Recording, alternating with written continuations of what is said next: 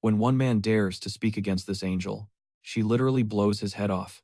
This angel-like creature is evil as hell. She appears out of nowhere and drags people into an unfair game world where they're forced to fight monsters. Over and over again, she enjoys watching lowly humans die, smiling as they fall one after another. But there's one guy who stands out. Ryu Min easily deals with the monsters and takes first place among all the humans.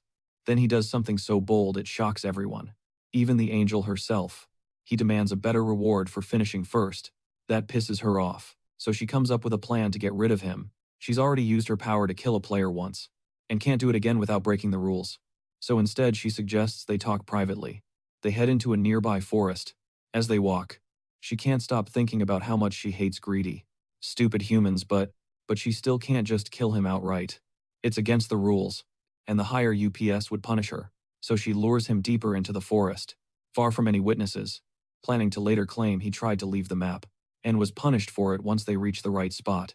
She turns around, and the only thing she sees is the fist. She crashes to the ground, staring at her own blood, unable to believe a human dared to hit her. When she looks up again, he's gone. Then Ryman appears right behind her, grabbing her by the wing and the throat. He rips her wings apart one by one, completely ignoring her screams. Now that she can't escape, he pulls a dagger from his inventory and kills her with a single, clean strike as her body hits the ground. A system message appears. Ryu Men has become the first player ever to kill an angel as a reward. He gains the title First Angel Slayer, which doubles all his stats. When fighting divine creatures, he also obtains Angel's Blood, allowing him to unlock the Grim Reaper class. And finally he receives the Rune of Slaughter, which increases all his stats by 1% for every enemy he kills until the end of the round. You might wonder why Ryuman is so strong and bold enough to kill an angel right from the start. The truth is, this is his 100th regression. He already knows everything, and this is how it all began. On his 99th regression, he solo killed the guardians of the final boss, but still couldn't enter the door leading to it. The reason was simple. The system required a minimum of 5 players to enter. Because he was alone, the system wiped him out. And now here he goes again, right at the moment before the game starts. This time it's his 100th and final regression, right when crowd starts cheering and shouting to celebrate the new year. An unfamiliar sound breaks through the noise. The voice mocks humans in a twistedly amused tone, calling them laughable for being so full of themselves. Despite having no clue about what's about to happen, everyone freezes in confusion, and one by one, they rush toward the direction of the sound, only to see a radiant woman, slowly descending from the sky. With an angelic glow, she looks down at them like they're nothing, casually comparing humans to pathetic monkeys. Trapped inside a cage, the humans watch in awe, completely drawn in by the surreal sight unfolding in front of them, many convinced it's just a high-tech hologram, while a few can't help admiring the angelic lady's stunning beauty. Even Men gazes at her, though for him it's far from fascinating, since he's been through this exact moment repeatedly. For the past 99 years, frankly, he finds it more insulting than impressive by now. The angel lady smirks with that same condescending look, and mocks the humans for falling in love with her so easily. One guy, clearly irritated by what he thinks is just some elaborate prank, points at her and demands to know who she is, asking if this is some ridiculous cosplay skit or a street drama with flying props. The moment he casually refers to her as a floating tissue paper, Min instantly knows this man has just sealed his fate. Right then her eyes glow a deep, furious crimson, and in one swift motion, she slices off the man's head in a fit of madness. His blood splashes across the crowd, leaving everyone frozen in terror and soaked in fear. The once graceful lady now stands as a merciless figure, declaring this as rightful punishment for a lowly human who dared speak against someone above his kind. With a sharp voice and a chilling gaze, he warns the rest that, if anyone else chooses to question her, they too will meet the same end without mercy. Once silence settles, she tells everyone to listen closely. As she begins explaining the situation they are in, Ben feels nothing but irritation, listening to the same speech once again, and compares it to those boring school announcements from the principal that seem to drag on forever. She tells them they're going to play a game, a total of 20 rounds, one taking place each month. Then she explains that their souls will be transported to another dimension for this. All they need to do in that dimension is complete a quest assigned to them. She adds that once they finish their quests, they'll return to reality, rewarded for their efforts. Everyone is left confused by the vague and incomplete explanation, wondering if completing the quest might actually guarantee their survival. Just as they begin thinking too much about the idea of survival, the angelic lady speaks up, clarifying that, while it might sound like they could survive by completing the quest, it doesn't actually guarantee their lives. He spills the truth, that only half of them would make it out alive, depending on their ranks and accomplishments.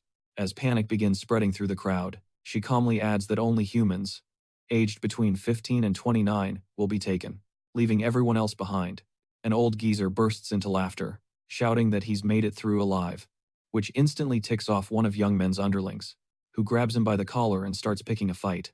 Young Men quickly steps in and shuts his man up, telling him he should try wrapping his head around the situation, unless he wants it to literally blow up. Right after that, the angel woman announces that over 18 million people are going to participate in this game, and immediately begins the teleportation process. Everyone gets sent to a place where they can't see one another, and are asked to create their avatar before the soul transfer begins. She warns them to be extra careful with what they choose, since there won't be a second chance to do it again. Min picks the same avatar he's been choosing for the past 99 lives, and names it Black Scythe once again. After confirming his choice, he finds himself standing in a grassy area. He's kept this exact body for as long as he can remember, and at this point, it feels more like his real one than anything else ever has. Right then, the rest of the participants get teleported in as well. None of them seem particularly scared, and one guy even tries acting like some hotshot, asking his friend if he looks like him. Men already knows what's going on.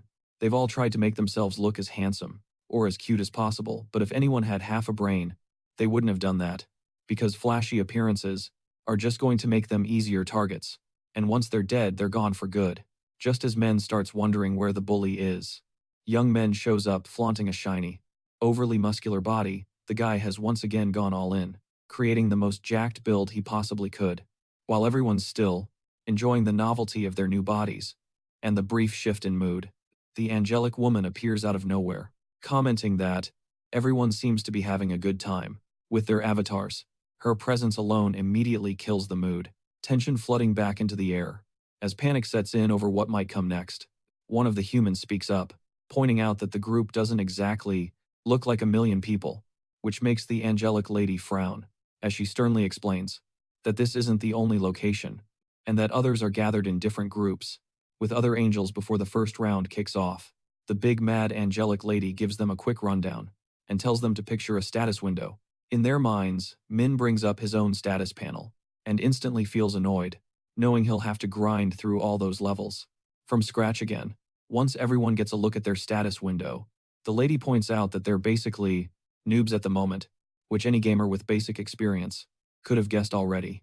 She tells them to start getting stronger, and adds that if they somehow manage to clear all 20 levels, they won't just survive, but will also be granted a free wish. Then she instructs them to think of an inventory, since she's left a little gift in there. For each of them, everyone checks, and finds a single rune piece waiting inside.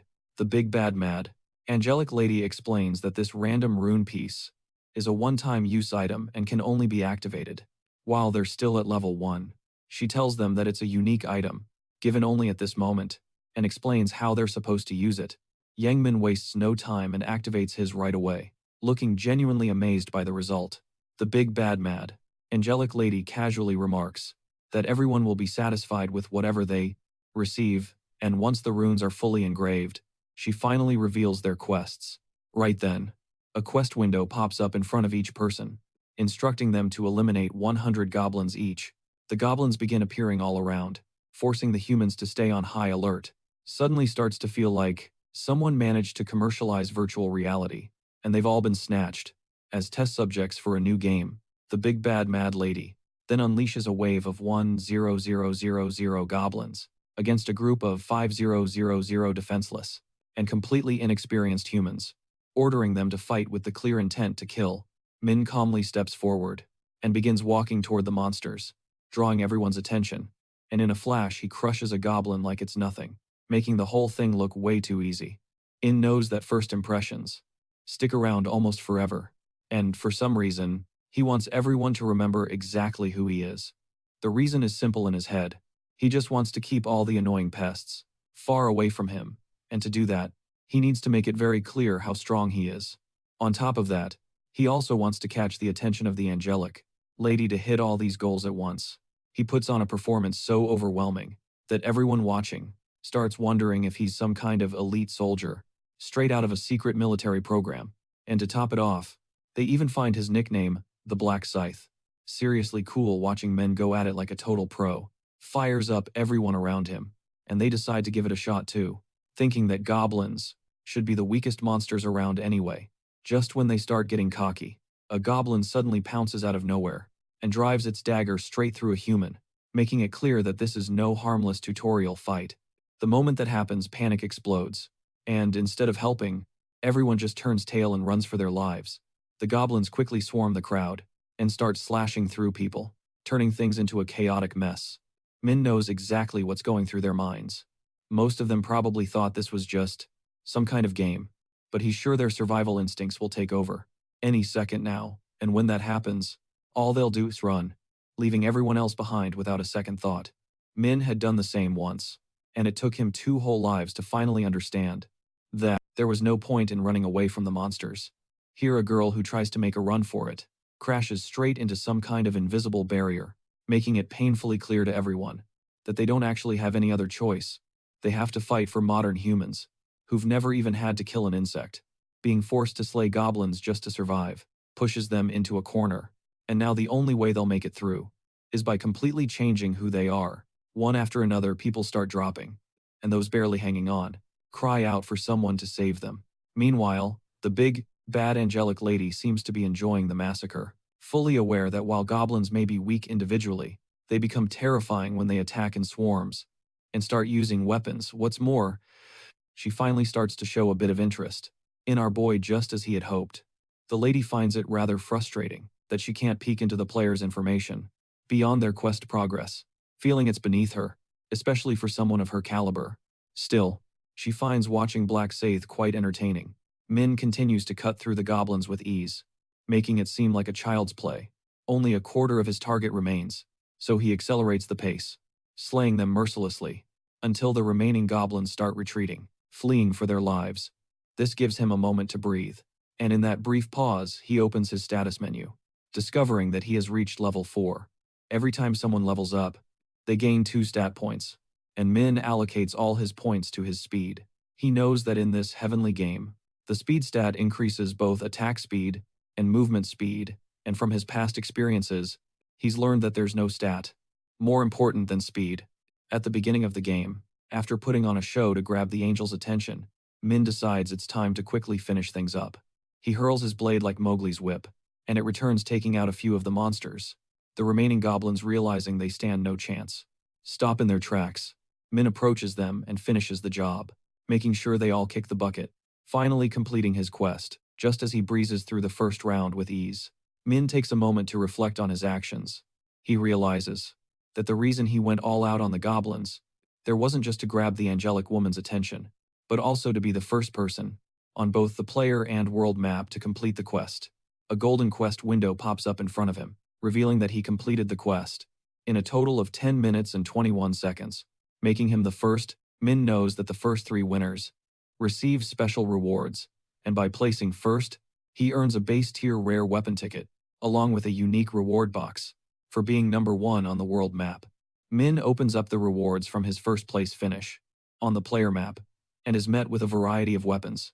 Out of the options, Min selects the stiletto, a beginner-level dagger, tossing aside the useless one he had used. To finish the round, he decides to save the world map reward for later and checks his status menu, noticing that everyone around him is still struggling to deal with the pitiful goblins.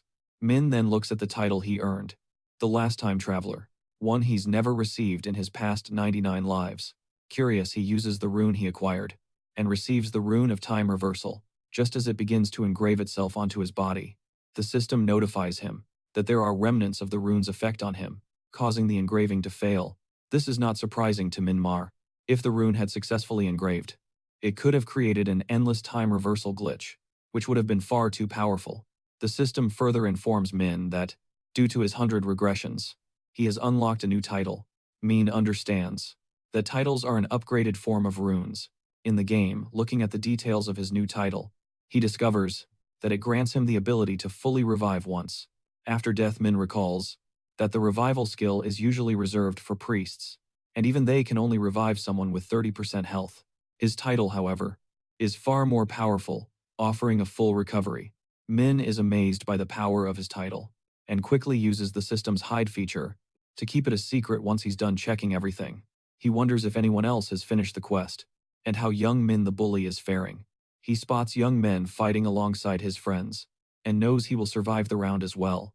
As the number of humans approaches that of the goblins, the angel, growing bored, decides to summon more goblins to continue the chaos. Meanwhile, the bodies of the fallen humans start to vanish, leaving their loved ones crying in despair. The massive wave of 5,000 goblins overwhelms the humans who struggle to defeat them. The target count for those who need to qualify gets closer and closer to the mark, until it finally surpasses 5,000, causing the goblins to disappear. Those who haven't qualified are bid farewell, as they vanish into thin air, leaving no trace behind. One guy keeps shouting to the big, bad angel lady that he only needs to kill one more, but the rules of the game remain unchanged. Only half of the people in each round are meant to qualify. The survivors, who manage to make it through to the next round, are struck with terror at the sight of their fallen comrades disappearing. The big bad angel lady tells them they should be grateful for their survival, and urges them to try harder if they want to make it through the second round. Before she lets them go, system displays their rewards and the leaderboard. Everyone gets 1,000 gold coins, which they can use to purchase items from the store. Once it unlocks at level 10, thanks to the leaderboard, everyone now knows about our boy. Just as he planned, his first place ranking catches the angel's attention, and she asks him how he's gotten so strong, wondering if he received some kind of broken rune. Our black scythe mocks her, asking if she can't see which rune he got.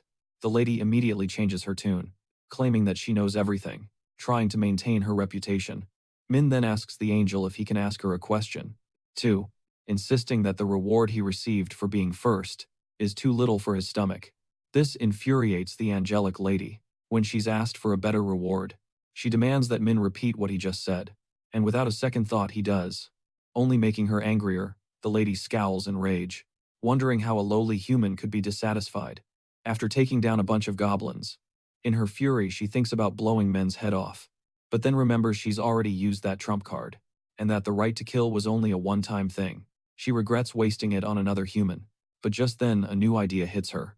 She asks Min if he really needs a better reward.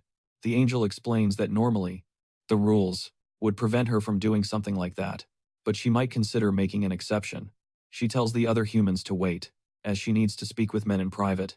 A chaos erupts among the crowd, as they wonder if bargaining is the norm in this game, and others start thinking about asking for better rewards from her. As well, they all grow suspicious about how good of a reward it could be, considering she's taking Min away, and some even feel jealous of his luck.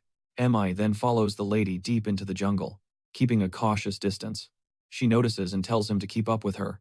Enraged, she thinks of humans as nothing more than pests, who only obey once they're shouted at.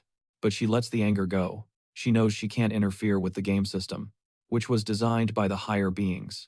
A smirk spreads across her face, as she realizes she has something devious in mind. Once they pass a certain point, she plans to slay our boy. She knows that slaying a human for personal reasons could cause some serious problems. After all, she doesn't have the authority to do so, and she might be punished for disrupting the game. To avoid any consequences, all she needs to do is make sure there are no witnesses. When she finally arrives at a safe spot, she turns around, only to be met with an unexpected surprise. A fist comes crashing through her face, completely catching her off guard. The punch sends the angel crashing to the ground, and a strange golden liquid begins to bleed from her, making her more furious than ever, furious and determined to crush our boy. She tries to approach him, but to her shock he vanishes without a trace.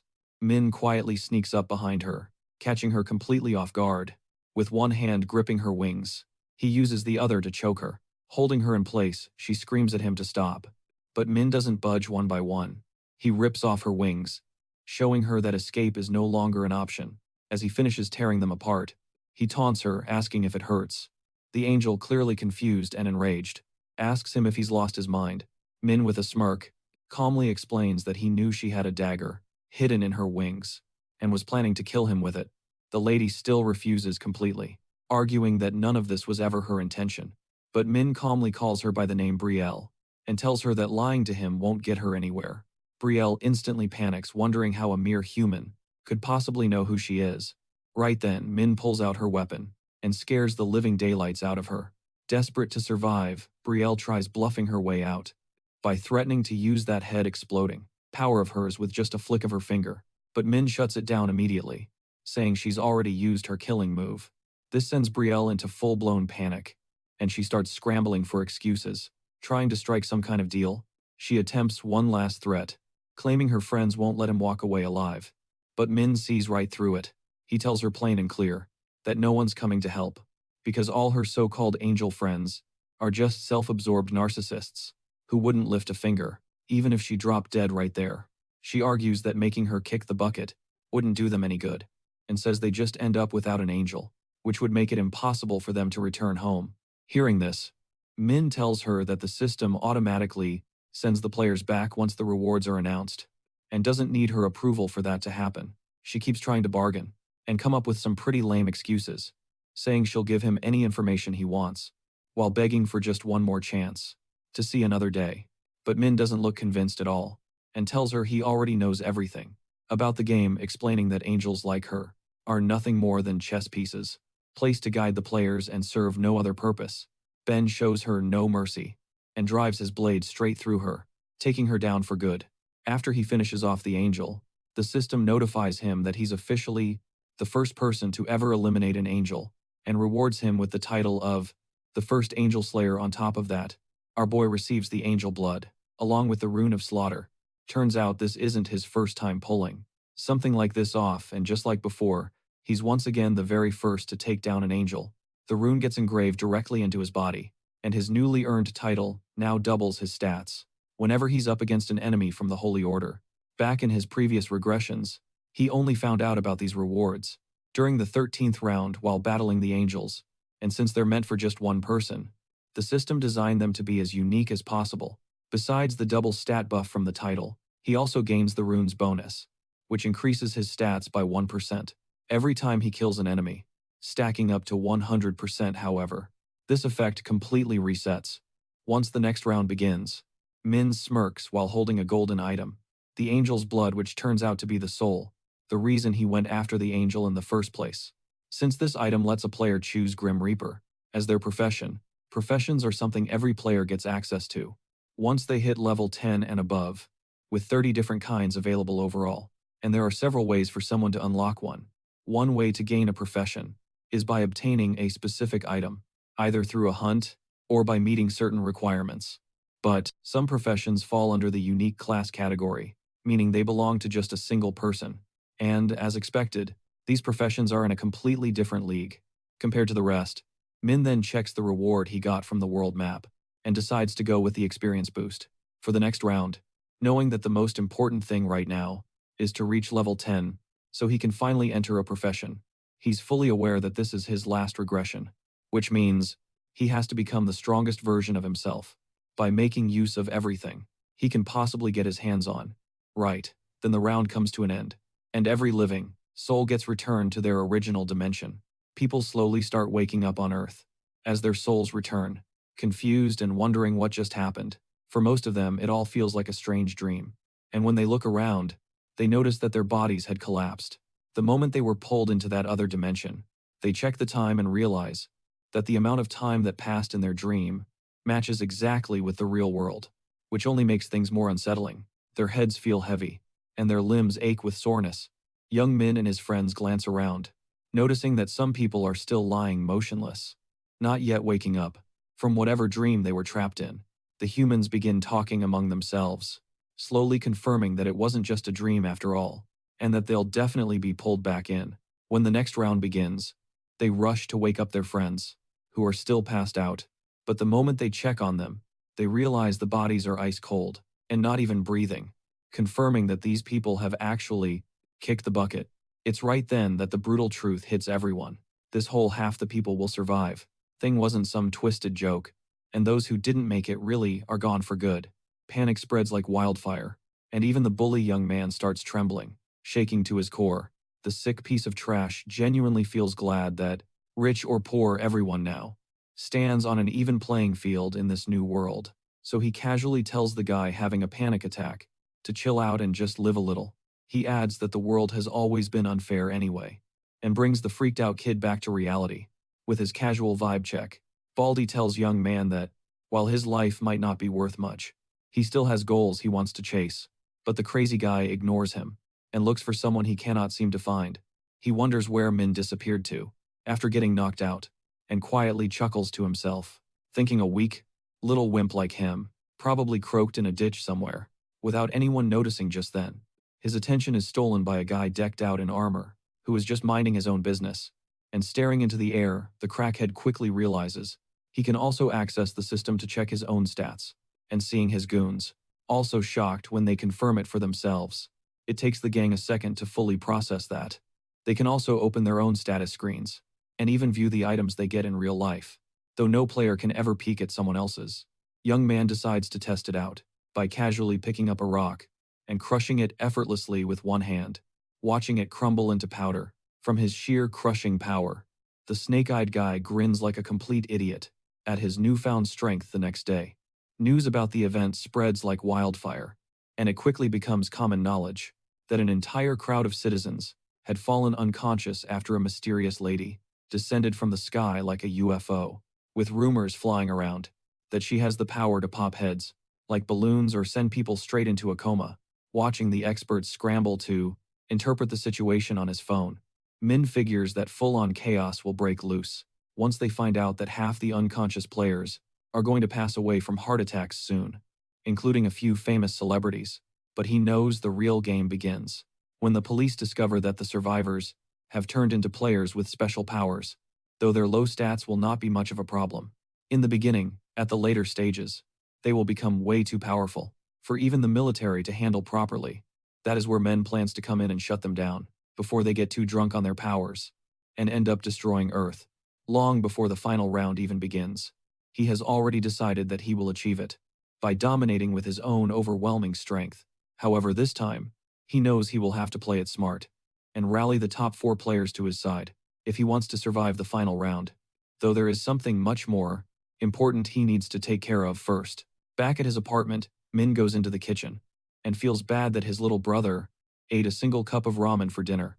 Like always, Min quietly opens the door and peeks inside, careful not to wake the little guy up, and he feels relieved that Juan can finally sleep peacefully even without his big brother around. After all, despite his towering height, the walking beanpole is still just a 7th grader, living alone with his brother, ever since their parents passed away in a car crash. Pressing down on the bandage wrapped around Juan's bruised hand, a wave of regret and pain crashes over Min's heart. Without wasting a second, he flips the lights on and tells his little brother they are leaving right now. Juan groggily asks why he's making him get up so early, but our big brother rips the blanket off and orders him to get his lazy butt up and get changed, because they have something important to take care of that he will explain on the way out. Little bro grumbles that, if it is just another one of Min's random morning walks, he is definitely not interested. But Min suddenly drops his voice into a serious tone and lets him know that some serious stuff is about to go down, so now is not the time to be sleeping in. His little brother frowns and asks if something happened during the New Year's celebration Min went to, and our guy says he will explain everything once they are moving. As the brothers head down a quiet alley, one wonders what could be making his big brother act so tense and serious out of nowhere. That is when our protagonist tells him to check the news, since a whole lot happened while he was snoring away, and Juan's jaw drops when he sees the Looney Tunes-style headlines about some angel that kidnapped a bunch of young people into another world with Min, finally revealing that he was one of those poor souls and barely made it back alive. After clearing the first mission, his little brother instantly starts panicking and demands to know if he is really all right, especially because after their parents crash, Min is the only family one has left in this world. He remembers how completely broken he felt back then, but somehow his big brother always stood strong and made it feel like their parents were still with them even now. However, there is a limit to how much anyone can take, and even his brother might not be able to handle something as traumatic as suddenly being forced to hunt 100 monsters already. knowing exactly what his little brother is thinking. Ben calmly reassures him that the stat system makes players stronger, so even a guy built like a stick of spaghetti, like him, is going to be fine.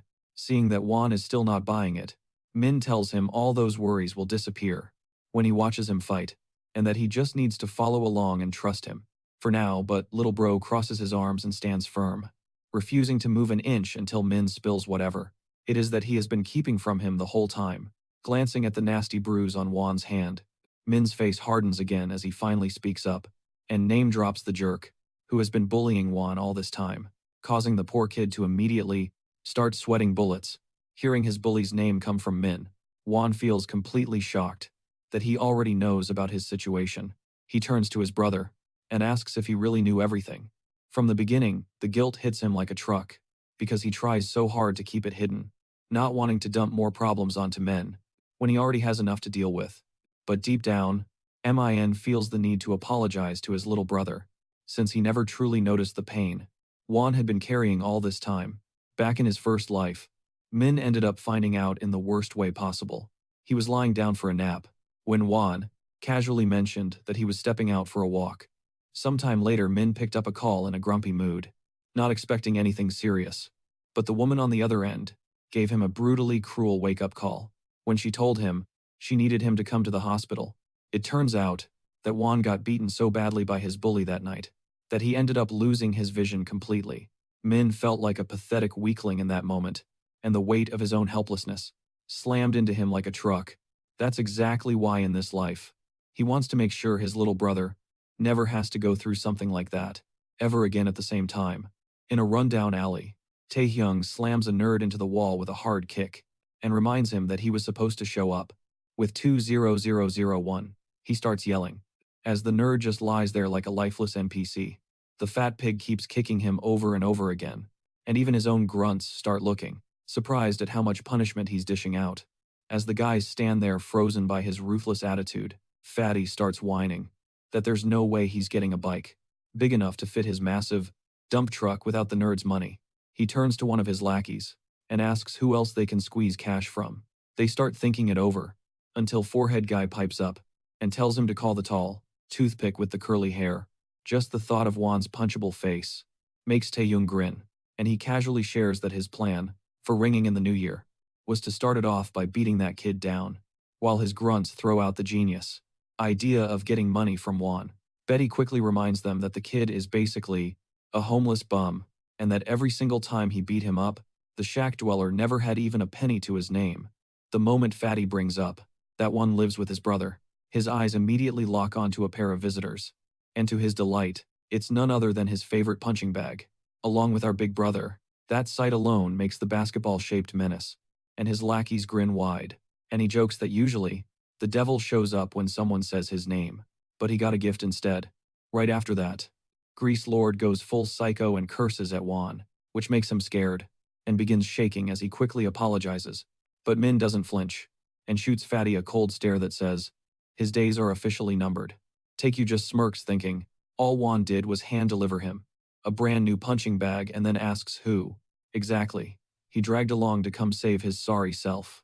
Before Juan can even respond, the big bad brother steps up and introduces himself, which makes Fatty grin wide, as he tells Juan that he really messed up this time. And now, his brother's about to get stitches for his snitch. But then Lardman pauses for a second, and decides to send his boys in first, to see just how good this guy really is. The first dude almost loses his soul, laughing when he sees how short our hero is. But our boy answers that with a solid punch, straight to his ugly mug, dropping him to the ground with a loud, satisfying thud. That move stuns budget Justin Bieber so badly that he instantly throws his fist, with everything he's got, tearing through the air at full speed. But our protagonist smoothly dodges. With a clean sidestep, he hits the guy so hard that the poor dude flies into a distant pile of boxes, crying out for his mom like a baby. At the same time, Baldy and Teague's last goon drop to the ground, curled up and shaking in pain from just a single hit, each watching all this go down. The fat boy starts trembling, and barely holds it together as he tries to cope. That one's brother must have just picked up a bit of boxing somewhere, trying to act unfazed. Fatty scoffs that there is no chance a guy, built like a noodle, can throw punches strong enough to actually hurt him, so he approaches him with full confidence. walking like a JoJo villain.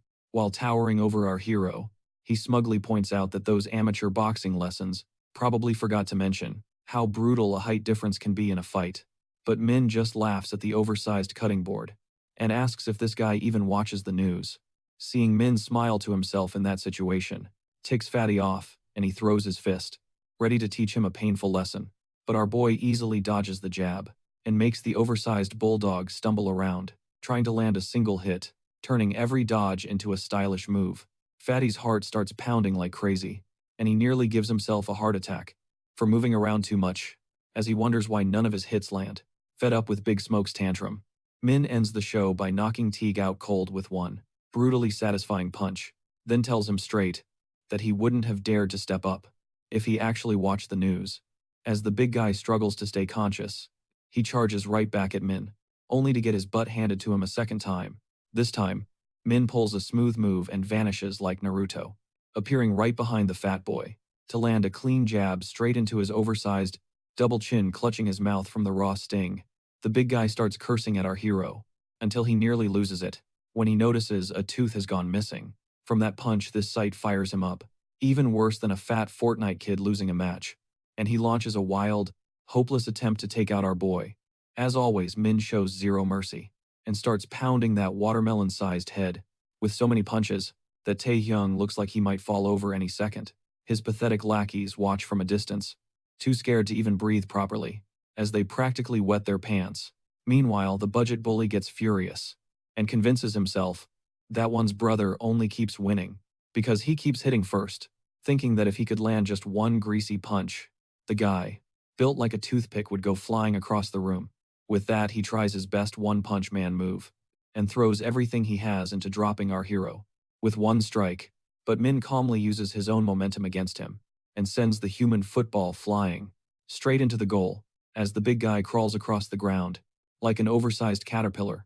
Our big brother stands over him and casually asks how it feels to finally experience the kind of pain he always loved dishing out, while flashes of regret from watching one get beaten and broken in every past life cross his mind. But Taehyung suddenly switches up his act and starts begging for mercy, shaking on the ground, just like the same kids he had bullied before. Still, Min calmly steps closer and reaches out to grab his hand, while the big guy shuts his eyes and braces himself for the worst. After a few sweet moments of suspense, our hero flashes a wide grin and tells him straight up that the biggest mistake he ever made, there wasn't even being born, it was daring to bully one. Right after that, Taehyung needs a second to process the loud snap, echoing in his ears, only to realize it's the sound of his own hand being twisted into something that looks like broccoli. Min doesn't even slow down as he grabs the other hand, too, and the sharp noise of bone cracking grows so brutal that even the gang of goons runs away, terrified of the madness being the timid soul he is. One quickly looks away while his brother keeps going, making absolutely sure that the so-called bully understands exactly what will happen if he ever thinks about messing around again. However, he flashes a wide grin at the begging bully for even thinking he might be gullible, and makes it clear that he would never trust scum like him. So he ensures that Taehyung will never again lay his filthy hands on another innocent kid by doing a few things that would definitely never be allowed on YouTube. Later, one asks his brother how he is suddenly pulling off such insane moves and wonders if he has been secretly training for years without telling anyone. Min then explains that it's already been in the news that a few people have been selected as players who can use abilities from the other world, even while living on Earth. He casually shows one of his daggers, instantly making his brother fanboy over it, like it's a legendary Counter-Strike knife skin. Min also shares that the crazy moves he pulled off during the fight are thanks to his boosted speed stat, which easily puts him above even world-class athletes. Though he quickly stops talking, as Juan starts getting too curious and throwing out more questions. Min simply shrugs it off, remembering how the last time he shared too much, it ended with Juan getting kidnapped by another player, and even though he made it out unharmed, our big brother has no intention of letting him go through anything else painful ever again. Suddenly he turns his head when an earth-shattering rumble comes from Juan's stomach, and Min quickly offers to take him to the convenience store for a special breakfast to celebrate what had been a pretty fine and non-violent day inside the store. Juan asks what might be the most genuinely depressing question ever, as he looks around, and sadly wonders where his brother is even going. When the cup of ramen is already right in front, our big brother tells him to hang on for a bit, as he goes to withdraw most of his life savings. In one shot, reassuring one not to worry about it. He then casually tells his little brother that he can pick out anything he wants from the expensive food aisle. One hesitates for a second, thinking they might run out of money before New Year's. But he folds right away and grabs a box of chicken nuggets. Without a second thought, his whole face lights up as he says he's always wanted to try them, and seeing that precious smile makes Min so happy that he promises to take him to a restaurant next time so he can finally try beef. Watching Juan gushing over $5 budget nuggets makes Min think to himself, Juan has to hang in there just a little longer until he's rolling in big money. After that, Min watches Juan practically explode with happiness, like his life's mission has been completed. But then he suddenly remembers something important. The big brother comes back, slams a pen down on the table, and stuns Juan by announcing that he spent almost all his life savings buying lottery tickets. Sweat bullets roll down Juan's face as he nervously asks Min exactly how much he blew on them, only for Min to casually reveal he emptied his whole account, sending Juan into a full-on panic attack. Min doesn't waste a second and starts scribbling furiously, and Juan, looking over, notices something strange happening and asks why he wrote the same number on all 20 tickets. With a cheeky grin stretched across his face, our hero proudly tells him that it's his lucky number. Back in their apartment, one sits there, dreading every second, as he watches the lotto announcers slowly reveal the winning numbers. Practically starts chewing on his nails, thinking about the fancy dinner they could have enjoyed, instead of blowing all that money. But his worry starts fading fast. As the announcers call out the lucky numbers, he stares at the screen completely stunned, as he realizes they match perfectly with the numbers men had written down, and the announcer even says they are the number one winner. Feeling like he might be stuck in some crazy dream, he gets all teary-eyed and asks his brother to pinch his cheek, just to make sure it's real. Our big brother just teases him to stop panicking. Like a baby, flashes a wide grin, while telling him it's all real, and that they are now rich beyond belief. Min casually tells one to calm down a bit and stop going crazy, or else they'll disturb the neighbors, while silently laughing to himself, as he remembers how he once screamed, like a little girl, the first time he lucky guessed the winning numbers. But now, with everything happening, and the economy getting wrecked by players, making a fortune feels like a total piece of cake. After that, our protagonist strolls into the bank without a care, and casually tells the clerk that he is the top winner, and wants to claim his prize. The clerk congratulates him, while quietly thinking that the first place winner looks suspiciously young, almost like a regular student.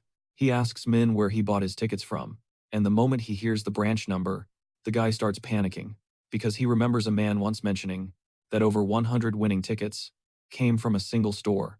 The clerk instantly realizes this could only mean that one person bought them all, and he also remembers the man telling him to call the director immediately if the top winner ever shows up. So he politely tells Min to wait for a moment, and before long the director himself shows up.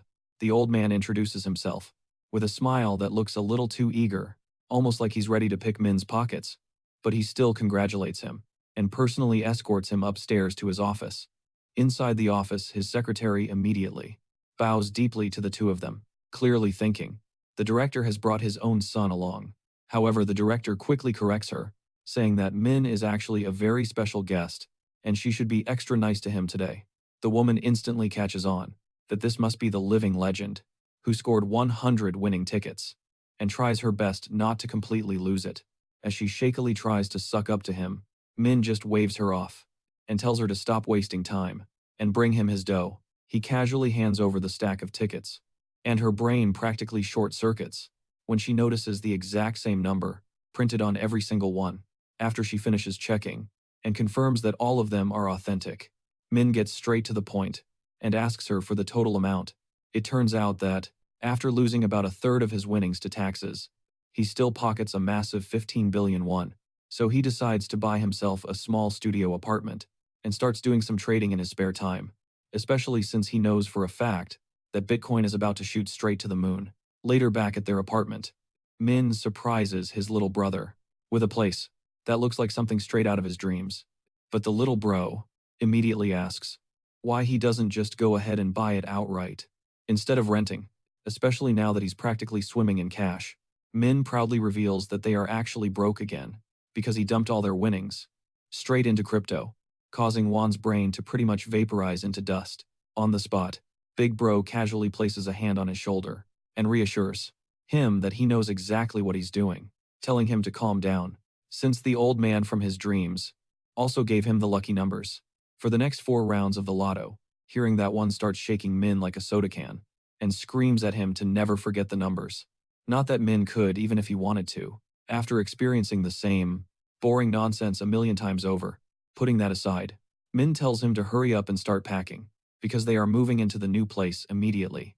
Meanwhile, on the other side, we catch a glimpse of a player smashing a concrete wall, like he's the Hulk, while the man proudly thinks there is no one smarter than him for putting every single one of his points into strength, though he is a little different from others, since he possesses the rune of power, which doubles a player's strength and gives him the kind of confidence where he believes he could probably send both Mike Tyson and Jake Paul home crying. Clenching his monstrous fists tightly, he decides that it is finally time to put those big guns of his to the test. Once and for all, he shows up at our hero's old place and starts hammering on the door, yelling at the top of his lungs for men to stop hiding, like a scared little wuss. When he gets no response, he wonders if the guy died in a ditch somewhere, and just thinking about the smug, condescending look Min once gave him makes his blood boil even more. He keeps bashing the door like a lunatic, ready to break it down and pummel him. It finally stops when it slowly starts to click that maybe Min simply isn't home. The madman then shouts that if he hears even the slightest footstep from inside, he is going to bust the door down, like a full-blown SWAT raid. Right at that moment, an old man appears and asks him what in the world he is doing, standing outside someone else's home. But the crazy guy gives zero respect and rudely tells the old geezer to shove off, since it's not like he owns the palace or anything. The old man, unimpressed, easily mogs him by saying he actually is the landlord, and then politely asks if he happens to be there to meet a friend. After spending a few seconds forcing his last 2 brain cells to cooperate, the madman pretends to be Min's old buddy and asks the landlord if he can open the door, because he's worried sick about his dear friend, whom he hasn't seen in forever. However, the old man ends up leaving him standing there, completely dumbfounded, as he explains that the student who used to live there moved out a few days ago, without telling anyone where he went, pissing young man off beyond belief. Meanwhile, back at the new apartment, one is completely awed by all the fancy services their luxury place offers, and ends up acting like a total clown who just stumbled out of some backwater village. The moment they step inside their massive new room, he immediately asks his brother how much this giant apartment, clearly too big for just the 2 of them, actually costs, and Min casually drops that the rent is a measly 22 million, one per month. One soul nearly leaves his body on the spot, as he remembers how he lost his mind over a measly 5001 box of chicken nuggets. Quickly advises men not to splurge like a madman, and to find somewhere cheaper. But our big brother points out that they seriously need the top tier security this place offers, especially because players end up falling into a deep sleep on the first of every month, which leaves them completely helpless against anything, from natural disasters to hitmen sent by their enemies. Ben knows very well from hard-earned experience that all the strength in the other world means nothing when you are comatose in real life. After laying it all out, he asks his brother how he likes the apartment, and one is honestly pretty happy with it, though his smile quickly fades, as he ends up apologizing to Min for making him waste time and energy on his sorry self, when he already has enough threats to juggle. In the other world, our big brother laughs it off, gives him a hearty slap on the back, and asks the cheeky little bugger if he really thinks he won't come back after the next round. After that, he tells his little bro to relax for once and enjoy the 5-star restaurant right there in their building. While he goes off to check his messages, he scoffs at all the angry rants and rage messages sent by young men, but he ignores the madman without a second thought, because no matter how loud he barks, Min is practically untouchable now as Blackside. The next day, Min steps out of his room and finds his little brother all packed up and ready to head out somewhere. One cheerily tells him that he's going to pick up some rice cakes he ordered, which completely throws Min off, because his little brother never did anything like this in even one of the 99 lives he remembers. Curious, he asks what the occasion is, and Juan explains that he wants to be nice to the neighbors, since they just moved in, thinking it's a pretty good tradition. Min feels proud of the little guy and suggests they go together, just to be safe. Though Juan tries to convince him to sit back and relax, since he deserves it at the first neighbor's door. They ring the bell and Juan excitedly tells the sweet old lady on the speaker that he's here to drop off some rice cakes. The old woman warmly appreciates the gesture and wishes the brothers a very nice day. After that, they move on to visit the other flats one by one, until they finally arrive at the very last one. On the way, Min tells his brother that everyone living in the building has a private penthouse, so they are either ultra-wealthy business owners or celebrities. One rings the last doorbell, but it seems like the owner is out, so they turn around to leave, when both brothers are completely stunned to see a gorgeous woman in a golden dress walking right toward them, none other than the famous actress Erin Seo. One finds himself completely enchanted by her radiant beauty, while Min stays completely unfazed like the Sigma he is. As they attempt to hand her the cakes, her bodyguard suddenly steps in and starts interrogating the brothers to figure out if they happen to be stalkers. Min shuts down his obnoxious attitude with a cold glare and coolly explains that he is no simp from the streets, saying he just moved in recently and came over to drop off a housewarming gift. Hearing this, the bodyguard finally relaxes and promptly shoots their offer down, since pretty ladies like Erin are not allowed to mess up their figure with sweets. After swinging the door open to their apartment, he politely asks the lady to head right in, although she glances back at the brothers, as if apologizing for her bodyguard's terrible manners. Min remains unimpressed and tells one that he is not a fan of their overall attitude, and suggests he should just ignore them from this point on. But Juan ends up becoming the simp of the year and starts fangirling so hard that Min gets completely confused about what has him so worked up. The tall toothpick grabs his big brother and starts shaking him like crazy, absolutely flabbergasted that he does not even know what a legend the celebrity Erin Seo really is. Meanwhile, Seo keeps reading headline after headline that says, over half of the celebrities targeted in the other world have either been offed or unalived themselves, which makes her worry deeply about what in the world might end up happening to her. Right then, she receives a message from a friend who tells her that one of their seniors passed away just a while ago and asks if she is going to come to the funeral. The next day with that, she tunes out of her phone for a second and starts thinking that without her rune, she would have no doubt been just another casualty in the news. The lady then feels bad for ever being arrogant enough to think she was special, enough to even get mentioned on a headline, since she is just an up-and-coming one-hit wonder whose success and even her studio apartment are all sponsored by her company. Seeing her all stressed out, her bodyguard, Songju, gently asks her what is weighing on her mind, and when she says it is nothing big, the man tells her to freely talk to him about anything at all, no matter what it is. Erin finally admits that she is worried sick about how she is supposed to survive the next round in a world where celebrities are dropping like Tesla stock, so he calmly tells her to relax her melons because he will stay by her side every single step of the way. Shang Chul gently points out that she has been overthinking way too much lately and tells her to trust him a little more, so she ends up giving him a precious smile as she remembers how suspicious she had been of him when the company first assigned him as her caretaker, but he had won her trust almost instantly since he pretty much saved her from getting eliminated right in the very first round. Songju reassures her that he will always be there for her, which lights her up on the inside, so she jokes that the rice cakes their neighbors brought were looking mighty scrumptious, but he tells her she is already getting flabby and really cannot afford to put on more weight. Even so, she says, it was not very nice to turn them down so rudely, since it is rare these days to see people still following old traditions. But Shang Chul shrugs and tells her that pleasantries are pointless because everyone nowadays is just nice to get a favor back, like parasites. That does not really convince Erin though, since she keeps remembering how cute and innocent they had looked. She even comments that one of them definitely looked older than 15 and wonders aloud if they might be a player too, thinking it is honestly amazing how kids these days can massacre 100 goblins and then just move on with their lives like nothing ever happened. Zhang Xiao laughs at her and says that anybody should be able to take out 100 goblins, but Erin insists that no average person could ever be that talented at fighting, unless they were a bodyguard like him, and even then he had still been no match at all for the eerily scary player called Black Safe. Seeing him go on a murder spree makes her feel genuinely bad for the goblins, and she thinks it is not even far-fetched to believe he might actually be a real-life hitman, with players like him basically guaranteed to survive the next round. Aaron cannot help but worry if a weak little girl like her will even manage to make it out of the second one alive.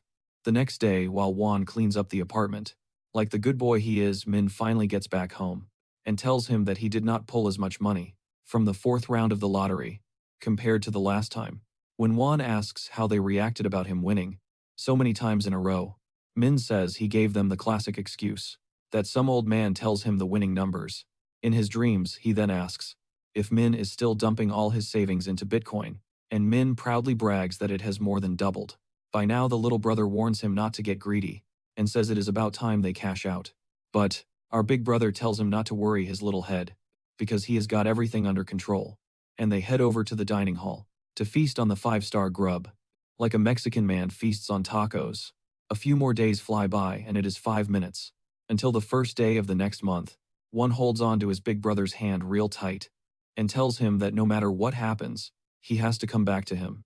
Min reminds him of how badly he had crushed his bully before and pats his little brother on the head, saying there is no need to be so worried. He tells him to just sleep, since they will both wake up again once the sun is shining. With that, he bids his brother farewell, and Black Saith gets summoned to the other world, along with all the other players. Everyone quickly grows confused about where they are, since it looks completely different from the first round, and one of them shouts out the moment he spots the top ranker walking straight through the crowd with that overwhelming aura. Black Saith notices right away that everyone is keeping a bit of distance from him, and just as he starts wondering when the angel will show up, a new one appears who barely looks any different and casually asks if everyone has already arrived.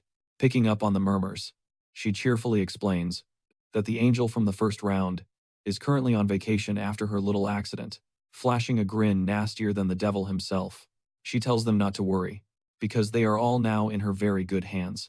With that, the angel spreads her radiant wings and announces the quest for the second round. Quest windows float down in front of every player, each one showing the mission to select a zone representative. Within the next 3 hours, everyone stares at the quest window, caught off guard and unsure how to react, since many of them expected to be thrown into a fight against monsters. One of the players remarks that the total number of survivors will stay exactly the same after the quest, which spreads a wave of excitement through the group. The majestic angel notices their confused reactions and decides to explain the nature of the current round. She confirms what they're already starting to suspect, that there won't be any battles this time, and instead tells them they'll need to choose a leader from among themselves. The angel tempts them with the promise that the zone representative will gain the authority to command others to obey their every word, whether that means ending their own lives or crawling around like worms. She seems genuinely thrilled by the sheer weight of such power, while the others exchange confused looks. I'm not sure how to feel about her excitement. Bathed in sunlight that wraps around her like an aura, she announces that after 3 hours pass, everyone will be allowed to cast their vote, and all they need to do is select a leader. A blue-haired player speaks up and asks if there's any hidden condition they should know about, but the angel easily puts his worries to rest by confirming that nothing else is involved. She assures them that once they cast their vote, they'll all be sent home, openly calling it a simple and relaxing rest round. The players break into cheers, relieved that this time no one has to die, with some laughing about how easy the round seems. But as the others celebrate, Min stands silently and stares ahead with an unreadable expression, giving them an eerie smile. The angel then tells them to make their decision within the time limit, then vanishes in a sudden burst of radiant light, while a glowing timer takes her place.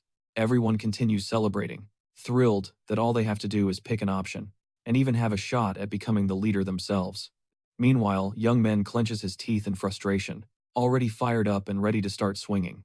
One of his lackeys tries to calm him down, but the thug keeps ranting that he dumped all his points into strength, and now won't even get a chance to put that power to use, which only makes him angrier. Min catches their conversation from nearby and quickly figures out that young men must have picked up the strength rune. He casually remarks to himself that all of this is playing out just like canon, and nothing so far has actually changed. On top of that, he hints that, while everyone is going to argue over who deserves their vote, there's something much more important that nobody is paying attention to yet. Our hero thinks to himself that, if there are main missions, then there must be side missions as well. as he walks into the forest. The second round's hidden side quest is revealed to be a class selection mission.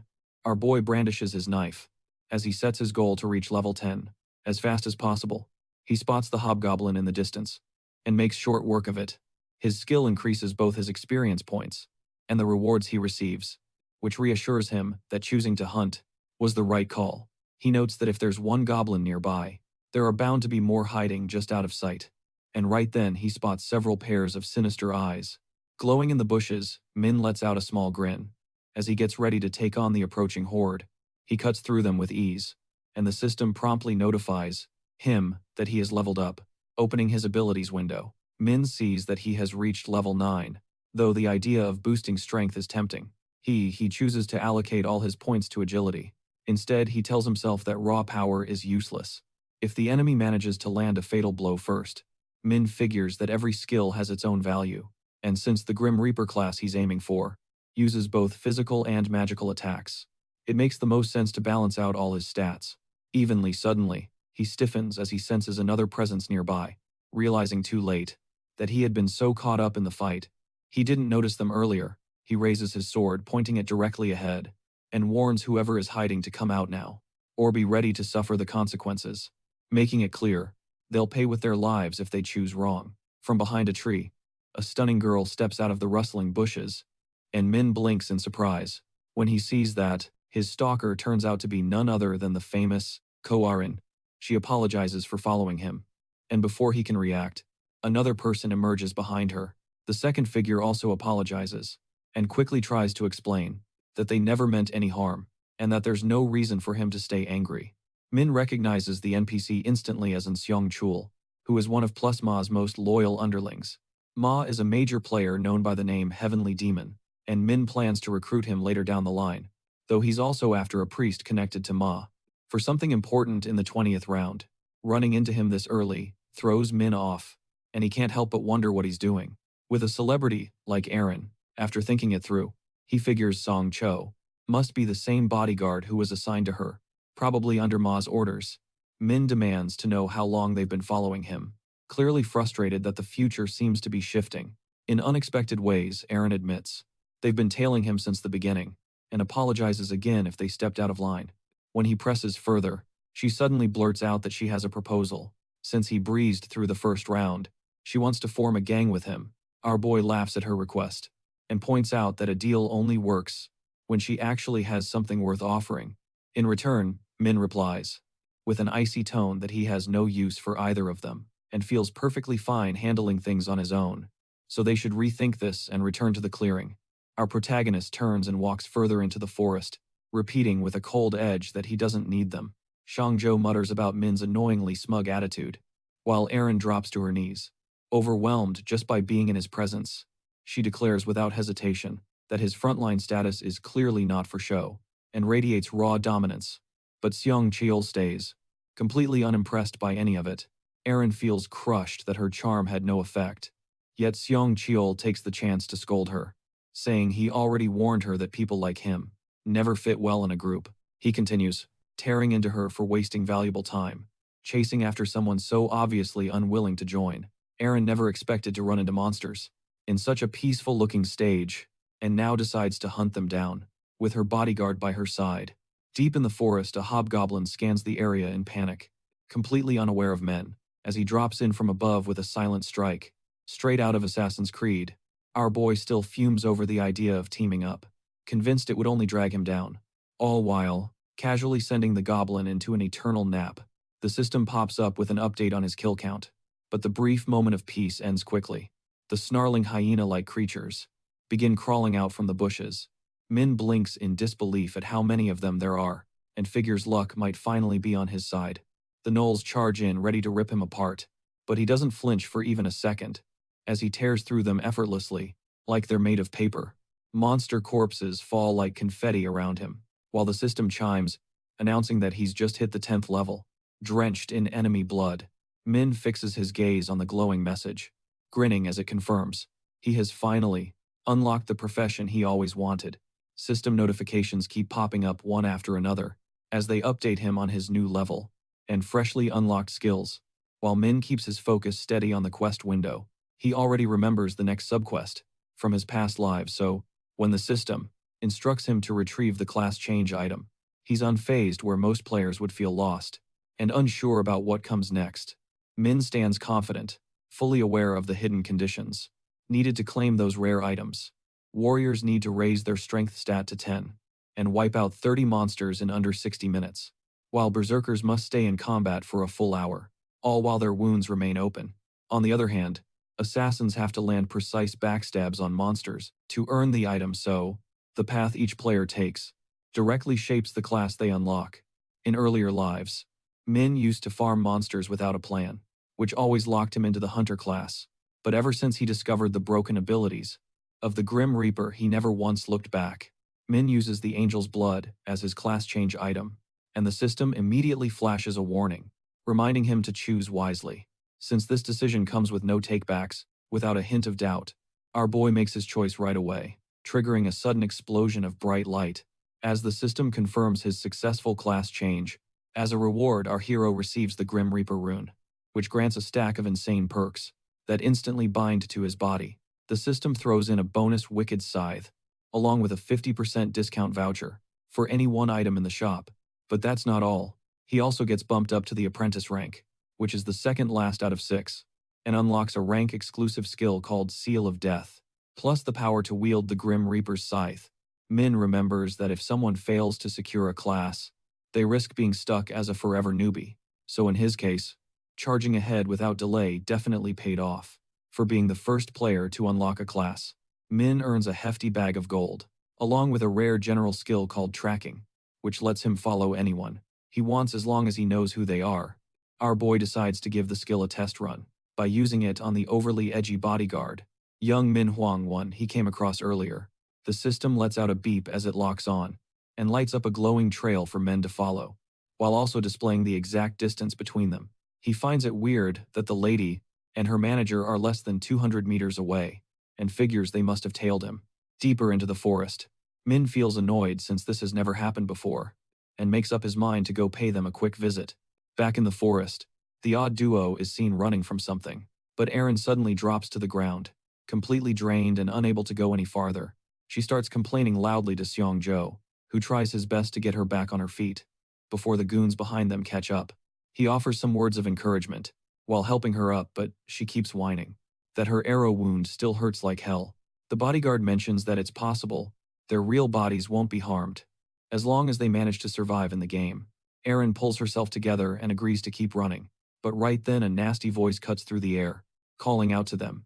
They both freeze and turn around in panic to see the thugs chasing them, led by none other than Yang Min himself. Shang Cho silently curses the dramatic actress for wasting so much time and gets ready to fight, knowing there's no other choice now. Yang Min throws out a taunt, mocking the bodyguard and calling him a doofus boomer for even thinking he can take them all on.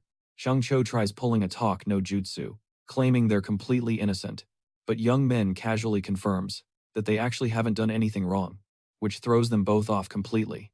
The thugs then reveal the real reason is that they want to get their filthy hands on the beautiful lady somehow.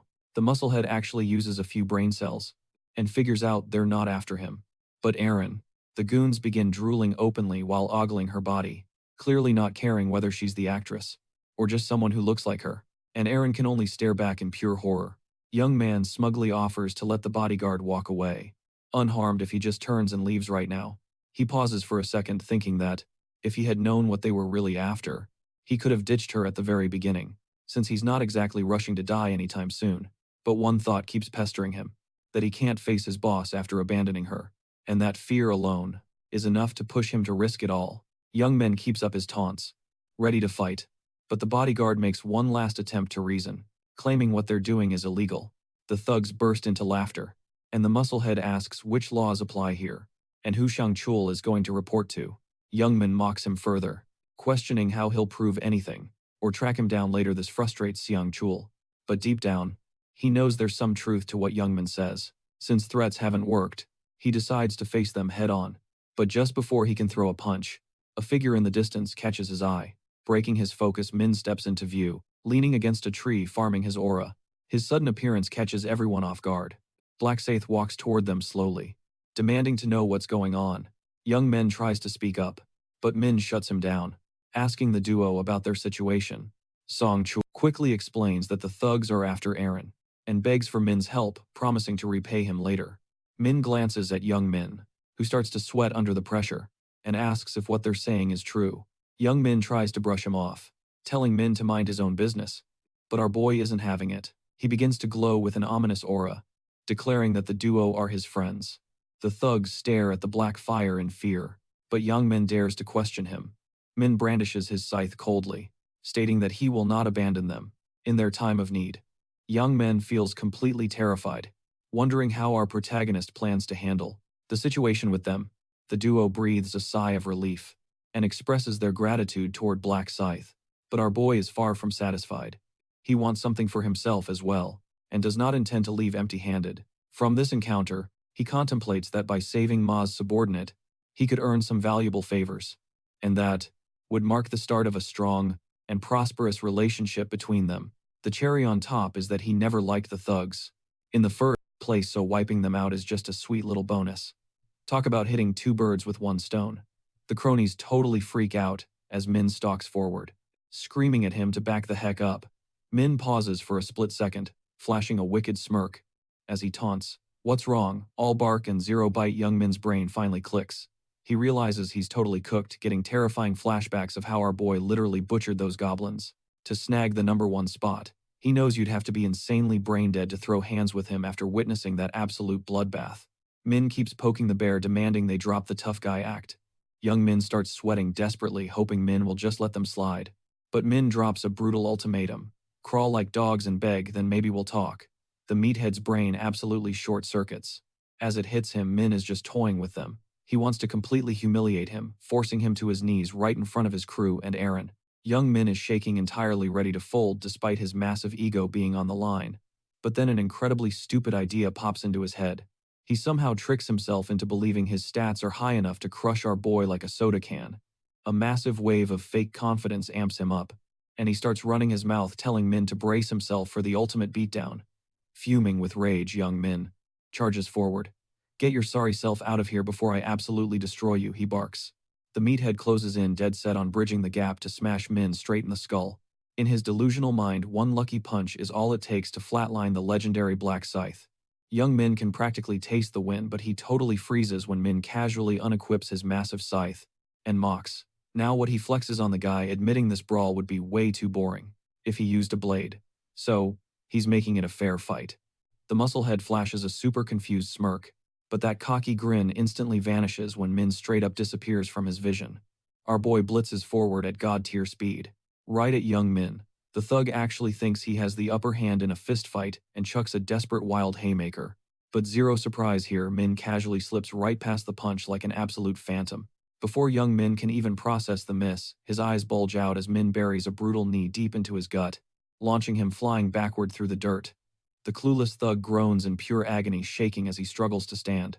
Yet he still has the nerve to spit a vile curse at Min. Completely unfazed, Black Scythe closes the distance and delivers a vicious, skull-rattling kick straight to his face. And this totally one-sided massacre doesn't end there. Min yanks the scrub up by his collar, raining down a flurry of savage slaps that echo like gunshots. Young Min is dizzy, completely baffled by how insanely hard Min hits. Taking blows like a human punching bag, the terrifying truth finally clicks. Min isn't just matching his raw power, he is actually overpowering him. And that's without even equipping a strength rune. Young Min's mind spirals, wondering how our boy got this ridiculously buff. Right before his legs give out, collapsing into a bruised, pathetic mess. Min stands tall, coldly admiring his artwork, but his victory lap gets cut short. The backup goons are trying to pull off a filthy sneak attack. One coward fires off a lethal arrow, making Aaron scream at the top of her lungs, begging Min to move. But honestly, our overpowered protagonist just sways to the side, evading it effortlessly. The archer totally panics, fumbling desperately to notch another shot, but Min is already moving. He weaves left, he weaves right, dodging every single projectile like it's nothing. He clears the distance in a flash, looming over the archer. Min stares him down. "Not bad aim," he praises coldly, "but you better start praying. Your free trial of life just expired the second you messed with me." Zero hesitation, Min swings his massive scythe, cleanly slicing the dude's limb right off. A blood-curdling scream rips through the air. The remaining thugs lose their minds. Yet somehow they still make the fatal error of trying to fight back after witnessing that gore fest. One absolute madman charges Min with a mere dagger, screaming at the top of his lungs that he's going to catch a body. But Min, he is ice cold, literally ignoring the guy's pathetic empty threats. With a fluid casual spin of his weapon, he triggers his ultimate skill, Seal of Death. The giant blade arcs through the air, and a terrifying demonic glare flashes in Min's eyes. The charging thug doesn't even get a split second to blink. Before the scythe carves clean through his legs like a hot knife through butter, he topples over like a falling domino while his buddy is absolutely paralyzed with terror. Pure, unfiltered dread consumes the guy as he stares at his friend's severed legs. But before his brain can even compute the trauma, Min is already lunging, his scythe raised for the kill, since the blade is already thirsty for blood. Our boy coldly asks, ready to pay the ultimate price. A blindingly fast slash follows. The blade rips the thug's arm completely off, leaving him wailing in a pool of absolute agony. Min casually inspects the carnage, giving a satisfied little nod. He's totally hyped that his raw attack power sliced clean through their heavy armor without a single hitch. The street trash litters the pavement while our guy towers over the wreckage completely unfazed. In his mind, this pathetic scrap was literally just a walk in the park. The ops might be flatlining, but the nightmare is far from over. Min closes the distance, ready to inject straight trauma into their veins so they never dare cross his path again, totally pulverized. The broken thugs sob for mercy, crying that they do not want to meet their maker today. But Min just coldly orders them to man up. As he slowly wipes the grime off his massive scythe, his suffocating aura alone making one of the punks violently flinch.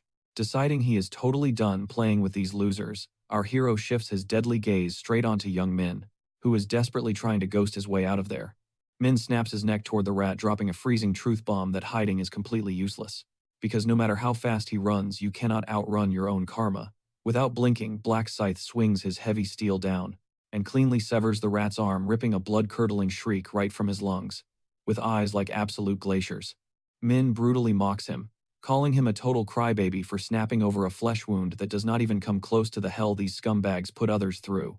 He refuses to give this bozo a single second to process the trauma, ruthlessly slicing off the other limb like it is absolutely nothing. Eren and Sangcheol are utterly paralyzed, glued to the raw carnage unfolding right in front of them. Inside his head, Sangcheol is spiraling, totally shook by how savage Min gets when dismantling foes who already tapped out. Sure, anyone else would label this straight-up psychotic, but Min's icy, unbothered vibe catches the bodyguard way off guard, and honestly makes him realize this kid radiates the exact same heavyweight energy as his own mafia boss. Sangcheol jolts out of his trance when Min casually checks if they are in one piece. The giant bows his head, dropping a massive thank you for the save. But Min just waves it off, promising those goons are yesterday's news. He points out their brains and bodies are way too fried to even twitch, so their only real purpose now is pressing a voting button when the clock strikes. The rescued duo physically bow in deep respect, though Eren nervously stammers out a question: what if these creeps literally bleed out right here? Min tells her to let karma handle it secretly, judging her for being way too much of a softie for this brutal game. He is genuinely baffled by her empathy for the absolute trash that just attacked them, wondering if she is just desperately clinging to her sweet girl aesthetic. Sangcheol shatters his inner monologue, raising a hand to speak up. He seriously questions why Min is leaving these ops breathing. Quoting the goon's own messed up logic, he reminds Min that catching a body here supposedly carries zero real-world consequences. A dark reality check that sends a massive shudder down young Min's shattered spine. Min actually smirks at the question, genuinely hyped by the bodyguard's sharp logic, and fires back that flatlining them literally gains him zero benefit. The bodyguard pushes back, warning that these rats might try to spin the block later, but Min is totally unfazed. Scanning their intensely traumatized faces, he guarantees their fighting spirit is absolutely crushed. Plus, catching bodies right now is actually a massive rookie mistake, because wiping out the player base early means way less safe zones for the survivors later on.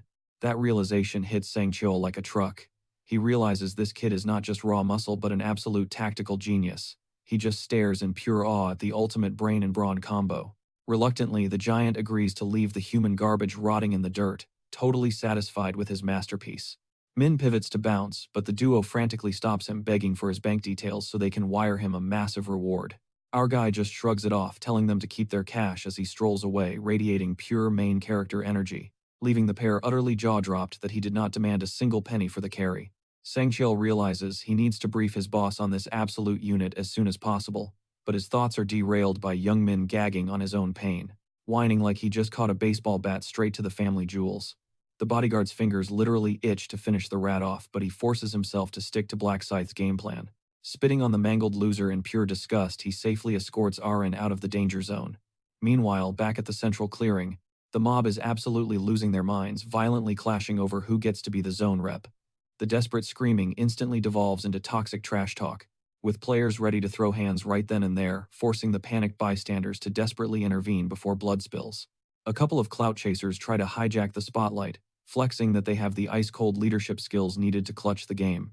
With one massive trust fund kid loudly bragging about his elite politician daddy, the crowd seriously doubts the flex since he brings absolutely zero receipts to back it up. But right in the middle of this toxic dumpster fire, a smooth, commanding voice echoes through the chaos. He demands they kill the noise and points straight at the ticking clock, roasting them for throwing literal toddler tantrums while time runs out. Hooked, the desperate mob turns to this mysterious dude rocking mint chocolate hair, begging to know if he has a fast-track cheat code to save them all. His dangerously arrogant smirk sets off major alarm bells for everyone while he secretly laughs at how incredibly easily these sheep are getting played.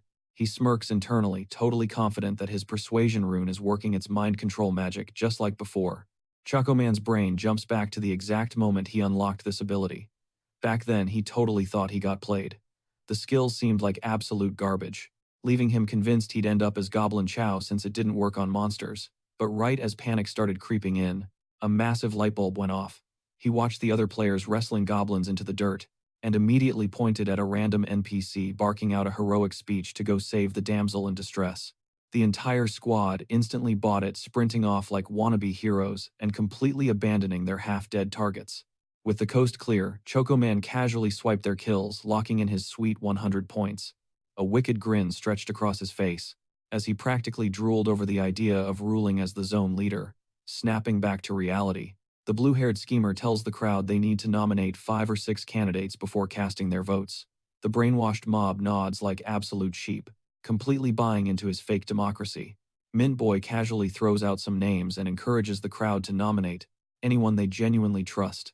A heavy-set noble guy immediately tries to nominate himself, but Chocoman brutally shoots him down, tearing his logic to shreds. He points out that if self-nominations were a thing, literally everyone would just vote for themselves. He completely dismisses the cocky dude, without breaking a single sweat. The crowd blindly swallows his rules while our manipulator secretly dies laughing on the inside, amazed at how painfully gullible these players really are. A wave of confusion ripples through the mob since nobody actually knows who to vote for. But Mint Boy already calculated this exact scenario. He knows human nature always picks the loudest voice in the room. Right on cue, a player takes the bait and nominates the blue-haired schemer himself, heavily glazing his quote-unquote natural leadership skills. Chocoman immediately plays the humble card, acting totally shocked while the player firmly backs his choice. The poor guy has zero clue he just walked into a massive trap. Flashing a subtle, arrogant smirk, Mint Boy fakes his gratitude for the free nomination, then turns back to the crowd asking for more names. Someone instantly drops Black Scythe into the ring, which is a total no-brainer since he absolutely carried the last round. Almost immediately, 2 more voices chime in, throwing the second and third place finishers into the mix. With 4 solid candidates locked in, Chocoman scans the room one final time. Any other takers? Dead silence. He loudly claps his hands to officially close the polls, inviting the chosen 4 to step up and deliver their speeches. Practically floating on his own massive ego, he happily takes the spotlight first, absolutely convinced he has this entire server wrapped around his finger. Mint Boy clears his throat to speak but doesn't even get a single syllable out before a booming voice violently tells him to shut his trap. He freezes, whipping his head around to find whoever just interrupted him. Enter Joe Jung-sik, better known as Life is a Documentary, stepping right out of the crowd. He marches forward, radiating pure menace, making it crystal clear he isn't here to make friends. Dripping with hostility, Joe demands to know what kind of scam this blue-haired clown thinks he's pulling. Mint Boy quickly tries to talk his way out of the tension, but Joe violently swats away his excuses, demanding to know who exactly crowned Chocoman king and why he gets to run the show. Pure panic spikes in Mint Boy's chest. Did this guy just see right through his mind control? He frantically tries to gaslight himself into believing it's just a lucky wild guess. But Joe doesn't let up for a single second, ruthlessly ripping into his pathetic lies. Chocoman immediately snaps back, throwing massive shade at Joe's thug background and absolute lack of basic manners. Desperately hoping his persuasion rune finally kicks in, Mint Boy tries to de-escalate the standoff. Huge mistake.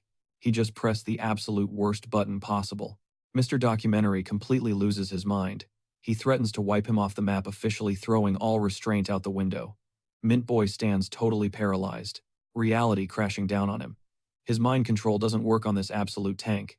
Ignoring the trembling schemer, Joe immediately pivots to the terrified audience. Flashing a lethal glare, the gangster outright threatens the entire mob, screaming that they better give him their votes unless they want to get wiped out. Mint Boy lashes out, calling him a brainless thug, and screaming that nobody in their right mind would ever follow him. He relentlessly taunts Joe, telling the brute to scurry away like a good little dog. For one terrifying split second, Joe goes dead silent, before suddenly blurring forward and violently dragging a dagger straight across Choco Man's throat. Mint Boy tries to gasp out a word, but the crimson spills way too fast. He desperately clutches his neck, eyes wide in absolute horror. Joe just coldly smirks down at him, mocking how stupid it was to fight back. The once cocky manipulator quickly loses his grip on reality, fading to black, as his broken body hits the cold floor. Mr. Documentary casually turns his back on the corpse and fiercely announces to the room that this is exactly what happens to anyone who refuses to listen. Absolute chaos erupts. The crowd stares at Choco Man's brutalized body in pure shock, instantly breaking into terrified screams at the unhinged gangster. Being called a murderer doesn't faze this psycho one bit. He casually hoists his blade, practically begging for a challenger to step up. But one clueless NPC ignores the massive red flags and keeps yapping, handing Mr. Documentary the perfect excuse. A psychotic smirk slithers across his face before he dashes in, slicing through a handful of players who actually thought they had a voice here, absolutely drenching the ground in crimson. His expression morphs into pure, unadulterated madness, soaking up the massive dopamine hit of butchering whoever he wants with zero consequences. To this lunatic, this absolute bloodbath is straight up heaven. A lawless playground where he pulls all the strings. Crimson actively dripping off his steel, he aims his weapon high, barking for anyone to test him. But the mob is totally paralyzed, trembling too hard to even twitch. The gangster smirks, fully convinced that absolutely nobody with a functioning brain would dare cross him right now. He's practically got the representative title in the bag. He's already plotting his first move as the new boss, and it involves exactly one thing: folding Black Scythe in half like a busted iPhone 6. He calculates that once Min is buried, his path to absolute dominance is completely clear. Cut over to Min, who is out in the wild, aggressively farming points, straight up blitzing through monsters, and milking every single ounce of value from his runes and active buffs. A holographic alert flashes, hyping him up for hitting level 16. But our perfectionist is massively underwhelmed. The grind is definitely hitting a brutal wall, and despite slaughtering beasts at a ridiculous pace of 100 an hour, he's only crawled up 6 levels. Look on the bright side though, one-shotting the low-tier trash is a total breeze now, since he's rocking both the Grim Reaper and Slaughter runes. Checking the clock, Min realizes a full 3 hours have vanished, signaling it's time to wrap things up and head to base. But before he even pivots, a blinding golden light beams down from the sky, entirely saving him the legwork, and aggressively teleporting the entire player base right back to square one. Seong Cho and Aaron are practically vibrating with panic, taking in the absolute war zone Jung Sik left in his wake.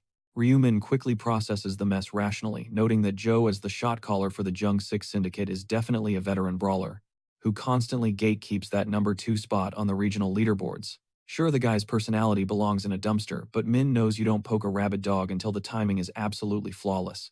Suddenly, the maniac struts right into his personal space. Min flatly asks what his deal is, and Joe throws out a greasy ultimatum: Black Scythe either becomes his personal lapdog or he gets laid out permanently. Min instantly takes the disrespect personally, clapping back by telling this clown to hit the dirt and beg for mercy if he actually values his heartbeat. Obviously, Joe's ego totally blinds him, and he keeps yapping about taking the representative crown, but our boy instantly silences the chatter, manifesting his massive scythe out of thin air, coldly asking if he needs a one-way ticket to hell to fix his hearing. Joe freezes up, utterly paralyzed by the menacing aura of the blade, the realization hitting him like a freight train he just poked the absolute worst bear possible. The protagonist holds his deadly stance, demanding an answer, but the gangster's pride kicks in, barking that the boss of the Jung Sik crew bows to absolutely nobody, officially declaring a deathmatch. Min respects the blind courage but knows playtime is officially over. Still drawing massive aggro right now is a terrible play, especially when he needs to farm those upcoming votes. He pivots his strategy, let Joe wear the shiny representative crown while Min controls him like a puppet from the shadows. Going into the next phase. Right on cue, the angel descends onto the stage, instantly hijacking every single eyeball in the room.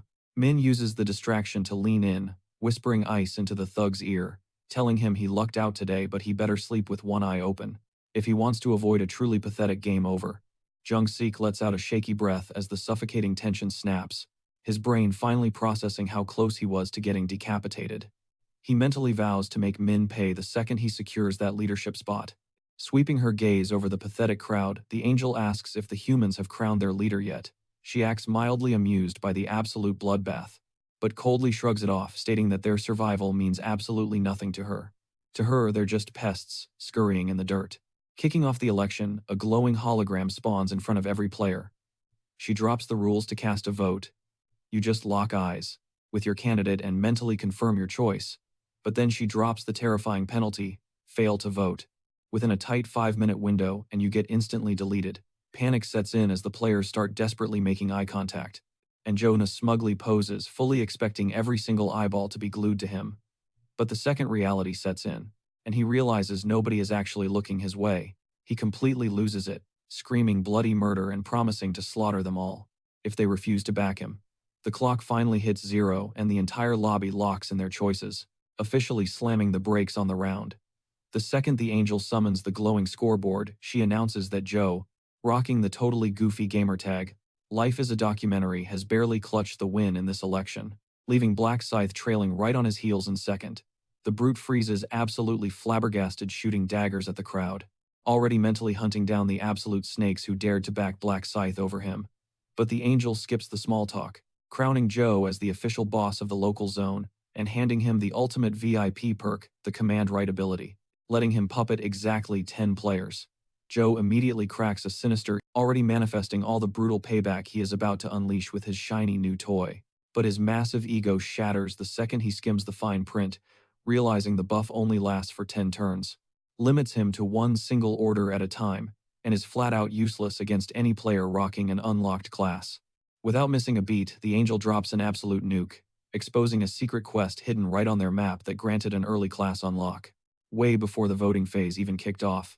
The whole lobby stands there looking so the angel spells it out, explaining that this crazy side quest was rigged to trigger the moment anyone hit level 10. The mob instantly starts crying foul, complaining about how grinding was literally impossible with 0 mobs in sight.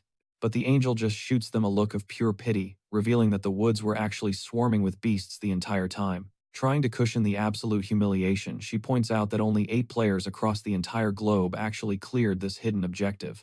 Then she drops the ultimate hook, teasing that one absolute legend from their very own zone managed to secure a class, summoning the massive holographic leaderboard for the big reveal, and surprise surprise, Black Scythe absolutely dominated, claiming the #1 spot not just locally but globally, snagging the insanely overpowered Reaper title. Every single head snaps toward our boy, in pure, unadulterated shock, while he just effortlessly flexes a cold pose, milking their mind-blown reactions to farm some serious main character aura. The crowd starts spiraling, desperately theorizing what the Reaper class actually does, with a few whispering that his iconic weapon is totally tied to the job. Meanwhile, Joe is left completely paralyzed. He had been scheming to force Black Scythe to literally game over himself using the command right, only to get slapped with the reality that our guy is completely immune. The angel then chimes in, breaking down how the global ranks strictly track insane speedrun times for this hidden mission, sounding legitimately hyped that our boy didn't just bag a rare class, but absolutely smoked the competition to clinch first place across the entire server. She playfully questions if his gamertag matching his ultra-rare class so flawlessly is just a crazy glitch in the Matrix, or if he had secretly been. Our hero smoothly brushes it off as pure luck, flashing a subtle grin, deeply aware that these divine beings are totally clueless about the actual unlock requirements. The angel eats it up, highly amused, wondering out loud if this is that main character destiny humans always hype up. Then she highlights the absolute insanity of his shiny new immunity to the command right, dropping the jaws of every single player in the room. Hooking their undivided attention, she clarifies that anyone flexing a specialized class literally cannot be bossed around by the zone rep. And right when you think she is wrapping up, she completely torches the thug's whole evil master plan like she had been waiting to roast him. casually exposing that his command skill caps at exactly 10 total uses, washing a massive wave of relief over the terrified lobby. As Joe grinds his teeth into dust from sheer rage, the angel finally spins back to our protagonist to drop his hard-earned loot for crushing the secret mission and securing global first, blessing him with a low-tier gear voucher, right alongside a super-exclusive mystery crate. He instantly cashes in the voucher, popping up a menu that lets him select from 3 distinct armor sets. He locks in the skilled hunter's leather armor, knowing it delivers that god-tier sweet spot between tankiness and mobility. As for the mystery crate, it offers a spicy choice between an experience multiplier 3,000 gold or massive spoilers for the next stage. Knowing perfectly well that an absolute swarm of mobs he is waiting to get farmed in the upcoming trial, he confidently secures the experience boost. With the loot drop officially sorted, the angel warps everyone straight back to reality, casually teasing that the next survival phase is going to be wildly entertaining. Youngmin jolts awake in his bedroom, totally sweating bullets before frantically checking to see if his arms and legs are actually still attached, and he lets out a massive exhale, knowing that the brutal injuries he tanked in the game won't bleed into the real world as long as he makes it out alive. He gnashes his teeth and makes a desperate vow to never cross paths with Black Scythe again. Honestly, just breathing the same air as that absolute menace sends shivers down his spine. Meanwhile, back at the hotel, Seong-chil, she brushes off the praise, admitting she felt like dead weight but genuinely thanks him for keeping her safe. Playing it cool, he insists he was just doing his job. Erin then shifts the vibe, desperately wanting to show her gratitude to Black Scythe for pulling them out of the fire, but she is totally clueless on how to actually reach him. Seong-chil shuts the idea down, pointing out that hunting down a ghost like Black Scythe is practically impossible since he keeps his identity completely locked down. And considering the guy totally ghosted them instead of dropping a bank account number to get paid, it is crystal clear he wants to stay off the grid. He probably figured leaving a paper trail would immediately blow his cover. Instead, the manager pitches a different game plan. Tossing Black Scythe top-tier loot in round 2 would be the ultimate flex of gratitude, a strategy Erin totally vibes with. Bidding her goodnight, Seong-chul immediately pivots. Seconds later, he is riding the elevator and dialing Ma Kyung-grok. He questions why his boss is pulling a night owl routine, and Ma smoothly replies that he just needed to crack open a cold drink. Seong-chul hypes him up, throwing massive congratulations for securing the insanely rare Dark Knight class. Ma shrugs it off and checks in on their grind, prompting Seong-chul to confess that he and Erin only hit level 8 before a nasty injury completely derailed their run. Ma immediately tunes in when his manager drops the bombshell that he needs to file a serious incident report, asking if the boss has a minute to spare. The second the name Black Scythe drops, Ma orders him straight to his hotel room. Lurking in the shadows, Min watches the manager hop into his ride and peel out instantly, putting the pieces together. Seong-chul is definitely making a beeline for Ma. Just moments earlier, Min had triggered his tracking skill to keep tabs on Seong-chul, watching the system blip right on top of him. But the second that gap starts widening at breakneck speed, Min spots the getaway. Curious if a secret meeting with Ma is going down, our overpowered protagonist decides to crash the party. Cut back to the VIP suite where Ma is absolutely geeking out over his new Dark Knight build, realizing it is totally busted for his personal schemes. But business always comes first, and lets his mind race about Black Scythe, agonizing over what kind of crazy drama his manager is about to drop. Spiraling into worst-case scenarios, Ma immediately assumes this mysterious powerhouse must have brutally jumped his manager Seong-chul, and his blood boils as he mentally swears bloody vengeance. Laying a finger on his right-hand man is basically a direct slap to his own face, and he swears to absolutely demolish anybody foolish enough to cross him. Right on cue, a sharp knock echoes through the room, and Ma swings the door open. Exchanging quick greetings, Seong-chul immediately turns on the charm, claiming he is only surviving thanks to his boss. Ma scoffs, pointing out they were literally grinding in different zones. Undeterred, Seong-chul doubles down on the glazing, claiming that Ma's sheer presence is pure motivation, which Ma instantly calls cap on, barking at him to just sit down. The manager keeps piling on the praise about him surviving the tutorial, which Ma totally brushes off. Switching tactics, Seong-chul aggressively hypes him up over bagging a hidden class. When Ma chalks it up to pure RNG, the manager pushes back, insisting that luck is a skill issue, and hypes up the insane flex of ranking number 2 globally. He lays it on thick, calling it an absolute honor to serve him. But Ma's patience snaps, slicing right through the corporate garbage. He demands to know what the manager is actually fishing for. Giving him the floor, Ma waits while Seong-chul awkwardly stalls. Finally, he asks how Ma unlocked his class item. The boss plays it cool, claiming he snagged it by farming real-world monsters. He spins a web saying the drop came from that random rune piece the first angel tossed to every player at the dawn of round 1. It was only then.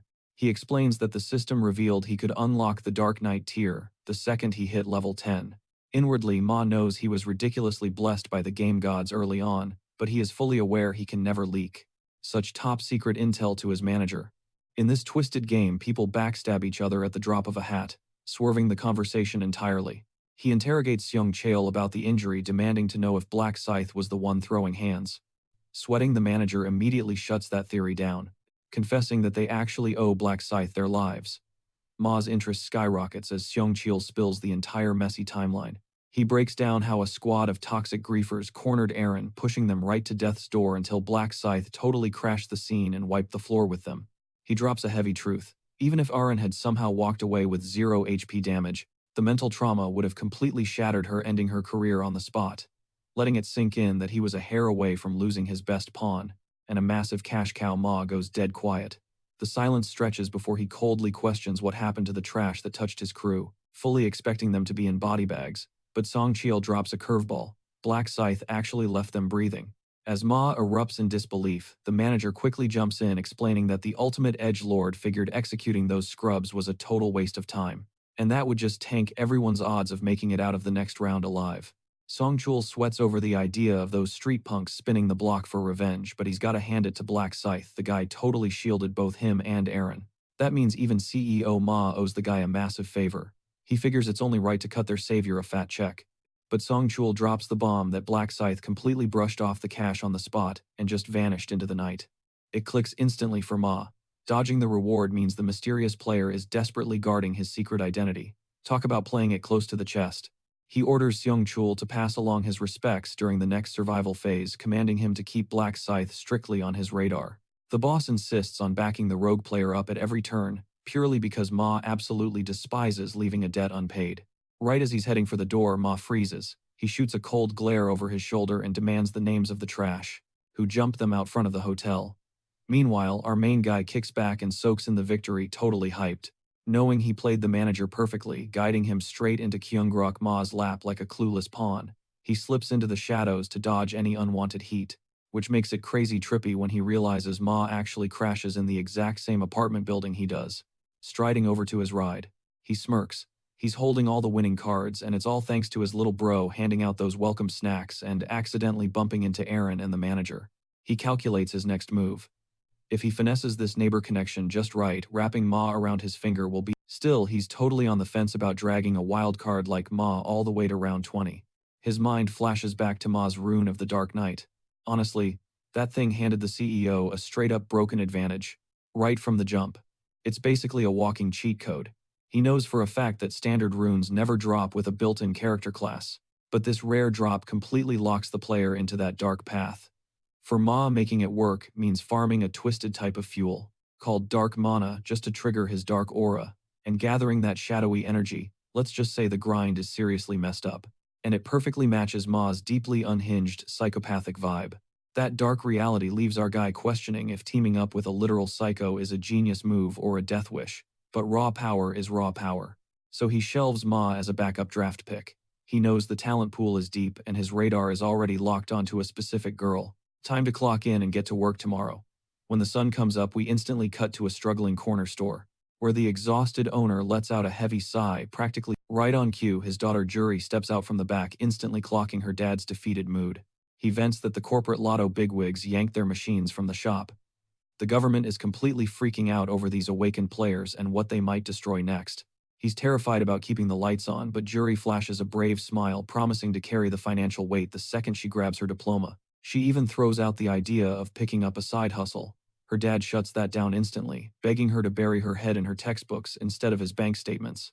He proudly reminds her that her killer grades are her golden ticket into a top-tier medical school. But Juri hits him with a harsh truth: she buried that doctor dream ages ago, because they're practically flat broke. Her dad's eyes immediately well up with tears, shattered by the reality that his empty wallet is crushing her future. Worse still, he is absolutely paralyzed by the fear that his little girl has to fight through the bloody survival rounds ahead. The crushing weight of it all breaks him. He completely falls apart right behind the register, choking on his own guilt as a father, and just sobs. but Juri reaches out softly, gripping his shaking hands, pleading with him to drop the blame game. She insists the apocalypse wasn't his fault. Then she drops a massive bombshell: she actually unlocked a hidden profession back in round 2. Before her old man can even process the shock, she triggers a skill. A glowing emerald aura wraps around him, leaving him totally stunned. She proudly reveals she scored the super rare buffer class. With a single blessing, she can instantly spike anyone's combat stats through the roof. For a regular human, it just feels like slamming 5 espresso shots. Her dad's heavy exhaustion melts away, and Juri promises she'll keep hitting him with this magic buff every single day. Riding that sudden adrenaline high, he wipes his face and swears he's going to fight harder for them. Right at that emotional peak, Min pushes through the glass doors. The shop owner freezes in pure shock, prompting Juri to ask if he actually knows this random dude. Her dad leans in and violently whispers that Min is the absolute madman who swept first place in the lottery by spamming the exact same numbers on every single ticket. Min smirks, asking if the boss remembers his face. He introduces himself as the legend who dropped 100,000 won on lotto sweeps just last month. The owner is completely thrown off guard and nervously asks what brings a millionaire back to his rundown shop. Min's tone softens as he admits he's actually here to apologize. He mentions catching the local news broadcast, seeing that the lottery corporation yanked their machines from this exact location solely because of his ridiculous win streak. He genuinely explains that turning their business upside down was never part of his master plan. The shop owner waves it off humbly, insisting you can't blame a customer for just getting lucky. He puts up a brave front, claiming the lost lotto revenue won't completely put him out on the streets. But Min isn't buying it, and smoothly slides a thick envelope across the counter stuffed with 10 million won, and slides it to the shopkeeper to cover whatever mess he just stirred up. The old man is completely shook, waving the cash away, but Min shuts that down fast. He practically forces the guy to take it, making it clear he's not taking no for an answer. Right as Min turns to dip, the owner starts low-key panicking, flat out refusing to hold on to that massive stack of cash. That's when Juri steps up, offering to chase him down and return the envelope, to which her dad immediately. She sprints out the door, finally closing the distance and shouting his name. But when Min turns around, total blank stare. She drops the whole "we're literally classmates" bomb, but Min just shrugs, claiming he's awful with faces and has zero clue who she is. Spoiler alert, he knows exactly who she is. She's the shopkeeper's kid and, more importantly, a top-tier support class. A flashback hits him, remembering their very first encounter and the mind-blowing realization that they actually shared a homeroom. This whole random run-in during his current timeline, pure calculation. He orchestrated the vibe of a crazy coincidence just to recruit her to his squad. Not skipping a beat, Juri asks if they can chat in private. Min gives a cool nod and smash cut to the two of them chilling on a park bench. She shoves the thick envelope right back into his hands. Min instantly clocks it as the exact same one he just dropped at the store. She spills that there's no way her family can accept that kind of bag. Min just flashes a sly grin. He totally predicted this exact reaction. He knows Juri absolutely despises having IOUs hanging over her head no matter how broke she is. She practically begs him to stash the cash back. But Min shoots her down cold, insisting the cash was. He claims his personal code absolutely forbids him from taking it back. Juri fires back, stressing that the stack is just way too massive, making the whole situation super weird and heavy, a fact Min is painfully aware of. He casually flexes, stating that kind of paper is honestly pocket change to him, so she needs to seriously stop stressing. While Juri tries to process why this guy is being so insanely stubborn, he just stands up and starts ghosting her. She physically blocks his path and starts bartering, proposing they hand back 9 million won and just pocket 1 million instead. Min tilts his head, challenging how she can just make executive decisions without the boss's green light. That's when Juri drops the bomb: the shopkeeper is actually her dad. Min slaps on a fake shocked expression, acting like this is the craziest coincidence ever. Juri is honestly tripping out, too mind blown that some random lottery winner ended up being the quiet kid from her class. What's wilder? He couldn't place her face at all, while she spotted him the literal second he walked through those doors. Min doubles down on his "I'm blind to faces" act, pointing out that this is technically their very first real conversation. It clicks for Juri: today must be the first time her name even registered in his brain. Taking a breath, she stands up straight, steps right into his space, and formally drops her name one more time, making him promise to lock her face in his memory. Min gives a smooth nod, swearing he will. A sudden wave of sadness washes over the girl. It's honestly depressing having to reintroduce yourself to your own classmates, especially when graduation is literally right around the corner. Min softens his tone, comforting her with a promise to keep their vibe going even after high school ends. Smoothly playing off that energy, he casually drops the "let me get your digits" line. Juri pauses a bit, caught off guard, but quickly punches her contact into his screen. Min seals the deal, officially calling them friends, before turning on his heel to leave. Right at that exact second, Juri realizes she is still holding the bag of cash. She yells out his name in a panic, but Min just throws up a lazy peace sign and fades into the distance. She freezes there on the path, completely short-circuiting over the fact that he just smoothly scored her number. Sure, he pitched it as a purely platonic thing, but Juri is getting major butterflies right now. Deep down, she's been crushing on him hard. Her mind instantly flashes back to the day she caught him getting jumped by bullies. Guilt-tripped and scared, she secretly called the cops, then shadowed him all the way home, only to watch him clock into his shift flipping burgers like he hadn't just survived a literal beatdown. That was the exact moment. It clicked, this guy was built completely different. Ever since that day, he's been living rent-free in her head, but she always choked up, way too terrified to ever shoot her shot. But looking down at her phone, she knows the hiding era is over. The universe literally threw them together, forcing a 10 million won connection into her life. Fired up and completely locked in, she decides to risk it all, and drafts a text to ask him out on a lunch date. Smash cut to our boy lounging in bed, his screen lighting up with a fresh message from Juri, hitting him up to grab food because they seriously need to talk. Anticipating the meetup, Min already knows he'll try to cover the check, just so Juri can fiercely reject it and pay her own way. He smirks to himself, his masterclass manipulation working flawlessly. By letting her pay, she won't feel trapped by debt, making her 100 times more willing to back him up in the coming battles. Jumping out of bed to pick a fit, he makes a dark vow he is going to keep this girl breathing, all the way to the 20th phase this time. Grabbing his jacket, Juan suddenly pops out, interrogating him about his secret mission.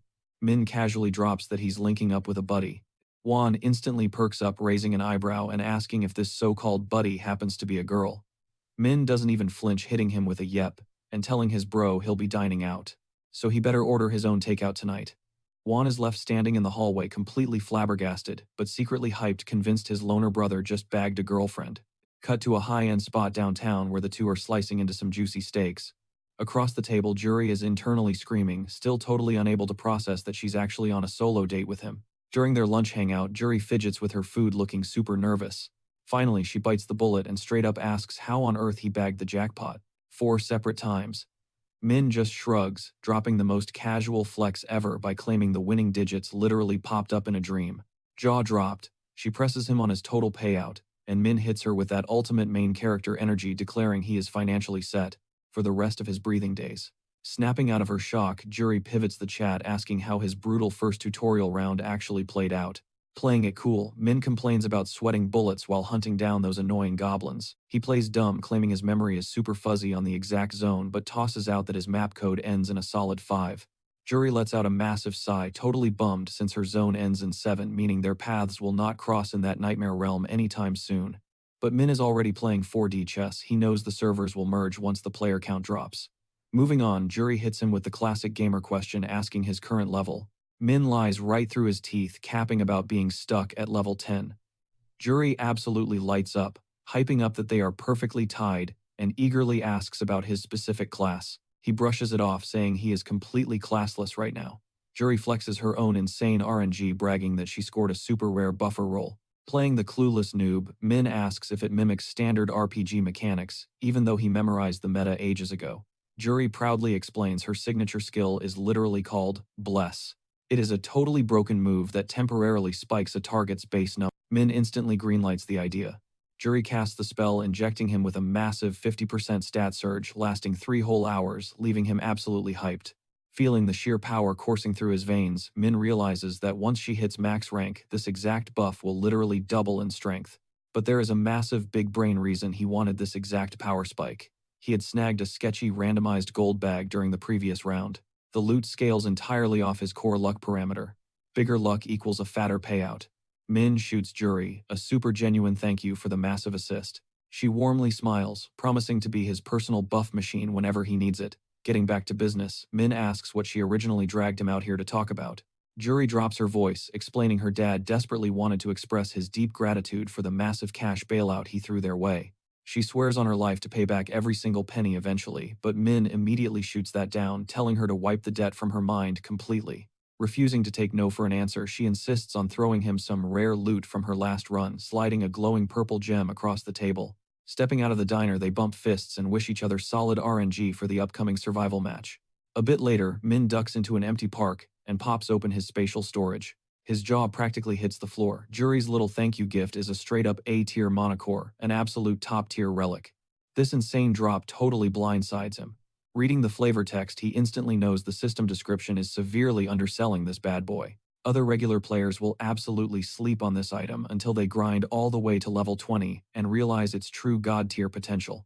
The mechanic is super simple but incredibly busted. Fuse the gem with... The game's ecosystem drops 7 core gem variants, specifically red, orange, yellow, green, blue, navy, and the legendary purple. Every single color packs a unique punch. Red jacks up base damage, orange amps up pure physical strength, and yellow cranks your critical luck modifier. Slapping on a green gem turns you into a speed demon. Blue skyrockets your magic pool, while navy tanks incoming hits like a brick wall. But that purple stone, it is the absolute rarest drop, boosting literally every single stat across the board. Min is basically riding a massive high right now. Suddenly a light bulb goes off in his head. His luck parameter is still juiced up on Jury's holy steroids. Realizing the clock is ticking, he needs to crack open that mystery coin purse right now. He randomly whips out a bag of wriggling mealworms ready to squash them, triggering his insanely broken Rune of Slaughter, which stacks a permanent 1% stat buff per elimination. He rapidly stomps the bugs into the dirt. He watches his base stats skyrocket by a full 100%, rocketing his luck stat from a measly 15 up to a massive 45. With the buff maximized, he accesses his inventory window. Grabbing the mysterious loot bag, he rips it open, totally expecting a decent haul hovering somewhere between 3,000 and 6,000 shiny coins. But the system RNG completely throws him for a loop, absolutely shattering his expectations. The system alerts, ping violently as the bag shatters into pixels. He straight up freezes, absolutely mind-blown when a colossal 10,000 coin jackpot flashes on his screen. Min is left utterly speechless. Even across all his previous regression timelines, he had never managed to bag a prize pool this stupidly massive. Riding this insane wave of luck, his overall bank balance explodes to roughly 16,000 gold coins. That is exactly enough cash to snipe a highly coveted epic tier item off the market. However, his ultimate dream piece will not actually drop for another 2 weeks. Playing it smart, he decides to completely hoard the cash and wait for the perfect moment. Fast forward, Min casually saunters back into his rundown apartment, only to catch his brother Juan hardcore doom scrolling through TikTok like it is an Olympic sport. Juan immediately spots him walking through the door, and wastes absolutely zero time interrogating him about his supposed romantic rendezvous. Caught totally off guard, Min aggressively shuts down the rumors, insisting there are zero romantic vibes happening between him and the girl. Desperate to dodge the awkwardness, he wildly changes the subject, asking if Juan has eaten anything decent yet. His brother flashes a huge grin, proudly flexing that he totally demolished some basic cup noodles. Rolling his eyes, Min pushes him to actually start eating like a real human being, begging him to switch up his palate for once, but his bro stays aggressively loyal to his go-to meal. Way more loyal than his snake of an ex anyway. Juan mentions he's been low-key craving this forever, instantly dragging up gritty memories of their dirt-poor era. Back when they had to grind through the absolute trenches before the universe finally tossed them a lifeline. Catching those old feelings, Min zones out. It suddenly hits him he hasn't peeked at his crypto wallet in an absolute eternity. Knowing the market is literally seconds away from a catastrophic nosedive, he decides to liquidate his bags. Time to turn those digital coins into cold hard cash and finally score a driver's license. Cut to the DMV testing center. Min slumps in front of the screen, exhaling a soul-crushing sigh as this entire circus feels mind-numbingly repetitive. I mean, you'd be bored too if you'd suffered through this exact same test across a dozen different lifetimes. He speed-runs the exam without dropping a single bead of sweat, obliterating the questions in absolute record time. He kicks back his chair, totally ready to bounce. The proctor glares at him, dead certain this kid is just another clueless rookie. Someone who just rage quit halfway through. But the old guy's jaw literally hits the floor when the computer loudly chimes in, flashing Min's insanely flawless score. Turns out having centuries of road rules hardwired into your brain actually pays off. 4 days flat. That's all it takes for Min to secure his plastic. But holding that ID triggers a heavy existential spiral, because when he starts doing the math on his endless loop of respawns, he realizes his mental age is practically a bald, wrinkly senior citizen by now. Still, the second his fingers trace that fresh license, Min shifts his hyper-focus straight to the ultimate prize. We're talking a hyper-rare limited edition Lambo, a beast so insanely majestic, it would make even Tate choke on sheer envy. He grills the dealer on the wait time and the guy quotes him a solid month. Without even blinking, Min slams down the deposit. The salesman's eyes practically bulge out of his skull like he just hit the mega jackpot. And he immediately starts bowing aggressively, hyping up our boy's purchase. Fast forward 14 days, 0 hour. Min ruthlessly dumps his entire crypto portfolio, dodging the massive market crash like an absolute legend. Juan catches that unhinged, sneaky smirk creeping across his brother's face and asks if he just won the lottery. Ice cold as always, Min just shrugs. He drops the bomb. He sold off his bags for a staggering 300 billion won. Juan violently chokes, nearly spraying his iced latte across the room. Pure, unadulterated panic. Juan stares at him, utterly paralyzed, trying to process how their pathetic little nest egg just went straight to the moon. But for Min, this is literally just a basic Tuesday. Juan vividly remembers begging his older bro not to YOLO their entire life savings into one volatile coin, and he is genuinely glitching out over this insane W. Min plays it off, claiming he was just as clueless, and totally just got carried by dumb blind luck to hit this massive flex. His sweet naive little bro timidly asks if they're finally going to cash out for good. Juan's shoulders drop in massive relief when Min nods, but that fragile piece shatters instantly. Juan's mug practically slips from his grip. When our OP protagonist casually name drops that he's pivoting straight into the stock market, cue the panic attack. Juan starts spiraling all over again, aggressively questioning if his brother even knows what a blue chip stock is. But Min just waves him off. He pulls the whole "an old mystic in my dreams told me" card, dropping it with sociopathic levels of confidence. And guess what? The gullible kid actually buys it. Taking a deep breath, Juan asks what specific ticker they're eyeing. He forces his heart rate down, choosing to blindly trust his brother's wild intuition just this once. Min totally gets why Juan is losing his mind, but our boy's infinite respawns weren't just for plot armor. He is fiercely confident in his next target, the absolute goldmine in question, Chunma Consulting. A corporate powerhouse already juggling an absurd 900 billion won. To the naked eye, they just look like your average corporate suits. But Min knows the truth. They are guaranteed to skyrocket the second the fourth phase drops, so he doesn't flinch. Not even for a millisecond. He is ready to YOLO his entire newly minted empire into their shares. This isn't just about cash, it's a hostile takeover. He wants a massive slice of the pie, so he can completely hijack their future board meetings, and the real endgame, hoarding an absolute mountain of untouchable wealth and ultimate authority. Without a second thought, our guy casually yeets 280 billion won straight into the market, leaving his traumatized brother clutching his chest, praying to literally any deity listening that they don't end up sleeping under a bridge again. Financial dominance secured. Now Min can finally lock onto his real objective, the system's quest shop. Fast forward to midnight. Chilling in bed, he fires up the interface, scrolling through the virtual marketplace for game-breaking loot and skills. 99% of this trash is basically common-tier garbage. But there's a loophole to snagging the ultra-rare mythic drops. You just have to religiously snipe the hidden daily specials that flash on the dashboard. A normal player would call this strat absolute bait, but our guy has practically lived in this hell for over 10 years. He's got the entire shop's daily rotation hard-coded into his brain. Every single drop. Memorized. He smashes that purchase button like it owes him rent, and boom, today's legendary loot materializes. A bone-chilling skull pendant that cranks up attack speed, yet it is practically a steal at this dirt-cheap price. But Min is not about to stop there. He whips out that crusty discount voucher from earlier and snags the gear for 50% off. Without missing a beat, our guy checks his wallet and immediately stands at attention, totally shook to see a massive 14,000 gold still chilling in his account. His brain shifts into overdrive. Should he cop some heavy armor right now, or hoard another 6,000 gold to unlock an absolutely busted ability later down the line?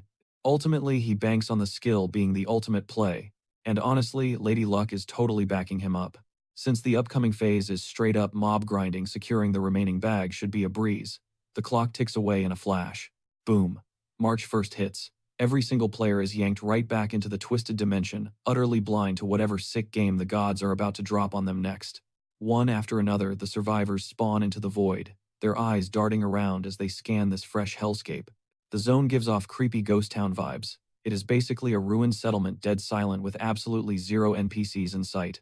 Pacing through the rubble, they spot massive fortress-style barricades, boxing them in with heavy gates locked tight at every single corner. A colossal glowing crystal pulses in the dead center of the map, leaving everyone scratching their heads over what the actual objective is this time around. Chilling against a crumbling wall, Min silently tracks the chaos from the shadows. He is not even slightly shocked to see the crowd already losing their minds in this sketchy new sandbox. Joe, on the flip side, is actually keeping his cool for once. But that chill vibe shatters the second the side-eyeing starts. The mob begins muttering, trading dark rumors about his past as a savage mafia boss. They complain about how he tried to strong-arm the vote, even though the whole squad was totally rooting for Black Scythe to take the crown. Hearing this absolute disrespect, the gangster's blood instantly starts to boil. One of the smarter guys steps up sweating, warning the group that Joe could easily pop his skill and silence them permanently. But nobody flinches. They all know his power has a hard cap of 10 uses.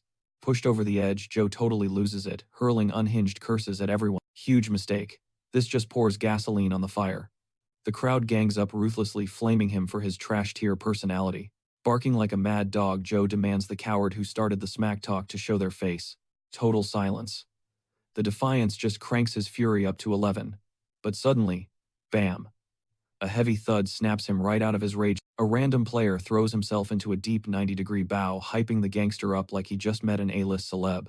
Joe glares at the guy like he just grew a second head, demanding to know who the hell he is. Beaming like a massive fanboy, Youngmin drops Joe's full government name, claiming he just wanted to pay his respects in person. The thug instantly puts him on trial, demanding to know if he is repping a rival crew, but Youngmin violently shakes his head. He swears he is just dying to ride with Joe's gang someday. Hearing this, the rusty gears in Joe's brain practically grind to a halt. While the brute tries to process why this absolute clown wants to join his ranks, Youngmin drops a bombshell, straight up admitting Joe is his absolute idol. He begs for a spot in the syndicate. The gangster squints, trying to wrap his head around. Without warning, Youngmin drops to his knees in the dirt, dramatically swearing absolute loyalty to his senpai for life. A nasty, twisted smirk creeps onto Joe's face. He never expected anyone to match his freak, but honestly, he is kind of vibing with the kid's bold ego. Joe barks at the wannabe gangster to stand up and spit out his true angle, because no sane human would ever simp for him after the bloodbath last round. Youngmin puffs out his chest like a proud peacock. He shouts that the past is dead to him, and he genuinely bows to Joe as an absolute king. He swears he could not care less what the haters yap about, and that becoming his right-hand man is his ultimate life goal. Hook, line, and sinker. Joe swallows the bait and smirks, agreeing to mold him into a top-tier thug that would make cartel bosses look like a joke. Flooded with relief, Youngmin practically snaps his spine with another aggressive bow. He loudly praises his new boss for the extreme generosity. The rest of the lobby just stands there, absolutely paralyzed with shock. Watching Youngmin glaze up such a psychopathic killer, they all mutually agree the dude has completely lost his mind. Meanwhile, Min watches the whole circus from the corner of his eye, smirking as history flashbang. A blinding pillar of light erupts and the angel hovers right above the crowd, her voice echoing through the ruins. Playing dumb, she gasps, pointing out the massive drop in the player count compared to the survival pool from the previous stage. A wave of panic ripples through the survivors as they scramble to decode her cryptic warning. But a sudden blue system alert steals their focus. Their eyes go wide as the horrible truth sinks in. Dozens of players have straight up vanished. The angel tilts her head, giggling that since PvP is disabled this early, they must have brutally hunted each other down in the real world instead. Yo, look at the quota, a terrified player screams, pointing shaking fingers at the massive floating scoreboard. Pure, unadulterated chaos instantly detonates. The system mercilessly states that only 25% of this lobby will make it out alive. One dude actually has the nerve to scream glitch. The angel just throws her head back, cackling at the sheer audacity. Wiping a tear, she smirks. Oh honey, I don't make mistakes. She smoothly drops a brutal reminder the player count gets slashed by 50% every single round. Jaws drop. Since everybody survived the last stage untouched, the twisted celestial decides to balance the scales. Her verdict, 75% of the lobby, is getting totally wiped from existence.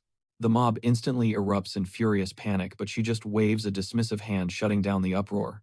Just try not to die, she chirps cheerfully. Shifting gears, she breaks down Phase 3. Absolute nightmare fuel will flood through all 4 cardinal gates. Their target, that massive glowing crystal sitting smack in the village square, and they are coming in 5 relentless waves. She makes it crystal clear: team up or get wrecked. They have to babysit this shiny rock for 3 agonizing hours, and failure means game over in the worst way possible.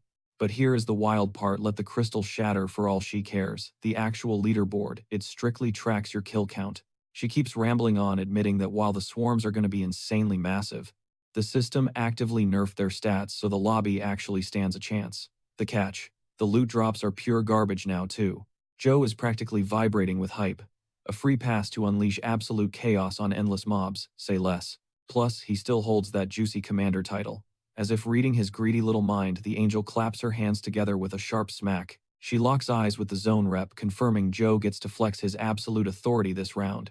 But she doesn't stop there. Catching all the side eyes from the crowd, she casually drops a nuke about what really goes down if the commander bites the dust. A deeply unhinged smile stretches across her face. If the boss gets ripped apart by a mob, she purrs. That shiny leadership perk vanishes into thin air forever. But if a fellow player permanently deletes him, the killer instantly yoinks the crown, inheriting every single ounce of that god-tier command power. Every single head snaps toward Joe. They are staring at him like he is a walking supply drop. Meanwhile, the angel cheerfully chirps that the invasion kicks off in exactly 10 minutes. Flashing a wicked teeth-baring grin, she tells the lobby to play nice, before poofing right out of existence. Naturally, Joe starts screaming absolute obscenities at the clouds, but his rage instantly dies. Schwing. The chilling sound of cold steel being unsheathed echoes from every single direction. The gangster instantly flashes his own dagger, barking at the absolute scrubs to pull up and find out. The mob just laughs, closing the circle.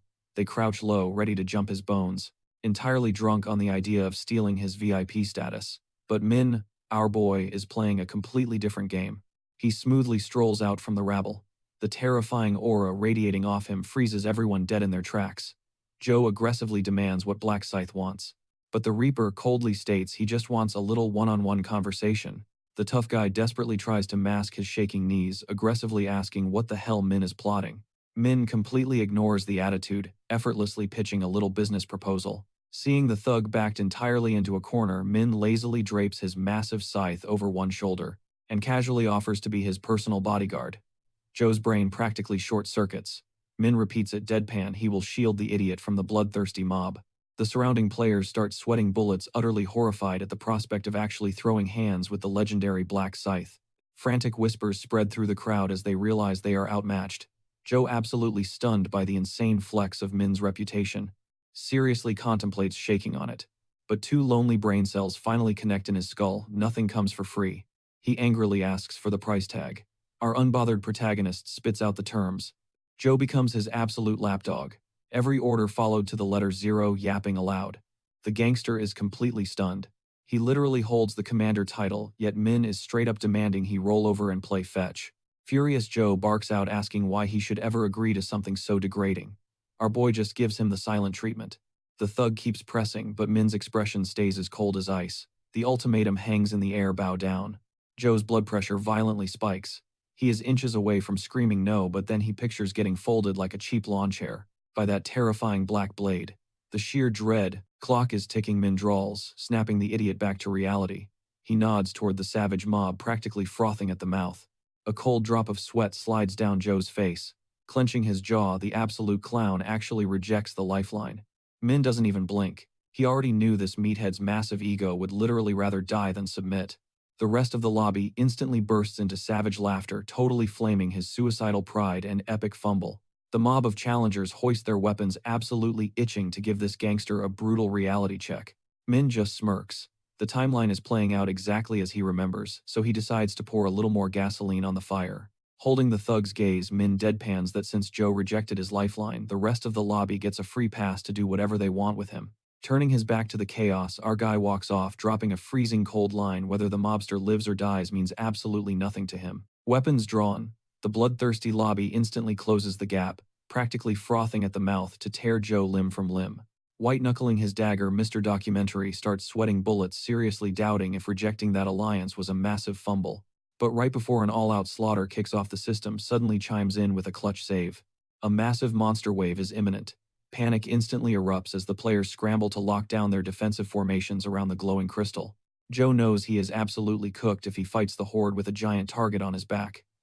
Plus, this was never meant to be a co-op raid anyway. Spotting Min slipping away toward a dead zone, the gangster's curiosity peaks and he decides to quietly tail him. Creeping behind our guy, Joe silently questions if this absolute lunatic is actually planning to solo the entire monster wave.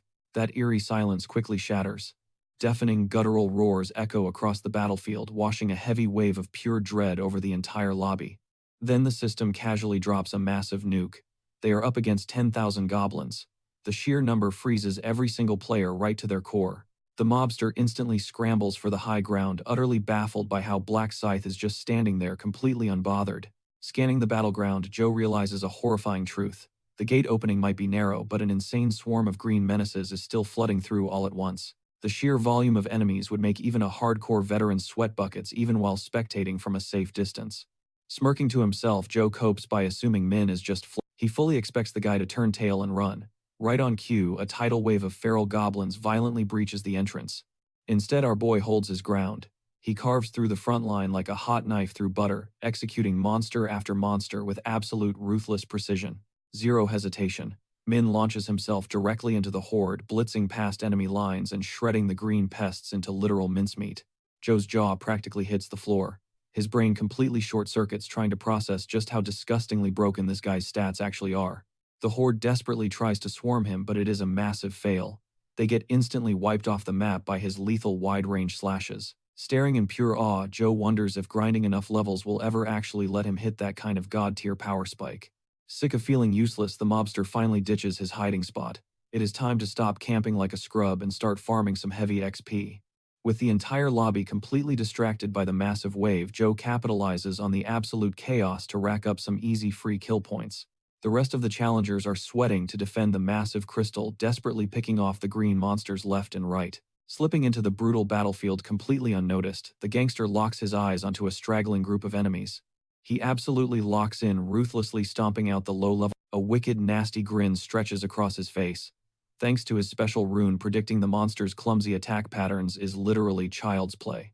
But that massive ego trip abruptly ends. A high-speed arrow violently whizzes past his face, slicing right through his ear. Joe absolutely loses his mind, wildly scanning the chaotic perimeter. But there is not a single goblin sniper anywhere in sight. The sickening realization instantly hits him. He is actively being hunted by another player. His blood completely boils over. He maliciously daydreams about choking the absolute life out of whichever rat just took that cheap shot. But before he can even pivot, sharp agony explodes in his side. A random challenger just violently drove a spear right into his gut. The literal NPC starts gloating, but Joe instantly goes full Giga Chad. He grips the shaft and brutally yanks the weapon right out of his own flesh. While the attacker freezes in pure shock, Joe spits out a string of vicious curses. Panic sets in, but it is too late. Joe instantly counters Barry. Right as he starts going absolutely feral on the guy with his short sword, a second arrow narrowly misses his skull.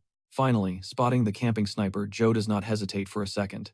He whines. The archer frantically tries to knock another arrow, but gets instantly humbled by a fatal spear straight to the dome. Clutching his bleeding wound, Joe violently curses his own sloppy awareness and that massive glowing target painted on his back by his title. Desperate to wipe off this cursed death mark, Mr. Documentary deeply regrets ghosting Min's earlier partnership offer.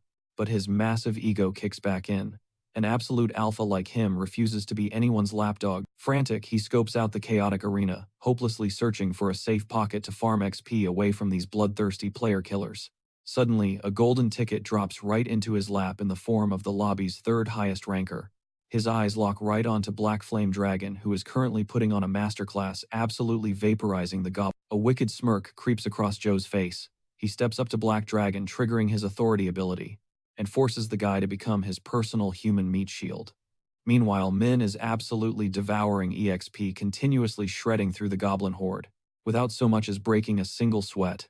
Our main character pops open his inventory and is genuinely hyped to see he has already hit his loot quota. But the grind never stops. He decides to farm another 2,000 gold just for the flex.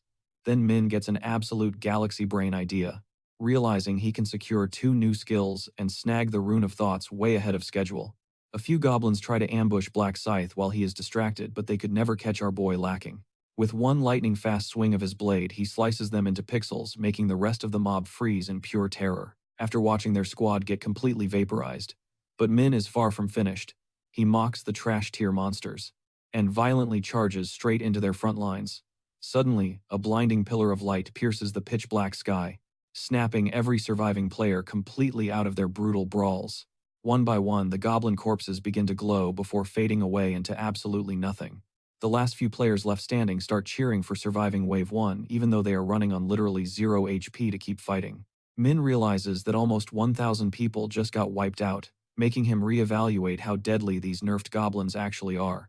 Our boy scans the battered crowd of survivors, locking eyes on Joe, and is honestly shocked that the scumbag somehow made it out alive. But his luck might just run out in the next phase. The mobster is fuming right now because instead of focusing on the monsters, the other players decided to gang up on him. The second a random guy tries to backstab him, an NPC lunges forward to strike. only to get instantly obliterated by the brainwashed Black Dragon and young Min. Joe breathes a massive sigh of relief, thanking his lucky stars he survived because of his two loyal puppets, guarding his pathetic life. Young Min desperately fusses over his boss's bleeding wound, but Joe is way more fascinated by the fact that he did not even need to waste his mind control on this gullible idiot. Groaning in sheer agony, he grips his injury tightly. In a frantic effort to stop the bleeding, seriously doubting if he will survive the next wave, he violently grinds his teeth together, pushing himself to stay alive purely out of sheer spite just so he can rub it in the faces of every single hater who crossed him. A blaring siren suddenly shatters the silence, warning the players that round 2 is dropping immediately, and this time hobgoblins are joining the chat. The second monster wave blitzes the battlefield instantly, while Min just stands there radiating absolute boss energy, fully prepped to scoop up another massive pile of free EXP. Our boy jumps right back into the goblin massacre, ruthlessly swinging his lethal scythe, slicing through the mob like it is literally child's play. A moment later the system dings, officially announcing he just hit level 20. His status ranks up to regular, sending a rush of satisfaction through him since he finally unlocked the crafting feature. This huge buff lets him merge his skills and recycle all his garbage loot to forge some ultra-tier gear. On top of that, the system drops a brand new ability and buffs his old one, Seal of Death. Min is absolutely thriving right now, knowing his current kit synergizes perfectly with his equipped runes. A pack of brain-dead goblins attempts another rush, but they are instantly swallowed by pitch-black shadows as Min triggers his fresh skill, Night of Death. Black Scythe teleports through the blinded monsters like a total ghost, sending them straight to the lobby one by one. The suffocating darkness literally melts everything it touches, leaving behind a massive graveyard of monster corpses. Just as the system alert pops up calling the end of Wave 2, our overpowered protagonist lets his scythe hit the dirt with a heavy thud, deciding it is the perfect time to hit up the quest shop for a fresh ability. He casually scrolls through the digital catalog, eventually locking in his purchase on 6th Sense, a crazy radar buff that tracks anything within a 100-foot radius. Min flips the skill on but only detects the slaughtered goblins scattering the ground, reminding him he still needs to grind out another 20,000 gold. Wave 3 launches immediately with Min slaughtering goblins like it is just another Tuesday. While Black Dragon is still running around like a mindless drone under Joe's command, the second Wave 3 wraps up. The surviving players are forced to face a pack of vicious gnolls. During this fourth bloodbath, Joe goes all in with his mind-bending authority, shamelessly tossing his fellow humans into the meat grinder just to save his own skin. Following a grueling blood-soaked battle, the system chimes once more, signaling the end of round 4. Joe is barely hanging onto consciousness, shivering as cold sweat violently drips down his face, wondering just how deep of a grave he has actually managed to dig for himself. That mobster has completely drained all 10 of his skill charges, desperately gassing himself up that he's untouchable for the moment, as long as his mind-controlled meat shields keep breathing. Suddenly, the system blares, a chilling alert. The ultimate phase is kicking off, and the remaining survivors are forced to clash with nearly 11,000 colossal beasts, leaving everyone absolutely paralyzed with terror. Plunging straight into the absolute bloodbath, humans and beasts are ruthlessly tearing each other apart. Meanwhile, Joe is sweating bullets, scrambling to exploit these walking XP piñatas, and finally secure that coveted top dog status. But his little main character syndrome shatters the second he whips his head around only to watch 2 of his loyal pawns get violently impaled. A handful of survivors absolutely starving for that shiny representative badge lock their sights directly on Joe, dead set on permanently packing him up. He completely loses it, violently shoving 2 of his hypnotized puppets straight into the line of fire, screeching at them to do their damn jobs while furiously trash-talking his attackers for jumping him when the clock is practically at 0. A couple of nasty dead-center arrow shots drop his zombies instantly. As the mob closes in with blades drawn, his panic spikes to max level, and he immediately dips out, choosing to preserve his own skin and bounce. But the squad relentlessly hunts him down, flat out refusing to let this scumbag ghost them, while Joe sprints like his life actually depends on it. Near a massive archway, Mr. Documentary catches a glimpse of our cold-blooded protagonist, just catching a breather away from the absolute carnage. The washed-up, pulling the ultimate desperate stunt, dropping to his knees and begging to be his loyal lapdog just to score some heavy-duty plot armor. Min doesn't drop a single syllable. Complete radio silence. When a sweaty Joe, our boy, locks him with an absolute death stare, rejecting the trash deal in a heartbeat. The color violently drains from Joe's face as Min drops the harsh reality. Turning down his initial deal meant that Bridge was permanently nuked. Then he effortlessly strolls away, not giving him a single backwards glance. Joe scrambles to tail him, completely failing to read the room. but Min just hits him with absolute ice, stating he has zero use for a washed-up clown with zero skill charges left. The gangster internally screams at his own stupidity for fumbling that golden ticket earlier. Reality sinks in, he is totally boxed in. The bloodthirsty mob instantly sniffs out his missing plot armor, making Joe physically shrink in pure terror. Mr. Documentary watches this disaster unfold with absolute dread, while the players violently roast the thug, mocking him that his final moments are about to become a viral documentary. Convinced it is entirely game over, Joe shuts his eyes tight as the executioners swarm in to log him out for good. But out of nowhere, a familiar voice cuts through the tension. Young Min slides onto the scene, seemingly throwing a much-needed lifeline to his crumbling boss. Genuinely stunned to see his lackey Joe drops his defenses for just a split second. That tiny slip-up is all it takes for the underling to absolutely rock his jaw. With a sickening right hook, the sheer force launches the mobster backward, making him eat the dirt like dead weight, cradling his totally shattered face. In blinding agony, he gazes up to see Young Min flashing an absolutely demonic smirk, telling the old man, it is time to meet his maker. The battered thug struggles to hack up a nasty slur, but his traitorous sidekick just feeds him another brutal fist to the teeth, completely mounting him. The junior unleashes an absolute beatdown, raining heavy blows until the lights start flickering out. Mr. Documentary stares at this brutal mutiny in sheer cold horror, completely mute through his shattered face as his miserable, wretched life speedruns through his mind. Radiating pure villain energy, Young Min stands tall and delivers one final skull-crushing stomp, permanently canceling his boss's Earth subscription. A psychotic laugh rips from his throat the exact moment the system crowns him the brand new sector boss, and instantly his twisted mind starts spinning wild, obsessive fantasies about capturing that idol girl he has been creeping on.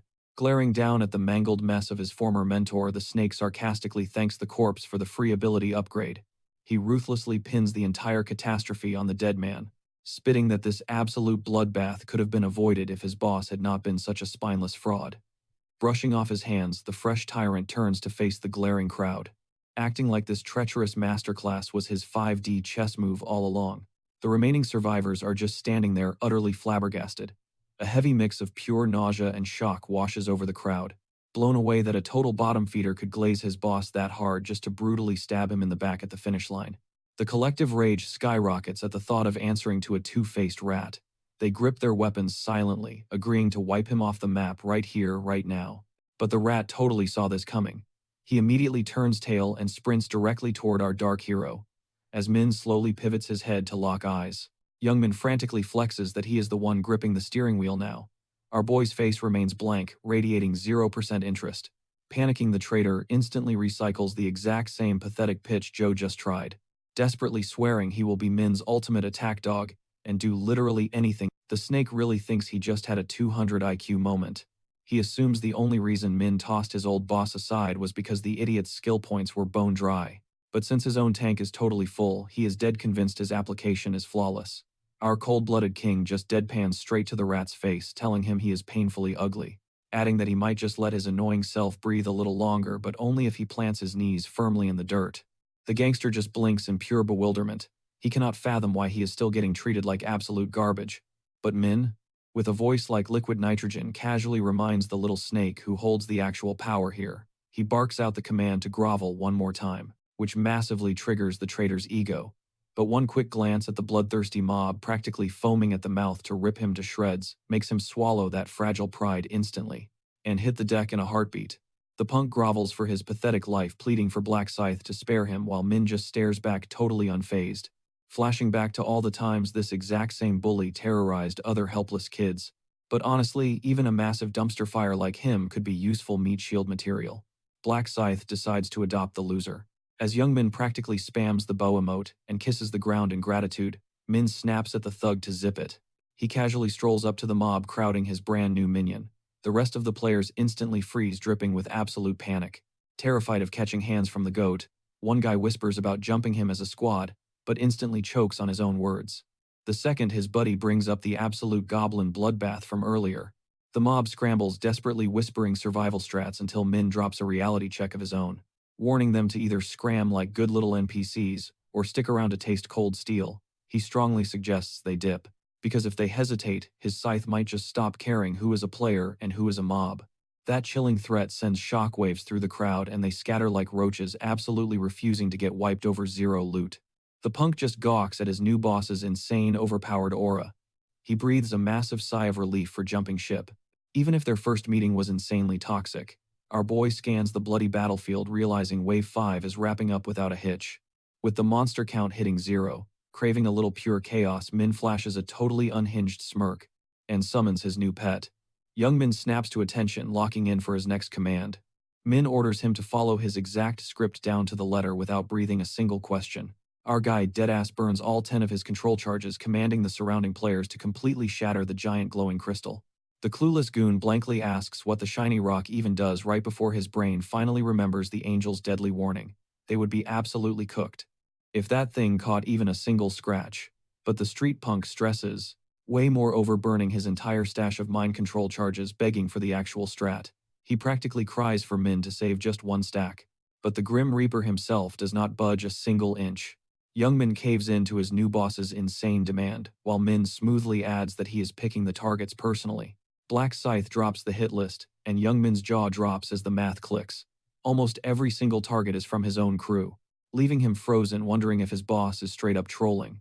His former bros start panicking, asking if he is seriously about to backstab them. But the snake just tosses out a half-hearted apology, claiming it is strictly business. Young Min fully triggers his brainwashing skill and forces his former crew to jump the sacred crystal. Absolute bedlam erupts in the plaza while flashing red system alerts scream at everyone left alive that their only safe zone is under fatal attack. The mind-controlled zombies violently swing their weapons directly at the glowing stone. They crash straight into the artifact while the rest of the survivors scream and beg them to back off. People sprint toward the glowing crystal, desperate to snap the attackers out of their trance. When shouting does not work, fists start flying. But it is way too late. The massive crystal explodes into a million jagged shards. Total chaos rips through the crowd as the system's cold voice drops a bombshell. Their punishment for failing to guard the relic has officially kicked off. A so-called divine punisher is about to drop in and unleash pure hell on them, leaving everyone to scurry around like trapped rats for 30 agonizing minutes. But Min, he just stands there, a wicked smirk creeping across his face.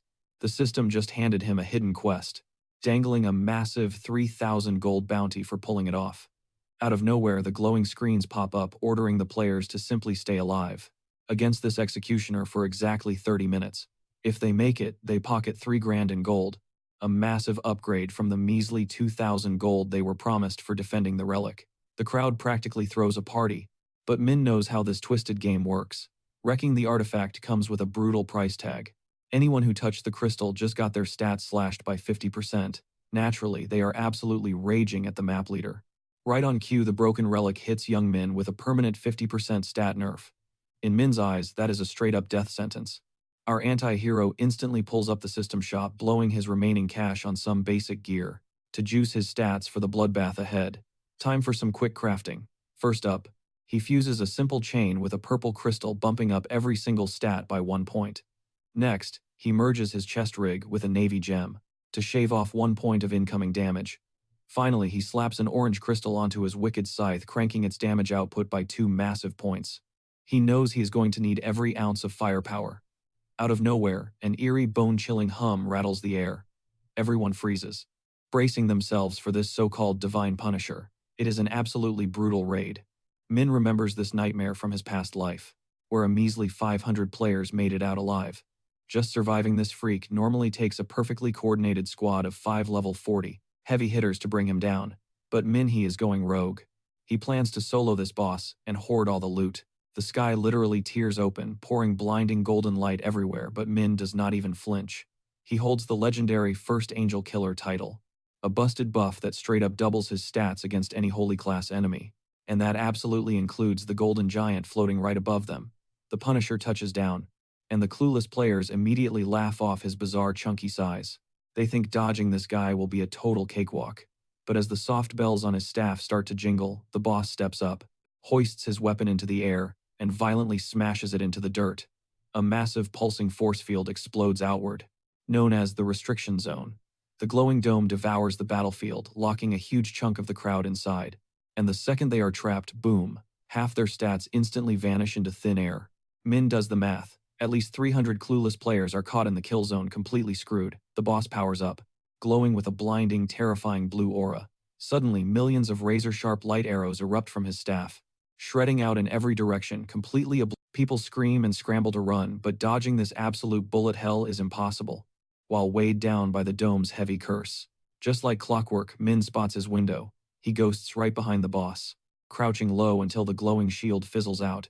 The exact millisecond it drops, he rockets forward, completely ignoring his own footsteps.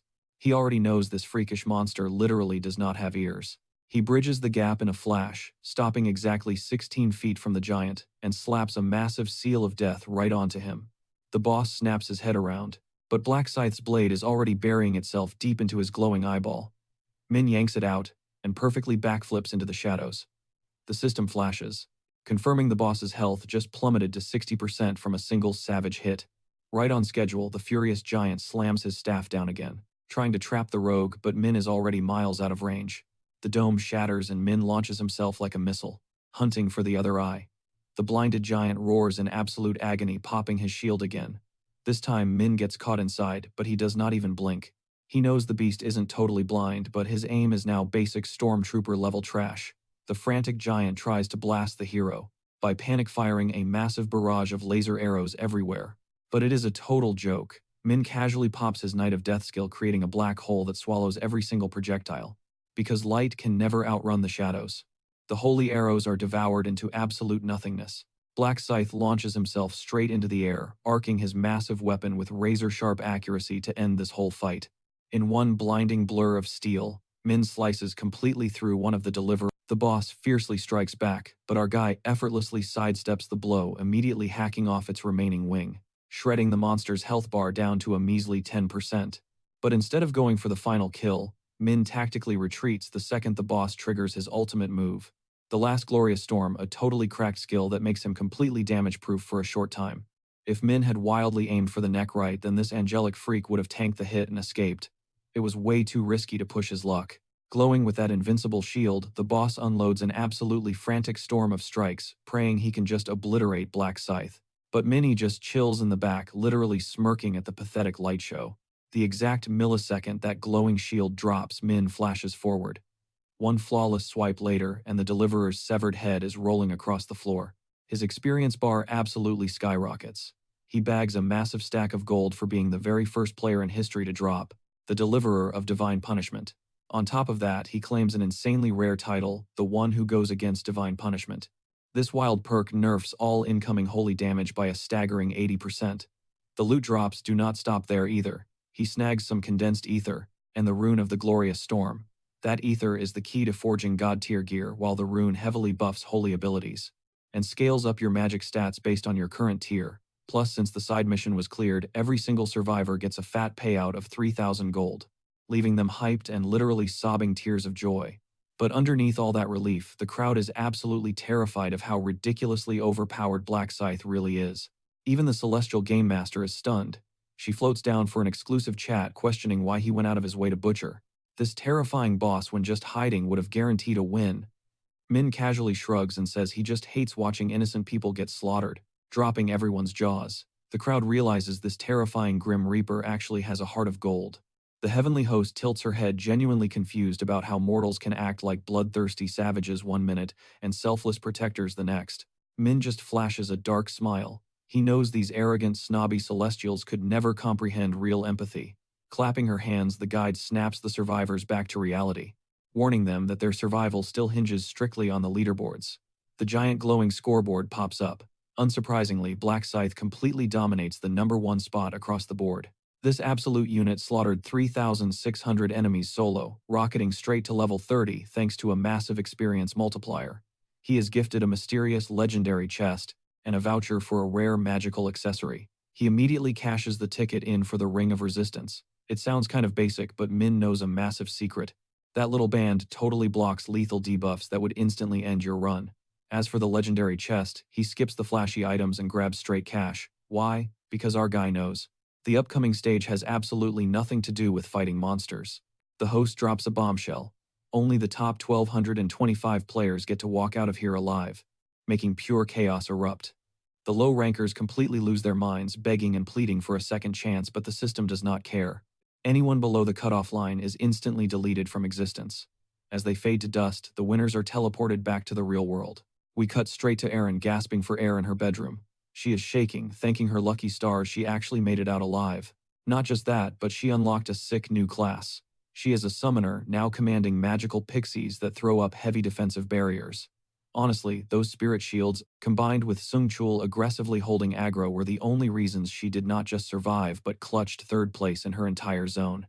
The system drops a glowing purple gemstone into her hands for grabbing bronze. Blushing a bit, she wonders if her terrifying savior Black Scythe would actually like it, as a thank you present. Cut to Youngmin's apartment where this absolute loser is having a massive meltdown. He smashes his lamp into pieces, screaming his lungs out at our main character for permanently ruining his character build and crippling his stats. He is kicking himself for ordering his own crew to smash that holy relic. Right in the middle of his raging, his phone starts buzzing, and the second the caller ID pops up, his face goes totally pale. He knows he is absolutely screwed. Trembling, he answers the call, and Seungwon immediately blows out his eardrum. He is absolutely furious, chewing Youngmin out for using his authoritative powers to mind control their own squad. Sweating bullets, Youngmin pathetically tries to defend his garbage behavior, whining that Black Scythe was going to slice his throat if he did not follow orders. But Seungwon isn't having it. He coldly snaps back that Youngmin should have just taken the blade, instead of throwing his loyal friends straight into the meat grinder. Desperate Youngmin tries to play the victim card, crying about how his stats got permanently slashed in half. But Seungwon completely shuts him down. He roars that losing some virtual stats does not give him the right to brainwash his boys, and drops the ultimate truth bomb. None of this blood would have been shed if Youngmin had not been a greedy coward and forced himself to be the leader in the first place. Disgusted, Seunghwan calls him a backstabbing rat. Before Youngmin can even stutter out an apology, Seunghwan tells him to lose his number, and warns him that if they ever cross paths in the tutorial zone, he will personally put him in the ground. Boiling with toxic rage, the delusional Youngmin still acts like he is the one who was wronged, and frantically dials up the rest of their squad to organize a hit on Seungwon. But his phone just keeps ringing. Nobody wants anything to do with this psycho anymore. He aggressively tosses his phone onto the mattress, grumbling that friends are totally useless anyway. As far as he's concerned, survival is a solo grind. Jaw locked and grinding, he absolutely boils over with rage, remembering Seungwon's dead serious threat on his life. He swears on everything to wipe Seungwon and his entire crew off the map the second he gets an opening. Meanwhile, the camera pans to a high-end hotel suite. Manager Seong-cheol debriefs Ma on the brutal aftermath of the previous wave. They both admit that the last trial was a massive headache. However, Seong-cheol highlights a huge silver lining. The fact that those grotesque beasts suffered heavy debuffs definitely tipped the scales in their favor. Ma immediately grills him on his current stats and class. Seong-cheol reveals he just hit level 11 as a knight, and notes that Arin is rocking the exact same rank, but her class A literal summoner. Ma raises an eyebrow at this wild twist, so Seong-cheol breaks down how Arin literally spawned a magical sprite mid-battle. That little companion spammed protective barriers over them, letting the duo farm those savage mobs without breaking a sweat, then throwing a massive curveball. Ma straight up commands his manager to cozy up to Arin, casually suggesting he should romance her if that's what it takes. That out-of-pocket idea makes Seong-cheol visibly cringe. But Ma coldly justifies his logic. Securing a tight bond is the ultimate cheat code to expose all her hidden vulnerabilities. He chuckles, clearly entertained by the utter shock plastered across his manager's face. Still, the boss plays it cool, tossing out that Seong-cheol can totally ditch the mission if he's not vibing with it. Seong-cheol instantly shoots it down, pointing out the famous actress is way out of his league. She literally keeps things strictly professional and icy. Pivoting straight back to business, Ma demands the rest of the intel. What else went down out there? Bowing his head, the manager seriously apologizes for totally failing to thank Black Scythe or back him up during the chaos. He describes the absolute insanity of the fight. The mysterious hero basically one-shot the terrifying deliverer of divine punishment. It looked like the guy had memorized every single weak point beforehand. Honestly, Black Scythe operates in a god-tier league where he doesn't need anyone's backup. A heavy silence falls as Ma realizes he completely slept on Black Scythe's true power. He inwardly cringes at his own massive ego, feeling incredibly stupid for acting superior just because he snagged the rune of the Dark Knight. Now he is absolutely dying to meet this overpowered phantom face to face. Waving a hand, he lets Seong-cheol off the hook for dropping the ball. Shifting gears again, Ma's eyes narrow as he asks about the scumbag thugs who jumped them earlier. Have they been tracked down yet? The manager gives a confident nod. Bingo. Sliding over the intel, he reveals the prime target's identity. A guy named Hwang Youngmin. Sure, that name is incredibly common nationwide. But by filtering for suspects lurking right here in Seoul, they've narrowed the hit list down to just 5 unlucky candidates. Seung-chil maps out the timeline, estimating it will take about a month to perfectly pinpoint the rat's location. That gives them a solid grace period right up until the climax. Down to the final agenda, Ma asks for an exact count of their hoarded gold. The manager quickly checks his stats, confirming they've stacked up 10,000 coins. Ma clicks his tongue in frustration. That is barely 50% of the cash they need to unlock the ultra-rare skill tracker from the system shop. Right then, Song-chil's eyes widen as a massive bombshell drops into his memory. He urgently warns his boss that a mystery whale just swallowed up a gigantic chunk of their corporate shares. The target, Chunma Consulting Group. When Ma hears that this ghost investor scooped up exactly 31% of their total stock, his jaw practically hits the floor. He does the terrifying math in his head. That equals a staggering 280 million won. His mind spirals trying to figure out who casually flexes that kind of insane wealth. The gears in his brain violently spin as he drafts up a mental list of usual suspects. Could it be some shadowy billionaire playing Monopoly? Or maybe one of his own cutthroat brothers plotting a hostile takeover from the shadows? Because let's be real, nobody drops that much cash to claim 1/3 of an empire unless they plan on aggressively hijacking the boardroom. Sweating bullets, Ma desperately demands the contact info for this rogue player. Jump cut to the complete opposite side of the city. We are back in our main guy's cozy apartment. Min is just chilling on his mattress, eagerly waiting for his phone to ring. Suddenly, his little brother Juan violently kicks the door open, demanding to know his current level. Turns out all the toxic kids at school have been intensely flexing their older siblings' insane stats, and they've been mercilessly roasting Juan for being in the dark. The bullying hit a peak just because some random kid's older brother snagged a highly coveted class and hit level 11. Smirking, Min calms the kid down, swearing on his life that his own rank completely crushes that. But playing it smart, he keeps his actual god-tier status totally classified. Instead, he feeds Juan a believable lie, claiming he's sitting at level 12. He totally gatekeeps his real class, teasing that it's ultra secret before playfully kicking the brat out of his room. Right on cue, his screen lights up with an incoming call. The caller ID, Ma Kyungrok, the big boss CEO himself. Slapping on his best poker face, Min dials down his menacing aura to sound perfectly normal. He smoothly answers, asking what the top dog wants. Ma respectfully drops the invitation. He is absolutely desperate to wine and dine the mega investor who just bought his loyalty. He tentatively suggests locking in a dinner for Friday. But our guy is already scheduled to grind a hardcore quest that night, so he casually pushes the VIP meeting to Saturday. A knowing smile creeps onto Min's face. Just like he pumping all those funds into Ma's failing project was the ultimate power play to hijack the rich kid's attention, and the trap worked flawlessly. Without missing a beat, the mastermind starts plotting his next aggressive move. He needs to secure the legendary Rune of Thoughts before he sits down. Flipping through his mental wiki of the game's mechanics, he reviews the multiple hidden paths to claiming these mythical artifacts. You can either explore locked-off zones during specific phases, clear out punishing questlines, or just completely obliterate massive dungeon bosses. Once in a blue moon, basic monsters drop them. But snatching a rune in the real world, practically impossible unless the conditions are insanely specific. Min reflects on this while creeping into a rotting abandoned warehouse, lying in wait for a dirtbag named Sokyun. Jang happens to use his actual name on the streets, a detail our hero remembers perfectly. In a past regression, this was the exact psycho who desperately hunting for spoilers about future events. The creep already knew Min was a time traveler because he had scored the Rune of Thoughts, letting him literally hack into the minds of both Min and his brother. Ever since that nightmare, Min makes it his absolute mission to hunt Jang down and wreck him in every single timeline. Even though our MC totally claims he's over it, he still stalks into this warehouse ready to swipe that Rune of Thoughts before Jang can even touch it. Slipping on a mask to stay completely ghost, Min freezes.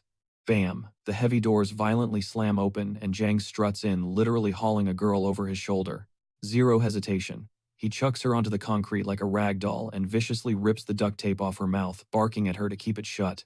But the second she even tries to breathe, the total scum rolls his eyes. He snaps at her to drop the cliché, begging no crying for mercy, no screaming about having a kid at home, and definitely no trying to buy her way out. But plot twist, the terrified woman completely catches him off guard by violently sobbing for his forgiveness, which actually short-circuits his brain for a second. Jang scowls, fiercely demanding what she's even sorry for. Shaking like a leaf, she stammers out that she accidentally stared at him last night, which totally set him off. Being the absolute menace he is, the thug bitterly scoffs. He demands to know why she even looked at him if she was just gonna cry about it, whining that she completely wrecked his mood. Cue the flashback to 48 hours ago. This creep was just prowling the concrete jungle for a target when he locked eyes on a stunning woman. Like a total predator, he stalked her from the shadows, biding his time until she ducked into an empty dead-end alleyway. He pounced. Lunging right into her path, he fired up his fresh, igniting his entire body in a blinding nuclear flash, straight up looking like a Super Saiyan popping off in Dragon Ball. The intense glare completely fried the poor woman's vision, leaving her utterly defenseless in the dark. And this psycho absolutely ate it up. He drowned in the sick power trip, hyped out of his mind that he could do whatever he wanted with zero consequences. Looking back, his life used to be a complete joke, just endless hollow days with absolutely zero main character energy. But the second he snagged the Rune of Radiance, game over.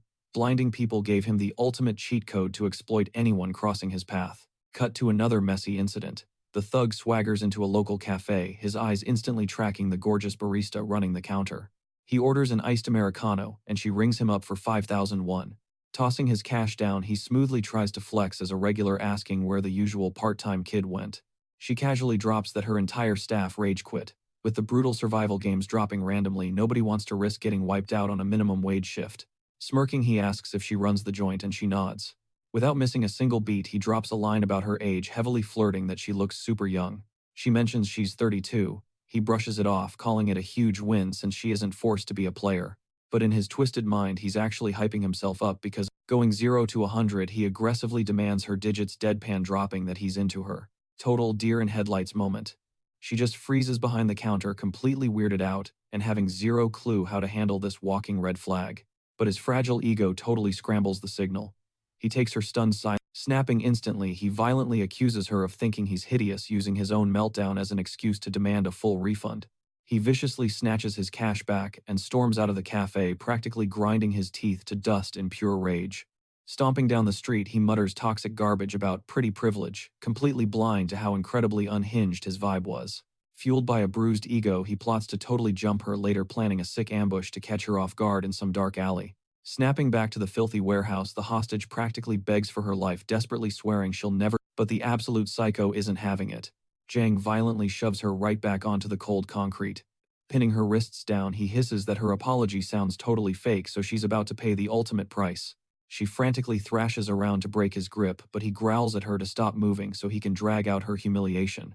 Suddenly, a chilling voice echoes from the shadows, commanding him to freeze.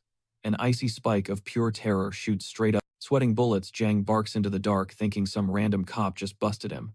But as he whips around, his jaw practically hits the floor. Towering over him with a colossal, nightmarish scythe, our masked hero stares dead into his soul and coldly calls him a pathetic idiot. He barks at the girl to sprint out of there while she still has the chance. Jang tries throwing out a desperate threat, but our MC is lightning fast, blasting forward and driving the blunt end of his scythe straight into the punk's weakest spot, dropping the guy instantly in a wave of blinding, knee-buckling agony.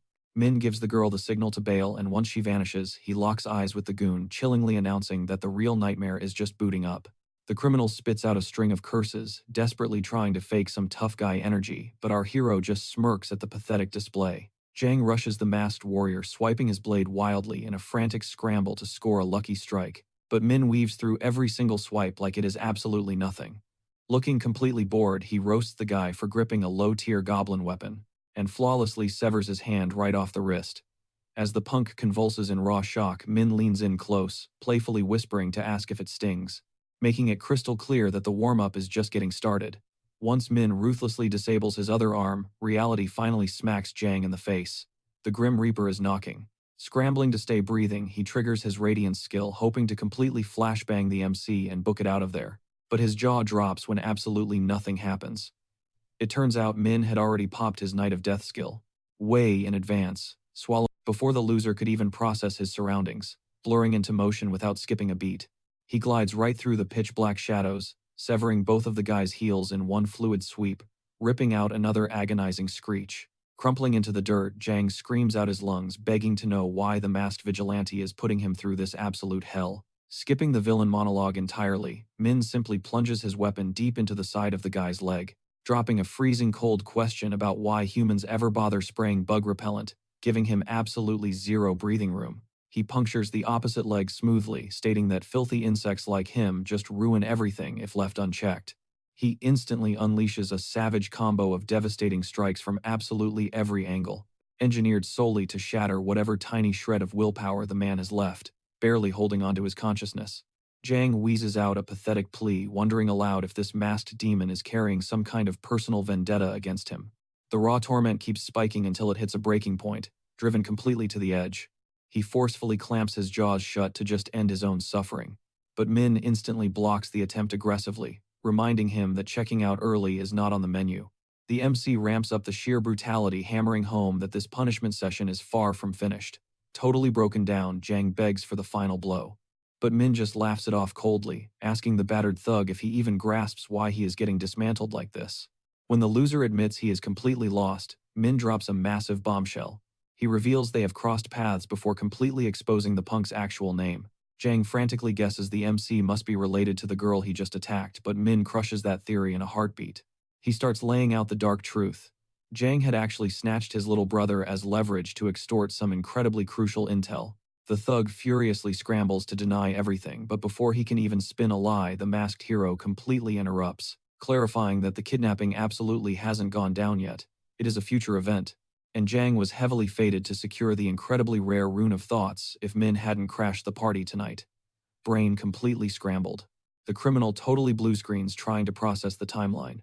Min pushes forward, explaining the artifact only awakens when it registers pure, unfiltered truth. Straight from another soul.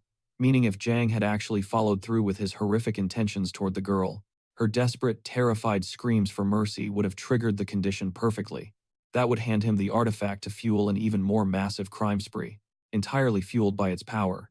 Min casually drops that he has heavily verified this exact outcome across multiple time loops, declaring the scumbag absolutely deserves a brutal exit after stacking up 12 escalating felonies, each worse than the last. Hearing this, the broken man violently pleads for the void again. But our MC violently denies him, aggressively shoving the blunt handle of his weapon deep into Jang's jaw just to silence him completely. He then smoothly reveals that he was purely burning the clock on purpose, strictly waiting for the guy to just bleed out naturally during his monologue. Gagged and totally helpless, Jang mentally screams for Min to just finish the job, just to finally escape the soul-crushing agony. Inside his head, he frantically wonders why the vigilante even bothered to muffle him. If the artifact literally requires spoken pure honesty to boot up. If that is the absolute rule, what is the logic in shutting his mouth? Boom! Min effortlessly answers his internal thought out loud, revealing the rune already locked in the precise second Jang begged for the end. From the absolute bottom of his dark soul, it turns out the powerful artifact functions strictly within a 30-meter radius, letting the owner completely eavesdrop on a target's deepest internal dialogue. Min coldly confesses he just needed a living guinea pig to test if the gear worked. And now that it is fully online, he is incredibly satisfied. Yet when Jang mentally begs for the sweet release of death one last time, our ruthless hero rejects him all over again. He spits out that it's only karma. A monster who wrecked that many lives totally deserves a masterclass in pure agony. The scumbag finally chokes out his last breath. Without blinking an eye, our MC triggers a slick skill called Trace Erase, scrubbing the crime scene totally spotless. DNA, fingerprints, and even the dead body, poof, entirely scrubbed from existence. Min checks out the spotless floor, hyping up his own handiwork. A massive smirk hits his face. He finally bagged the Rune of Thoughts. With that handled, his radar locks onto tomorrow's boss battle, a face-to-face with Kyunggrok Ma. Cut to the apartment, our guy is stepping into a razor-sharp suit, while his little bro roasts him, begging to know who the lucky girl is. One keeps pressing the issue, but Min shuts it down, claiming he's heading to a high-stakes corporate meetup. Instantly, Wan's panic levels skyrocket as his brain spirals into the worst-case scenario. What if this hustle crashes and burns, dumping them right back on the streets? Catching that pure, unfiltered panic, our protagonist flashes a totally soft, reassuring smile. He knows his kid brother is just terrified. Min drops a ridiculously confident smirk and swears he'll drop the full tea. Once he secures the bag, he jokingly asks if his own flesh and blood is doubting his grind, which gets Wan all defensive and fired up. But Min just pats him down, warning him to lock the doors and stay off the streets. A cold shiver runs down Wan's spine.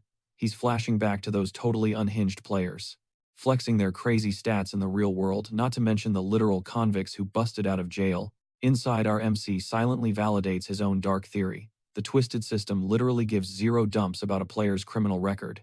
Good guy, bad guy, it's all fair game. He already knows society is a ticking time bomb, flashing back to his previous timelines, where awakened tyrants straight up enslaved normal citizens to dominate the globe.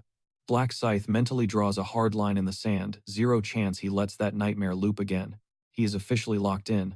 Pausing at the door, Min orders his sweet bro to play it safe, but one is way too obsessed with figuring out this totally sus corporate hustle. Our guy tells him to hold his horses, nagging him to actually cook a decent meal, instead of surviving on convenience store garbage. Fast forward, our MC is staring down a massive luxury hotel, totally unfazed that the big boss chose this specific spot. This entire skyscraper is secretly owned by Kyunggrok Ma, a deeply classified fact that only the inner family circle is supposed to know. Strutting straight to the front lobby, our boy is fully prepped to weaponize this intel. But to pull off this massive finesse, he's got to play the absolute fool and act like a starry-eyed, brain-dead amateur. Without missing a beat, he slips into character, putting on a flawless performance of a 0 IQ. Nepo baby swiping his dad's black card, stumbling over his words as he asks about the reservation. The front desk rep validates his VIP status, escorting him straight to an exclusive lounge and promising the big boss will slide in shortly. Min refuses to break character, staring up at the chandeliers with his jaw dropped like he just witnessed literal sorcery. Suddenly, a deep voice breaks the silence. He jumps up, faking a massive shock as Sangchul steps into the room instead of the head honcho. Time literally stops for a heartbeat. Sangchul instantly clocks the familiar kid from the hallways. Min flawlessly brushes it off, acting like he's just the random neighbor from their building. The sheer panic makes the bodyguard snap into a deep bow, frantically apologizing for his previous hostility. Internally, though, the giant dude is malfunctioning, totally unable to process how a college-aged kid is tossing around that kind of insane wealth. Sensing the vibe getting way too serious, Min dives headfirst back into his airhead persona, straight up calling the bodyguard Mr. CEO just to sell the cringe. Sweating bullets, Sangchul shuts that down, clarifying he's just playing the role of a temporary manager. He gestures toward a private VIP suite, telling our guy to chill in there for a minute. The absolute second Min is out of sight, the bodyguard starts furiously spamming his boss's phone, dropping a massive red alert that this new mystery investor is giving off totally sus vibes. Paranoia kicks in as the muscle wonders if Ryu Min is hiding a dark agenda, or even worse, if the kid is just a helpless pawn taking orders from an absolute real-world monster. Cut back to our boy, who is currently rocking a devious little smirk.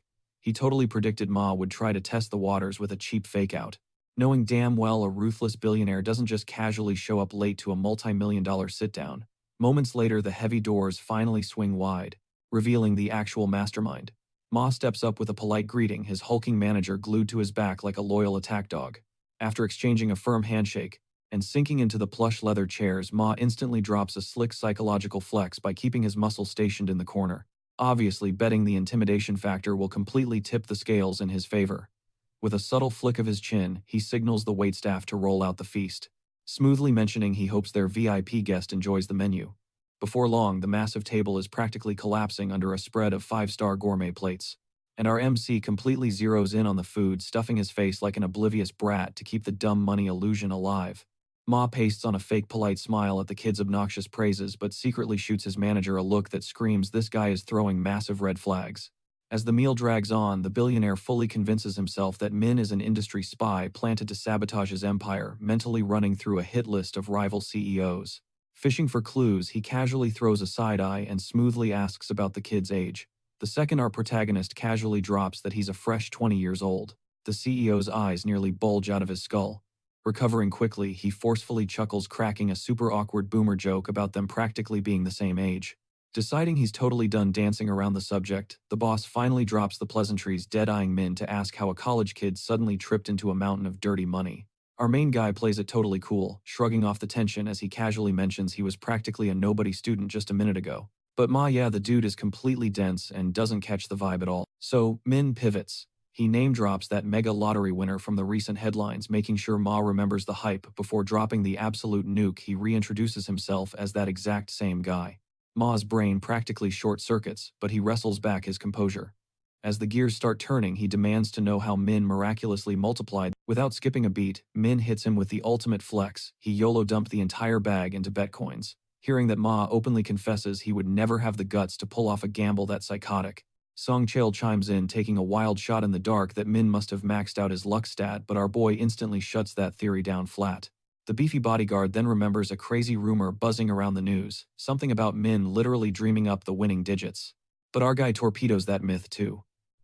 Swallowing his nerves, he finally gears up to spill the actual mind-bending tea. He outright confesses that he's got access to a literal cheat code room that lets him spy on the future, basically cementing him as a walking, breathing prophet. That insane bombshell drops, leaving both men totally paralyzed in pure, unadulterated shock. You can practically see them wondering if Min has absolutely lost his mind. The CEO leans in, demanding to know if he's actually being dead serious. Unfazed, our protagonist casually points out he has zero reason to cap. Ma still isn't buying it, but keeps it professional, challenging Min to prove his god-tier claim by predicting what goes down next. Honestly, our boy could effortlessly leak the spoiler, but he plays it incredibly smart and keeps his cards hidden. Instead, he explains that his foresight is completely rogue. It triggers on its own terms and totally ignores his actual commands. Surprisingly, that completely tracks for Ma. After all, an ability that broken would be way too overpowered if it didn't have massive cooldowns or limits.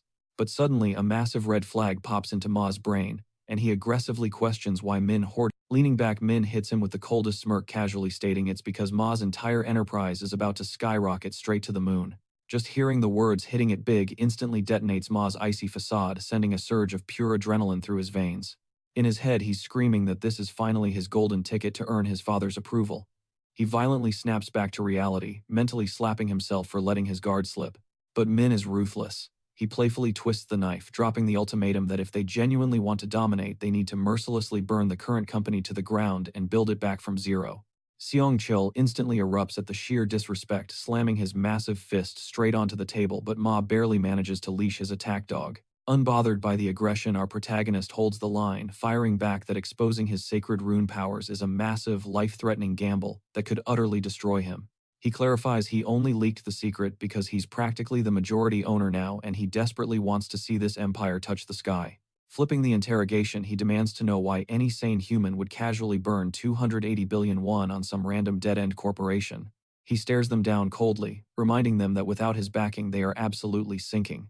Obviously, the two suits refuse to swallow this wild delusion. So Min goes for the jugular. He looks dead at Seong-chil and boldly asks if the guy honestly believes them being next-door apartment neighbors is just a happy little accident. That instantly hooks Ma's attention, and he demands to know what the hell they are talking about. The bodyguard reluctantly admits that the brothers relocated to his exact building 2 months ago, and Min ruthlessly chimes in, bragging that he moved the exact second he unlocked his foresight rune. That massive security breach absolutely infuriates the CEO. He violently demands why this wasn't reported, but visibly panicked. Seong-chil swears this is the first time he's hearing the connection too. The gears grind in Ma's head. He quickly realizes that this astronomical investment and the creepy apartment stunt only add up if Min acts. Still swallowing the pill that this kid also knows about his highly classified connection to the famous actress is a tough choke. But despite all the evidence, a predator like Ma isn't sold that easily. Realizing this, Min pivots and starts exposing Ma's darkest family secrets right to his face. He rips into how this entire hotel operation is just a desperate play for his daddy's validation. That strikes a nerve, causing the bodyguard to launch out of his chair, roaring at the top of his lungs, violently demanding to know what shadowy figure sent him. But the boss remains ice cold, instantly ordering his dog to zip it. Seong-chil snaps his mouth shut, aggressively inhaling before Ma steps up, telling Min that even if his creepy intel is perfectly accurate, it essentially proves zero. He claims that all that so-called secret trauma is basically an open book within their elite family circle. Deep down, paranoia sets in. Ma seriously starts suspecting Min is just a shiny puppet for someone bigger, but he continues to play the game. He flat out states that even if he was insane enough to agree to upend his entire industry, actually executing that takeover would be borderline impossible. Yeah, like any sane CEO, he's starving to see his empire dominate the market, but our boy's god-tier proposal reeks of a trap that's way too good to be true. Putting up a polite corporate wall, he formally thanks our protagonist for his massive bag of cash, smoothly suggesting they table this explosive chat for the upcoming shareholder bloodbath. Ma pushes his chair back to kill the meeting, but our boy instantly commands him to hit the brakes and really calculate if walking away is a fatal mistake. Rolling the dice, Min finally decides to leak a tiny, venomous drop of intel about the next phase of the game. Like he just caught lightning, Ma instantly stiffens and slowly drops back into his chair, his eyes practically burning with raw ambition from what he just heard. Min flashes an absolutely wicked grin, leaning in to ask if that little spoiler is finally enough to prove his godlike powers aren't just some fairy tale. Once the heavy tension finally breaks and the meeting wraps, Seong-chil awkwardly bows his head, apologizing for completely losing his mind earlier. Ma totally brushes it off like it's nothing, but his bodyguard asks to speak freely, confessing that Min's whole vibe just screams sus. With zero logical reason for Min to play the hero, Ma assumes the guy is just chasing a massively fatter paycheck. Shang Chell aggressively shakes his head. He totally isn't buying the greed angle, warning that putting their faith in this kid is a massive gamble. Still, Ma refuses to take the loss just in case Min is actually dropping straight facts. He calculates that keeping a wild card like him in their corner might literally be their ultimate cheat code for surviving the coming quests. He tells his seriously stressed right-hand man to just chill and watch how everything plays out. Meanwhile, Min struts away, smirking to himself.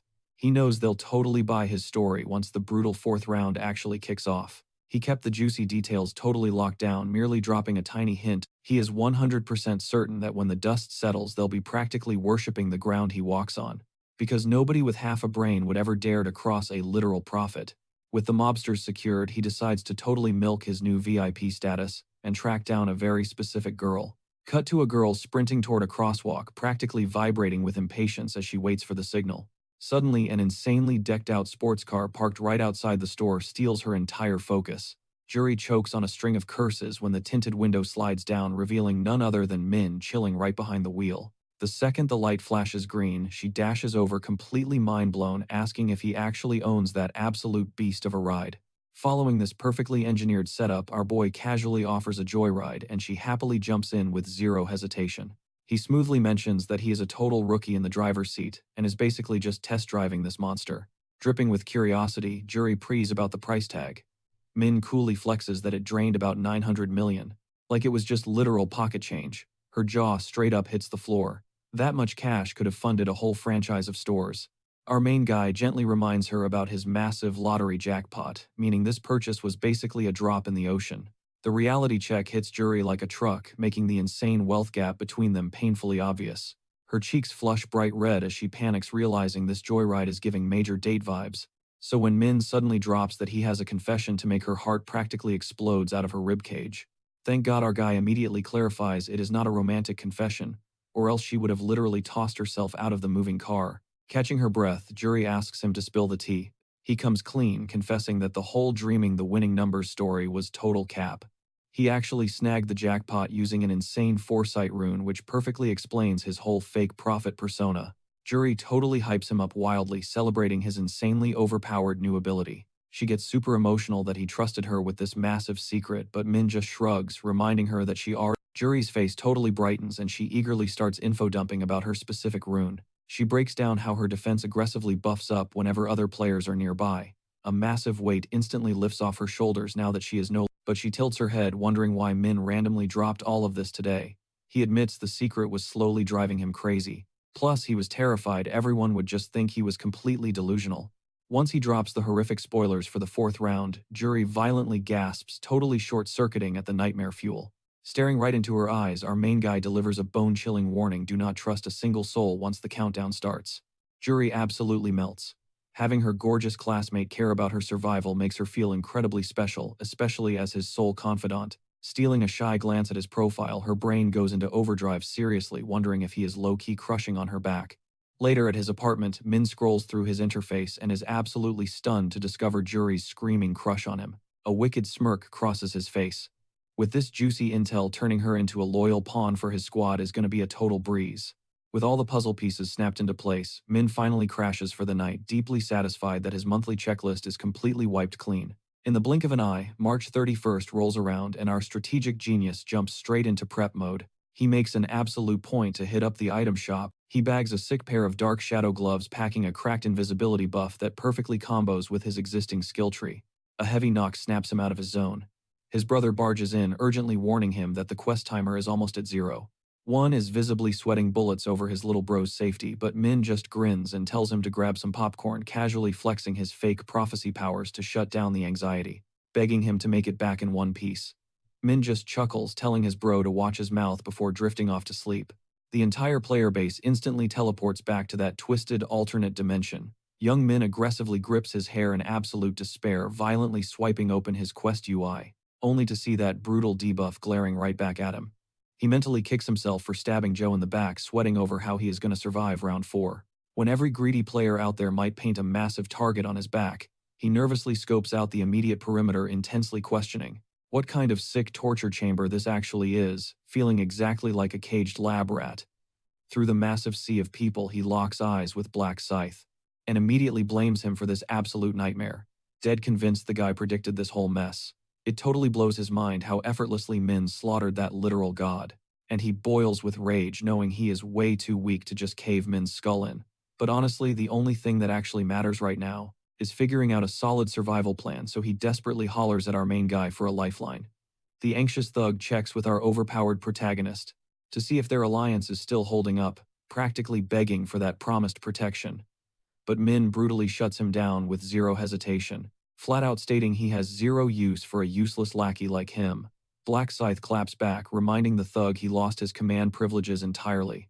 And honestly, basically everyone rocked up with a shiny new class anyway. Cold sweat instantly drenches young Min's face when our hero coldly labels him a massive liability. An absolutely useless trash. Young Min frantically whips his head around in pure panic, but our hero smoothly tells him to chill out. The gangster stares back totally clueless, so our boy drops a heavy reality check that his specific title ain't even a flex anymore. These days, nearly every single player unlocked a profession, meaning hunting the proxy grants zero extra loot. The gears finally start turning in the gangster's brain and Min's logic suddenly hits home, but his intense brainstorming violently derails, as his face flushes bright red the second he spots a familiar duo striding right toward them. Ran gracefully approaches Min, flashing a polite greeting, while the bulky bodyguard asks if our protagonist actually remembers them, prompting Min to bluntly question why they are even bothering him. Songchul furiously bows in gratitude for rescuing their lives from that massive psycho, but young Min takes it completely personally, aggressively stepping up and fully ready to throw hands. Min casually blocks him with a single arm and coldly informs the pair that saving them once was definitely enough charity. The bodyguard desperately pushes back, dangling a fat reward and begging to introduce his corporate boss, but Black Scythe dismissively waves them off totally unbothered. Backed into a corner, Ran panics and whips out a glowing purple crystal, practically begging our hero to take the rare drop. Min stares down the insanely high-tier gem in genuine shock as the gorgeous actress quickly explains that handing over this sweet loot feels way better than just tossing out another empty apology. He immediately pockets the heavily valuable gift, already plotting to forge something insanely overpowered the second he gets back home.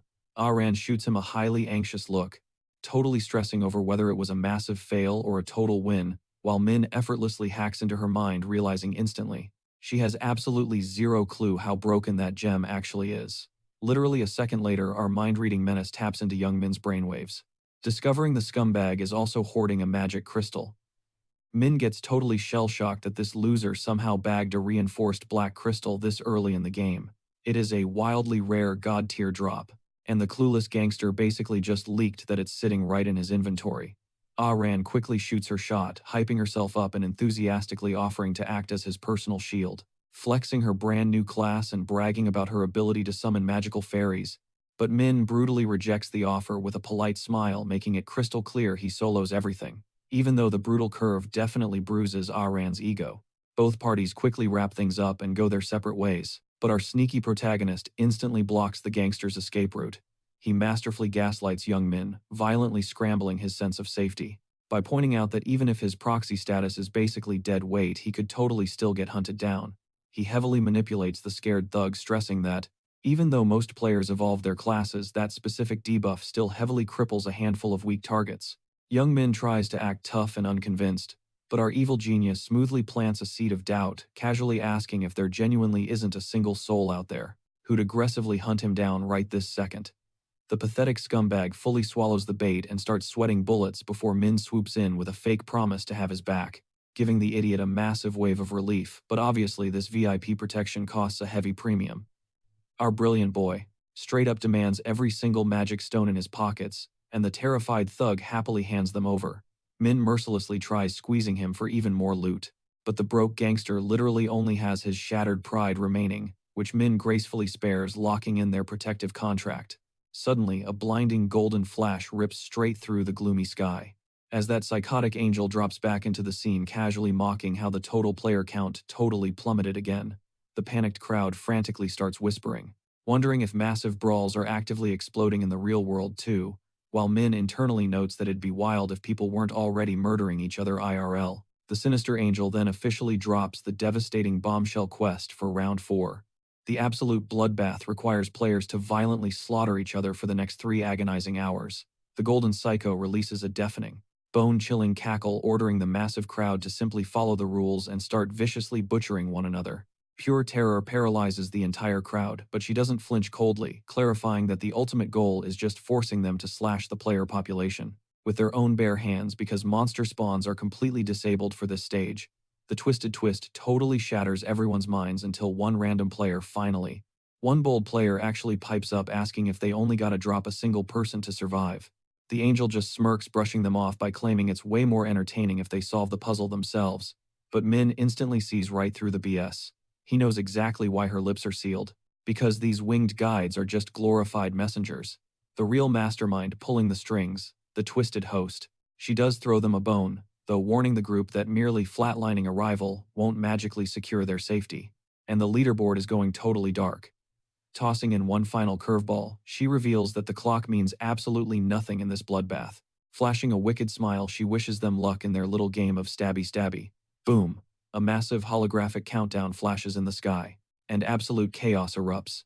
The crowd loses their minds, terrified that the purge is officially on. Meanwhile, the local thug is already foaming at the mouth, actively hunting for his first victim.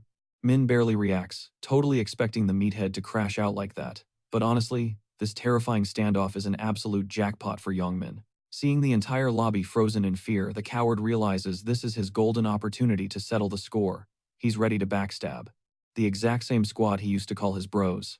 But out of nowhere, Black Scythe teleports right into his blind spot, making Youngmin jump out of his skin. Trembling, he stammers, asking if our boy needs a favor. But Min's eyes are ice cold. Flashing back to his deadly vow, he materializes his massive blade, and without a single second of hesitation, he slices through the air. Youngmin's head pops clean off his shoulders, hitting the dirt. The system chimes in, showering our protagonist with massive loot for crushing the hidden mission. Naturally, a random bystander completely loses it, shrieking in horror, as some guy points a shaky finger, instantly crying wolf over Black Scythe's ruthless move. The irony. These exact same clowns were literally plotting to murder each other 5 seconds ago. Soon enough, the whole mob jumps on the bandwagon, aggressively screaming at Min, branding him a total monster and a cold-blooded killer. Min doesn't even flinch or argue back. I mean, he actually has caught quite a few bodies, though never without a perfectly valid excuse. Plus, let's be real, this entire stage is literally designed for slaughter. Still, these hypocrites love playing the morality card. Deep down, they're just insanely jealous and desperate to nerf Black Scythe's massive advantage. Their fake tears just make our hero smirk, pushing the mob into a total frenzy. Now they're genuinely convinced this dude is a total psycho. Suddenly, a massive system alert drowns out their whining. The prompt crowns Min as the official zone representative, instantly slamming the brakes on their tantrum. Black Scythe immediately goes on the offensive, ruthlessly taunting their dead silence. He mocks the crowd, asking if they suddenly lost their bark, straight up roasting the pathetic weaklings who haven't even unlocked a class yet. Suddenly, a sharp-eyed survivor gasps, pointing a trembling finger at Min's player tag. The text has violently shifted colors. Nervous whispers spread through the lobby about the glowing crimson letters. Meanwhile, our regressor casually recalls the hidden mechanic wiping out a fellow human permanently stains your ID. And the shade only gets darker the higher your body count climbs. Since the bloody red target practically screams for attention, desperate newbies will inevitably jump the killer only to rack up a murder charge themselves. It's an endless vicious loop that transforms the entire arena into an absolute meat grinder. Honestly, their pathetic stalling right now guarantees an even heavier death toll. Getting bored, Min urges the sheep to stop stalling, but the stubbornly terrified crowd refuses to budge. Our MC finally snaps, calling them out on their massive double standards. He reminds them that they were perfectly happy to betray the boss in the previous stage, bluntly stating they either step up and fight or get permanently packed up. Min challenges the entire room, demanding to know what they'll do when push comes to shove. And someone's gotta die for them to live. He commands them to lock in and get off their lazy behinds. Dripping with sarcasm, our hero tells them to go ahead and host another useless group therapy session. Turning his back, he mentally notes that these cowards will inevitably throw hands anyway, but by then the clock will have run out. His biggest fear is that their endless crying and stalling will completely tank the survival rate, making it literally impossible for most to clear the objective, and resulting in a total massacre. Desperate for a plan, one girl tries sparking a debate, but some toxic dude instantly shouts her down, igniting a massive screaming argument. A random extra pitches a wild idea to host a battle royale tournament, but another guy immediately trashes the concept, arguing they have zero time for side games. With the lobby spiraling into absolute chaos, Erin starts sweating bullets. Panic setting in, she debates if blindly following Black Scythe's brutal strategy is their only shot at surviving. Sang-chul heavily backs up our MC's ruthless logic. Looking the actress dead in the eye, he bluntly tells her that her own heartbeat is way more valuable than some randoms. Dropping the brutal truth, he warns Erin to mentally prepare for absolute hell. His icy demeanor instantly sets off her radar. She squints, highly suspicious that this burly bodyguard has definitely survived a death game before. Catching her stare, Sang-chul awkwardly pivots the conversation. The actress leans in, whispering to ask who their first target should be. Ultimately, though, the duo decides to just lay low and wait out the storm. The tension in the room is suffocating. Since nobody can agree on who gets sent to the lobby first, a few reckless players actually think about jumping Black Scythe. The others desperately try to talk them off the ledge, completely clueless that our guy's insane senses are picking up every single word. They instantly snap their heads away the second our boy shoots a freezing glare in their direction. But the yelling, it just keeps getting louder. Frustration boils over into pure panic, with a handful of players screaming that they absolutely have to start wiping people out if they want to survive. While some argue they should only hunt the one who started this mess, some loudmouth NPC totally trashes another player's strategy, igniting an explosive shouting match. The two go at each other's throats, screaming, until a third dude randomly chimes in just to pour gasoline on the fire. He mocks them, telling them to stop flirting and actually throw hands. Well, that backfires instantly when both hotheads whip around and lock eyes on him instead. In a heartbeat, steel flashes as all three rip out their weapons ready to clash. Black Scythe just shakes his head, utterly disappointed. To him, this whole lobby is just a bunch of loudmouths with zero actual bite. Right in the middle of this total meltdown, somebody spots something impossible. Youngmin casually sits right up, looking weirdly unbothered by the fact that he was literally missing his head a minute ago. The screaming instantly stops. Every single pair of eyes locks onto the gangster, staring at him like he just casually crawled out of his own grave. But Black Scythe isn't surprised at all. He already figured out that this twisted system automatically respawns players exactly 10 minutes after they get flatlined. Blinking in total confusion, Youngmin glances around, totally clueless as to why the whole squad is staring at him like a bizarre science experiment. He cannot even remember how he ended up on the floor. But the moment the crowd realizes what this means, absolute pandemonium breaks out. The realization hits them like a freight train. The system actually gives out free respawns, and now that the secret is officially out in the open, fingers tightly grip their blades and staffs as the players suddenly get way too comfortable with the idea of tearing each other apart. One girl with actual common sense desperately tries to de-escalate, screaming that they have zero clue about the hidden rules or catch behind these revives. But she is way too late.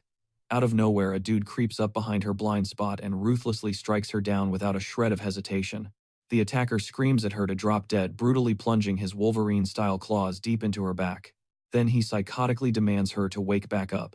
The rest of the lobby freezes in pure terror, completely traumatized by the savage ambush. Suffocating panic sets in when she does not instantly respawn, but then somebody remembers the gangster's exact timer, a flat 10 minutes. So they hold their breath and watch the clock. Exactly 10 minutes later, her brutal wounds magically start stitching themselves back together. She snaps awake like she just took a quick nap. But the split second she remembers the ambush, she shrieks, frantically demanding to know who backstabbed her. The clawed psycho lunges to strike her a second time, but before his blades can even connect, an absolute tank of a guy swings a massive battle axe right at his skull. The giant violently smashes him into the ground with one hit, laughing like a maniac, because infinite revives mean infinite brawls. A heavy, terrifying silence violently crashes over the remaining survivors. While everyone is still processing the madness, Black Scythe knows the dark truth. Sure, you can respawn, but catching a blade to the back is still an unforgivable offense to human nature. He totally expects that under this twisted lack of consequences, the real psychos in the room are about to drop their masks and go feral. And just like that, the powder keg explodes. Players launch themselves at each other instantly, morphing tiny fistfights into absolute carnage. The entire arena violently shifts into a brutal war zone. 1,000 players lose their minds, raining pure, unhinged havoc upon everyone in sight. Without skipping a beat, Black Scythe plunges headfirst right into the absolute bloodbath. He kicks things off by blitzing through 3 clueless guys before their brains even register the threat. Spotting his kill streak, a whole squad arrogantly decides to jump him all at once. But he literally deletes them from existence with a single devastating swing. Our boy casually glances over his shoulder, locking eyes with none other than Blackbeard Dragon. The heavy hitter who snagged third place in the last round is standing there absolutely soaking up the glorious chaos. He smirks, bragging that his rune of absorption is basically a cheat code for this specific massacre. Black Scythe glares at the dude's name tag, now glowing a menacing deep crimson, and calculates he has already sent at least 10 victims to the lobby. Smirking at the challenge, our overpowered hero decides to have a little fun and vows to put Blackbeard Dragon in the dirt a few times. Meanwhile, Blackbeard Dragon pulls up his holographic stats, obsessively drooling over his rune of absorption gauge filling. Every single takedown cranks the meter higher, sending a massive rush of dopamine to his brain as he realizes what happens when it maxes out. Free stat points. He violently drops another random player and watches the progress bar aggressively spike upward. That massive jump makes him wonder if his last victim was actually close to his own insane level. Pure blinding greed completely takes over. He catches himself hallucinating about clapping Black Scythe just to instantly max out his gauge and claim that juicy upgrade. But the very second that delusion pops into reality slaps him in the face. He knows he stands absolutely zero chance against our hero, so he smartly decides to keep farming the low-level scrubs instead. Flashing a psychotic, sadistic grin, Blackbeard Dragon sprints back into the fray to ruthlessly harvest a few more. Eating up the pure terror in their eyes, he flashes back to the last round where he was totally benched from the hunt. All because that gang boss flexed his command privileges to make him a glorified bodyguard. But this round, it's practically his personal playground, serving up free XP every time he scores a takedown. While the rest of these noobs are hard stuck, completely clueless on how to grind levels like he does. He's absolutely geeking out watching his targets respawn just to get dropped again, even debating if he should widen his turf to farm more of them. But out of nowhere, he crosses paths with Black Scythe, who instantly pops his Knight of Death skill. The entire zone blacks out, totally blindsiding everyone. Blackbeard Dragon locks onto the hero's weapon, realizing the scythe just went ghost mode. Knowing he's treading on thin ice, he squares up. But before his brain can even process the threat, his whole world flips over and he's wiped from the map before he can even blink. Cut to Youngmin, scanning the total chaos, an endless loop of getting clapped and respawning, and suddenly the twisted logic of this round clicks in his head. His eyes go totally dead. It's payback time for the so-called bros who left him in the dirt. He sweeps the war zone hunting for Sungwon, and quickly catches him scoping out his next target. Zero hesitation. Youngmin rushes him, delivering a crushing right hook that literally launches Sungwon across the dirt. Stalking closer with a terrifyingly blank stare, Youngmin snatches his collar, daring him to try and catch a body if he's really about that life.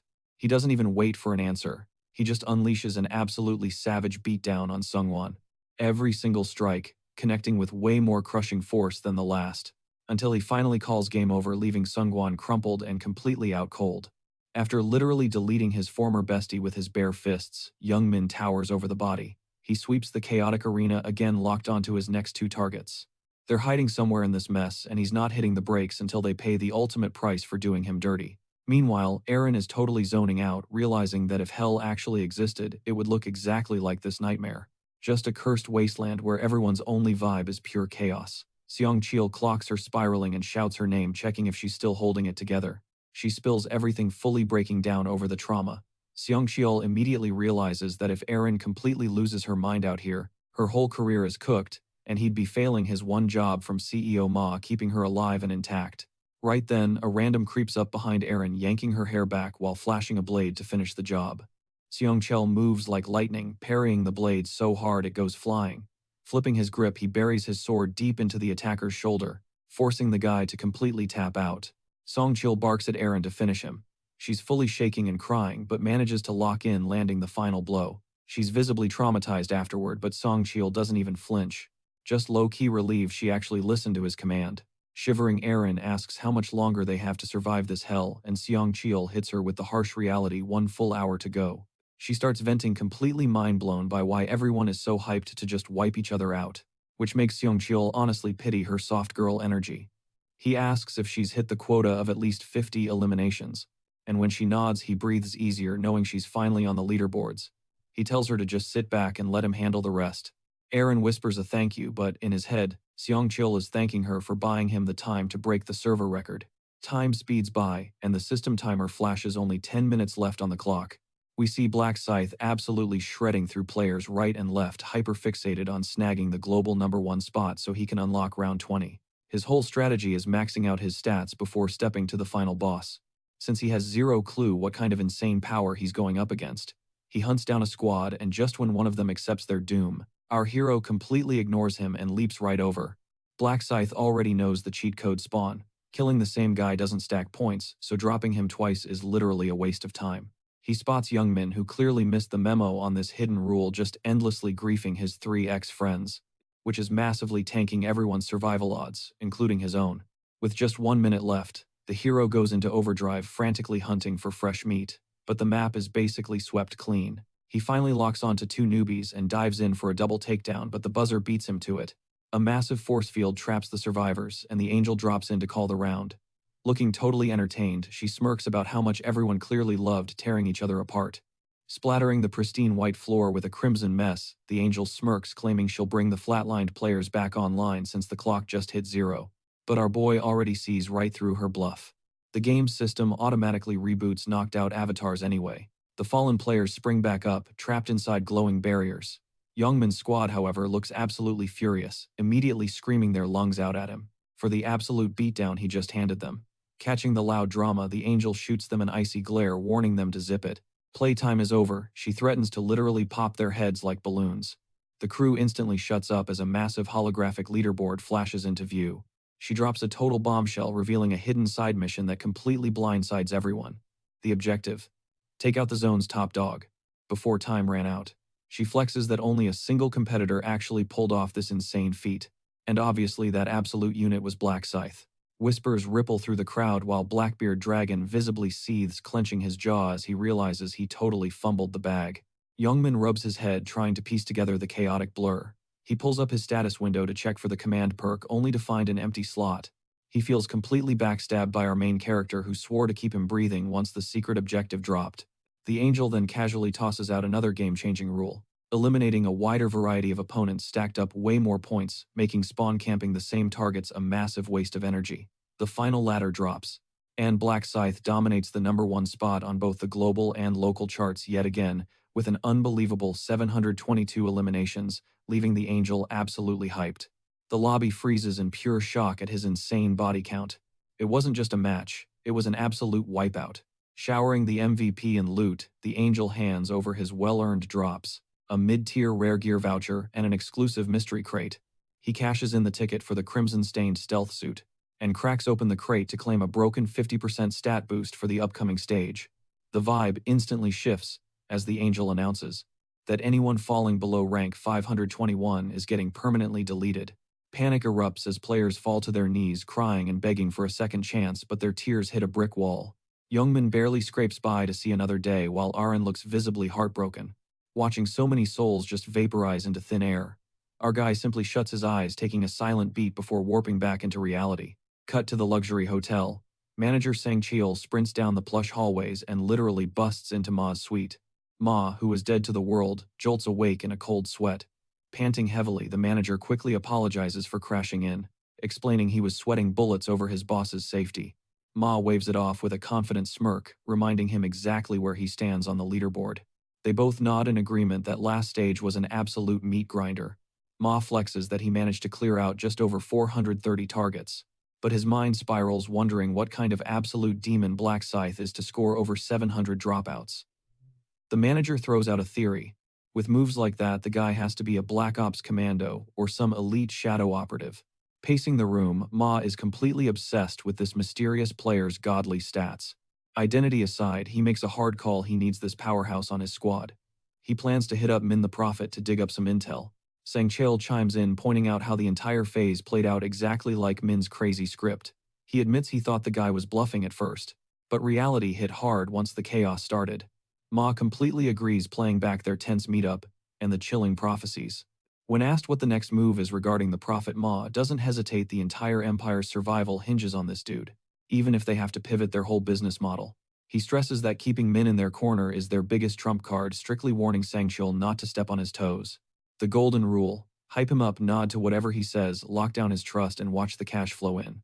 Sang Cheol eagerly agrees. Ma then orders his right-hand man to dial up Min and roll out the red carpet for him and his family at an exclusive VIP bash. Oh, and drag A-list actress Corin into the mix too. The camera pans to a cozy corner cafe where our hero Min is chilling, waiting for jury.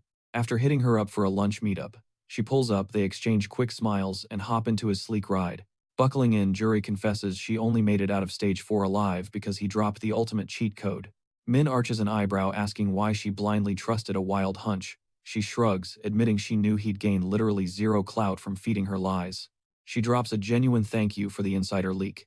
Min silently notes that with her defensive rune, Juri could have easily tanked the round solo. He contrasts her with Aaron, viewing the actress as a fragile flower with a calm, sheltered in a cozy glasshouse. Juri, she's a wildcard forced to level up in the brutal, unforgiving concrete jungle. They hit up a high-end spot, sliding into a booth stacked with a massive, mouth-watering feast.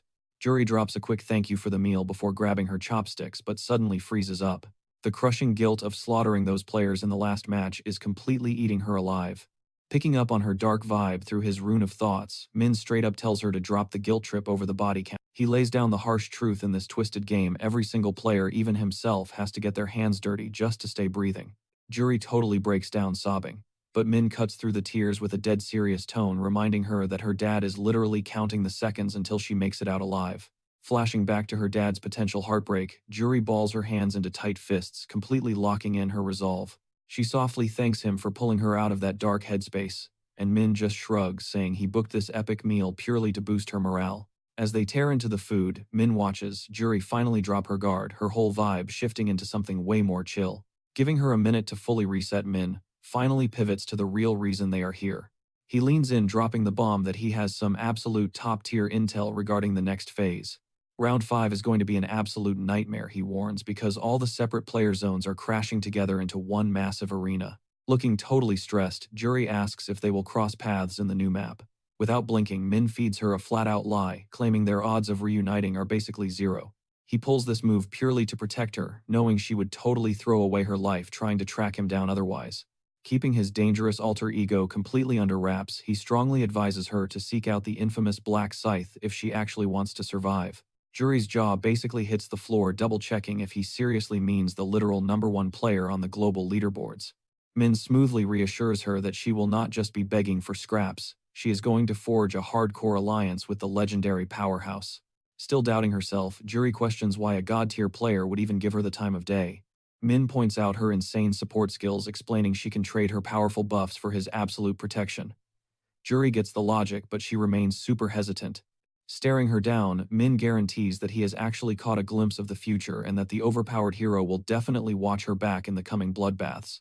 Hit with a massive wave of relief, Juri instantly zaps Min with a heavy buff, straight up refusing to leave this meeting, owing him a favor. Min cruises back to his apartment, totally cracked out, with a buff that boosts his core stats by a solid 50%.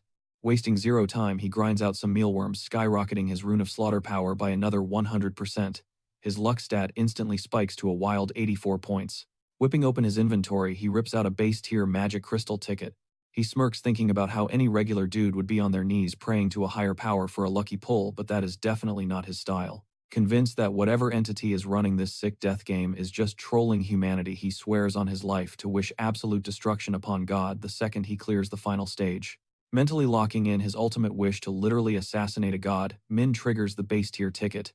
The system flashes, dropping 5 base-tier gems, 2 red, 1 yellow, 1 green, and 1 purple. That is the absolute maximum drop rate any player can score.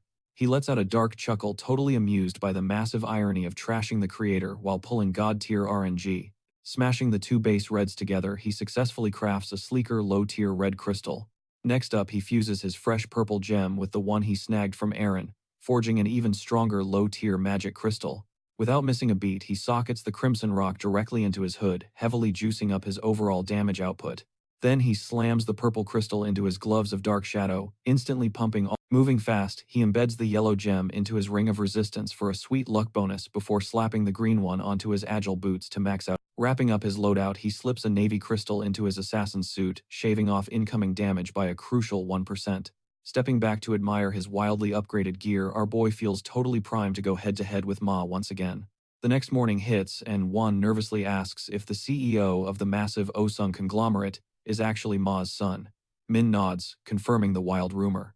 Min casually drops that they scored VIP invites to the guy's exclusive party. Juan instantly starts panicking, freaking out over whether a regular guy like him is even allowed in a room like that. Min chills him out, swearing their names are definitely on the list. Just as Min sharply adjusts his tie, the doorbell blares, making Juan jump out of his skin. Swinging the door wide open, they are greeted by their intense neighbor Seong Cheol, suited up and ready to act as their escort. Completely caught off guard, Won cowers behind his older brother's back while Min smoothly handles the introductions. Seong Cheol nods, acknowledging their rough past run-in, and politely slides Won a sleek business card. He bows his head, deeply apologizing for acting so unhinged during their first clash, and admits this whole lavish party is literally just a massive apology gesture. Seong Cheol drops the flex that a luxury limo is idling curbside for them. The second they step out at Ma's insanely massive hotel, the billionaire CEO himself is right there to roll out the red carpet. Ma sighs in genuine relief seeing them both alive and kicking, then politely shifts his gaze to ask about the quiet gentleman trailing right behind Min. Min officially introduces his brother Won, while Ma reaches out for a smooth handshake. Totally flustered, Won awkwardly shakes with the wrong hand. Ma immediately drops the question, "Is Won a player too?" Won quickly denies it, and Min steps in, clarifying that his little bro is just about to turn 14. Ma remarks how lucky the kid is to dodge that nightmare. Then he ushers them into an insanely decked-out VIP room for the real party. The dining spread is absolute top-tier luxury, overflowing with mouth-watering gourmet dishes fit for literal kings. A private chef and hostess stand at attention, ready to serve. Won's jaw practically hits the floor, prompting Ma to fake some humility. He plays it off, claiming the food might be modest but hoping it hits the spot. Won, completely mind-blown, silently questions why this guy is capping so hard about an absolute feast. Right before they dig in, the doors swing open. Min blanks out for a second as Erin glides into the room. Ma immediately jumps up to welcome her. She throws out a quick apology for running late, explaining she had to swing by a fellow actor's funeral. Ma brushes it off and introduces her to Min as one of the heavy hitters backing their company. Erin flashes a polite smile but suddenly freezes. She instantly recognizes the two brothers as the random neighbors who dropped off rice cakes. She warmly greets them, totally convinced this whole teenage shareholder thing is just Ma pulling a weird prank. Won is straight up hyperventilating, furiously whispering to his brother, demanding to know if they are actually standing in front of the legendary actress Erin Seo. Min connects the dots, realizing Won has zero clue about Erin's shady ties to Ma. Still, he cannot help but wonder why his brother is fangirling this hard. Playing it cool, Min leans into the hype. Catching their starstruck reactions, Ma smirks, fully convinced he has got this all-seeing prophet wrapped around his finger. He figures the kid's young age makes him an easy target, expecting him to be completely captivated by a celebrity like Erin. Formalities over, Ma gestures for everyone to dig in. Won instantly starts piling food onto his brother's plate like a hyped-up puppy. Ma leans in, asking Min if the flavors hit the mark, flexing that he personally ordered the chefs to go all out for this meal. Both brothers nod in massive approval. Ma lets out a theatrical sigh of relief, dropping the detail that he made the kitchen staff restart the dishes multiple times until they were absolutely flawless. Casually sipping his drink, Ma then questions why Min did not bring the rest of his folks. The room drops a degree as Min states the harsh truth: his brother is all he has left since their parents passed. Ma quickly spits out some textbook condolences, but inside he is kicking himself for totally killing the vibe. Sensing the heavy tension, he shuts his mouth, giving the kid a second to breathe. The dead silence in that massive room feels incredibly suffocating. Dessert hits the table, but the air is still thick. Ma scrambles internally, desperate to flip the energy back. He shoots a glaring signal at Erin, praying she picks up the cue and works her magic to get them talking. But she completely misses it. Unable to take the awkwardness, Ma suddenly pushes his chair back and snaps at Erin to step outside for a quick chat. He drags her into a secluded hallway, asking if she liked the dinner. She smiles brightly, but Ma's face instantly drops. His eyes lock onto hers with a terrifying, disappointed glare. He bluntly confesses he only brought her here to act as high-tier entertainment. Erin shrinks back, stammering out an apology, saying she genuinely thought this was just a normal celebration. Not letting it go, Ma practically corners her, demanding to know why she ever thought she deserved a seat at a table this exclusive. He grills her, asking if Seong Cheol spilled any details about their VIP guest. She nervously admits she heard Min was the top shareholder. That is when Ma drops the absolute bombshell. Min is not just the main boss. He is a literal prophet, a guy who can look straight into the future. Ma's voice turns ice cold. He violently drills into her head so the kid will spill the life-saving intel they need for the next brutal round. He aggressively commands Erin to use her killer looks, turn on the charm, and secure the boy's loyalty. Disgusted, Erin immediately pushes back, totally repulsed by the idea of selling herself like some cheap bait, but Ma shuts her down instantly. He violently reminds her that he built her career from nothing and now it is payback time. He orders her to trap Min in a relationship, by any means necessary, flashing a wicked smile as he promises to watch her every single move. Cut back to the dining room, the vibe is still absolutely dead. Nobody makes a sound, totally trapped in the suffocating silence. The doors swing open as Ma walks back in, throwing out a fake apology for ditching them. He smoothly lies, claiming he just had to iron out some quick corporate business with Aaron. With dinner wrapped up, he claps his hands, hyping up a change of scenery as he herds the squad out of the dining room. Aaron takes a step toward Min but freezes in her tracks. Right on cue, a totally starstruck One blurts out that he's her biggest fan, gushing over how gorgeous she looks. He begs for a quick selfie. She flashes a sweet smile and agrees, which instantly cuts the heavy tension in the room. Catching on, CEO Ma stealthily shoots Aaron a text ordering her to cozy up to Min's little brother. The demand makes her skin crawl. Manipulating such a wholesome fanboy feels completely wrong to her.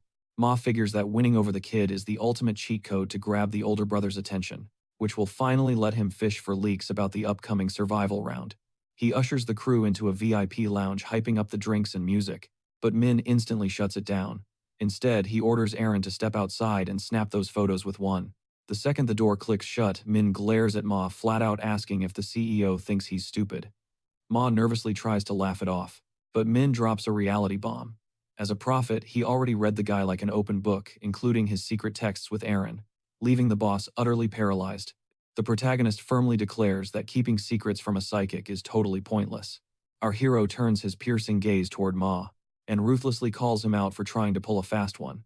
The accusation instantly has the CEO sweating bullets in pure panic.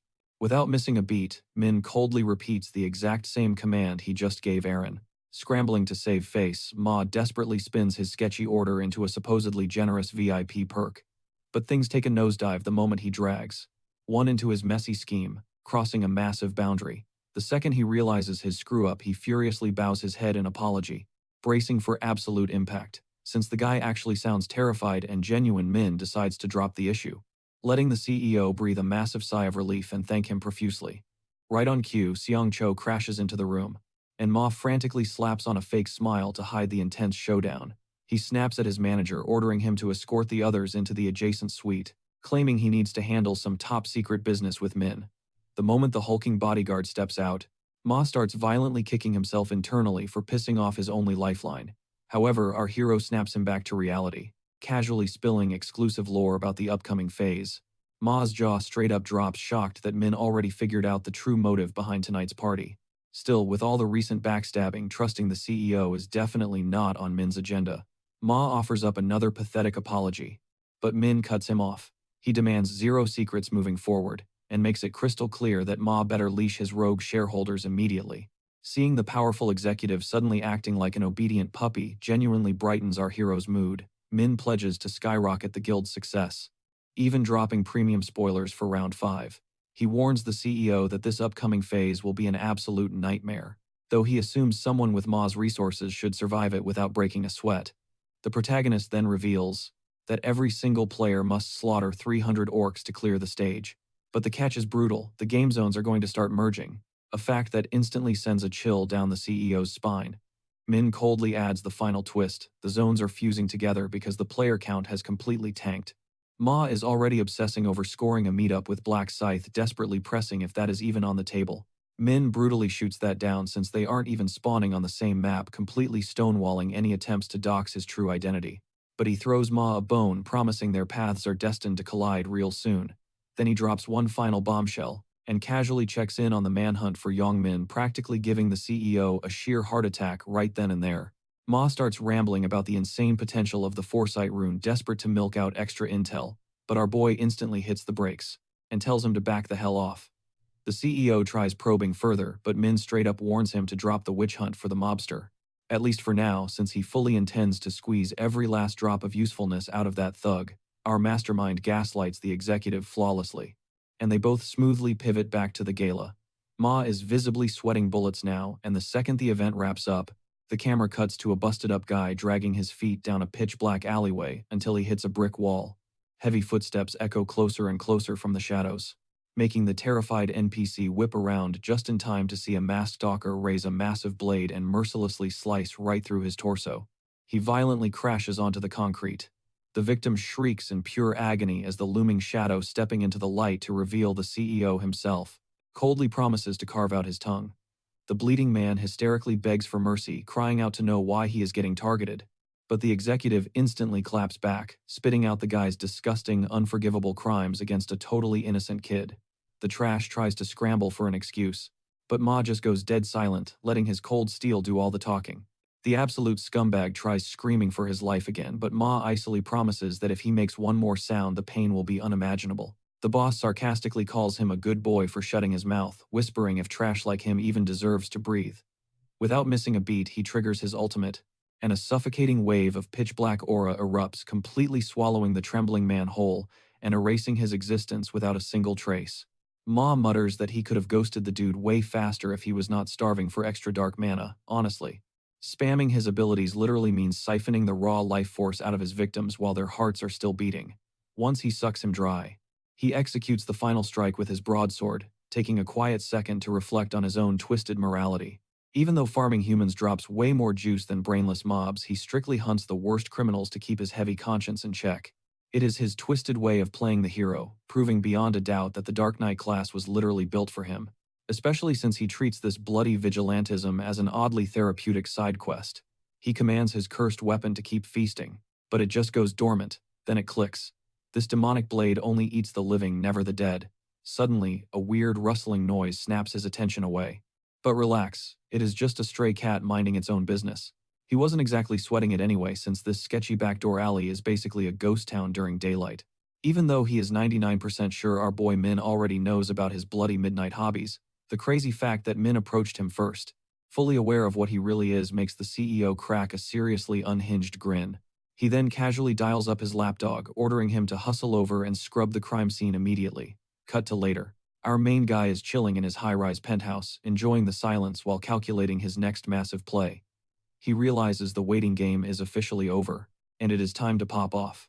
Min smashes the subscribe button on a very familiar underground channel, his galaxy brain already 10 steps ahead, locking his crosshairs onto one of the 5 godly artifacts hidden in the real world, the legendary rune of cloning. The broadcast shifts to non-stop breaking news of players dropping dead in the streets. But this absolute neckbeard of a school kid couldn't care less. Literally scoffing at the screen and calling them a bunch of worthless noobs, he has zero empathy for the insane body count racked up by rogue gamers totally convinced that normal humans are just as garbage anyway. The greasy loser starts raging over the system's annoying restrictions, using the real-world rules as an excuse to absolutely lose his mind. Smashing his heavy battle axe straight into the floorboards, he realizes none of this real-life nonsense even matters anymore, since he is an awakened player now, packing enough firepower to literally delete anyone who looks at him funny. We pan back to see his entire classroom completely painted with his butchered classmates, yet he doesn't feel an ounce of guilt, shifting the blame onto the brutal trauma of the 4th survival round. However, wiping out baseline NPCs barely nudged his EXP bar, making him instantly crave the massive dopamine hits he got back in round 4 for speedrunning points. This psycho student, none other than the infamous Black Dragon, decides normal people are cooked and pivots to hunting real players instead. He immediately remembers that ultra-sketchy dark web forum where all the heavy hitters gather. A twisted idea sparks in his head: infiltrate the group and use those elite players as literal walking EXP farms to max. The shady site demands his real-life credentials to enter. He hesitates for a split second, but his toxic greed completely takes the wheel. Black Dragon eagerly doxes himself, practically drooling at the thought that these top tiers will never see his backstab coming. Fast forward, and this edgy kid is standing outside some sketchy abandoned warehouse in the middle of nowhere, low-key wondering if he even dropped the pin at the right coordinates. Glancing at the GPS on his phone, pure dread washes over him when he realizes just how deep in the middle of nowhere this spot actually is. He immediately decides he is going to assert total dominance over the interviewer, just in case the vibes are off from the jump. But stepping inside, he is totally caught off guard by the insanely aesthetic modern interior. An older dude rises from his table, welcomes the heavyset kid, and asks for his handle. He casually drops his player tag and mentions that he just hit 29 years old, completely short-circuiting Black Dragon's brain, considering the guy literally. The recruiter then points over to a wildly colorful dude rocking head-to-toe pastel, introducing Pink Hoodie as their competition, and hypes them up to start dropping their lore. The heavyset student gives the neon-drenched kid a massive side-eye as they swap polite hellos. Wondering why this joint is literally a ghost town, the recruiter casually mentions that the dead silence is exactly why he booked the place, tossing in that the chef is out back cooking up an absolute feast for them. Black Dragon sweeps his eyes across the room quickly, clocking 0 security cameras in sight. He actually debates whether to just crash out and send these two straight to the lobby right now, but holds back, figuring he can farm way more players down the line. So instead he demands to know what the holdup is. The recruiter clarifies that they are still waiting on one final prospect to show up. But literally right on cue, the cafe door swings open and the final recruit struts in, dropping the absolute bombshell that his name is Black Scythe, making the recruiter instantly glitch out and glaze him on the spot. Flashback to a few days prior, the forum boss was running a massive guild meeting, looking to review their fresh batch of rookies. Almost 2,000 gamers had just joined the ranks, bouncing back from a massive server-wide drop-off. As one officer completely hypes up the viral post that dragged in all this clout, an elite admin named Yummy loudly brags that the whole master plan was her brainchild, and the guild boss absolutely showers her with endless praise. He then pivots, asking for the exact headcount of actual tryhards. He orders them to filter out the noobs and only keep the absolute sweatlords, which randomly brings Black Dragon right onto their radar. Even though he looks like an absolute NPC, the kid somehow clutches top 3 in every single lobby. The rest of the squad gets major red flags from him, but they greenlight his application anyway. The council keeps scrolling through the stats of other high-tier draft picks, and the big boss gets insanely hyped seeing the massive wave of fresh talent. Until reality hits. Grinding through thousands of interviews is going to be an absolute nightmare. The head honcho suddenly catches one of his officers, 30 catching strays in Dreamland, and the totally burnt-out dude scrambles to make up an excuse. But the boss completely shuts him down, slapping him with a brutal 50 interview penalty, which he takes with 0 enthusiasm. Right after, the leader turns to his right-hand man Lost Yark, asking if the legendary Black Scythe has slid into their DMs yet. Sadly, our main guy has been completely ghosting them, crushing the leader's massive hopes. Trying to bounce back, the admin pivots to Yummy, begging her to drop even more clickbait. She is totally down for the grind, but immediately demands a fat paycheck for her efforts. The boss instantly gives her the thumbs up, without even blinking. But suddenly, completely out of left field, a shiny new application notification pings the server. The leader casually asks who just signed up, but the absolute second the name Black Scythe drops, the entire room physically jolts up in pure shock. Snapping back to the current timeline, 30 instantly shifts into overdrive, aggressively simping for the so-called top ranker, even joking that the guy's sheer aura was making him question his whole sexuality. The fake legend casually grabs a chair while Black Dragon shoots him a death glare like the guy just curb stomped. The pastel-wearing gamer tosses a chill greeting as the whole squad exchanges names. The sheer audacity of this faker is hilarious to Pink Hoodie, who is literally the actual Black Scythe hiding in plain sight. Black Dragon is low-key panicking, sweating bullets over, finally facing the top dog, completely dying to know why the guy griefed him so hard in all their past raids. Mr. 30 randomly calls out the quiet kid, totally snapping him right out of his intense overthinking, making him awkwardly stumble through his own introduction. But the so-called legend literally ignores him, giving 0 energy back, which severely triggers Black Dragon. Meanwhile, the real deal is sitting there wondering if his actual ego is genuinely as insanely toxic as this cosplayer portrays. Here is the actual tea. This faker is an absolute master-tier grifter who lives for finessing unsuspecting victims. And if this clown somehow secures the rune clone, the server is basically doomed. Min is secretly thanking his lucky stars that he tracked the fraud down right in the nick of time, setting himself up to completely snatch the epic loot out from under him. Mr. 30 finally kicks off the official interview, demanding everyone verify their real-life stats. Pink Hoodie steps up first, spinning a wildly dramatic backstory, flexing that he is some ultra-lethal high-tier hitman. The whole backstory is absolute cap, but his gamertag is totally legit, since he literally stole it from a random NPC, because the quest absolutely requires him to send a target to the afterlife to claim it. Next up, Black Dragon drops his real identity, Sim Hyung Tae, cementing his spot as the absolute youngest competitor at the table. That actually catches the recruiter off guard. Meanwhile, Min is low-key scoffing, thinking, would this dude still be hyping him up if he knew the twisted garbage this kid pulled on his own classmate? The 30-something recruiter then questions if those flexes are actually legit, instantly rubbing Black Dragon the wrong way. Up next, the total fraud Kim In-hong steps up, pitching himself as a 28-year-old finance bro, and straight up steals every single one of our main character's epic milestones. The recruiter is too shook to doubt the guy's clout, but Black Dragon already sees through the act. This scammer just wants to extort other players for their cash. With the fake IDs locked in, Mr. 30 pivots to the real meat of the interview, demanding to know exactly why they want in. Rocking his pink hoodie, Min puts on an award-winning victim act, trembling as he claims he just wants a safe haven from getting hunted down. Black Dragon masks his actual agenda and just piggybacks off Min's sob story, whining about how he can't even step foot on campus without having a full-blown panic attack. Meanwhile, the imposter tries to project major Sigma energy, boldly claiming he's only here because he feels like it. Boom. The recruiter eats it right up, no questions asked. Finally, he drops the bomb. There's one final trial they gotta clear to officially join the squad. And it involves pulling a real-life Assassin's Creed move to test their loyalty. Min drops his jaw, playing absolutely horrified. This triggers Mr. 30 to launch into a massive villain monologue about how the feds have lately started hunting down players out of pure paranoia. He passionately rants that awakened folks like them have to squad up and strike back against the corrupt system, boasting that they aren't some basic NPCs who have to play by society's rules anymore. He preaches that true rebellion means completely wiping their feet on the law. Min keeps up his Oscar-worthy act of terror while the recruiter doubles down, insisting they absolutely have to cross that ultimate line to prove they're untamable. Our undercover hero fakes buying into the psycho's endless yapping as the guy keeps laying out the rules, offering them a fake way out. Walk away now, but you're permanently blacklisted. Honestly, Min already knows this is straight-up manipulation, designed purely to brainwash the rookies into never ditching the cult. A heavy dead silence fills the room, which the recruiter totally takes as a green light.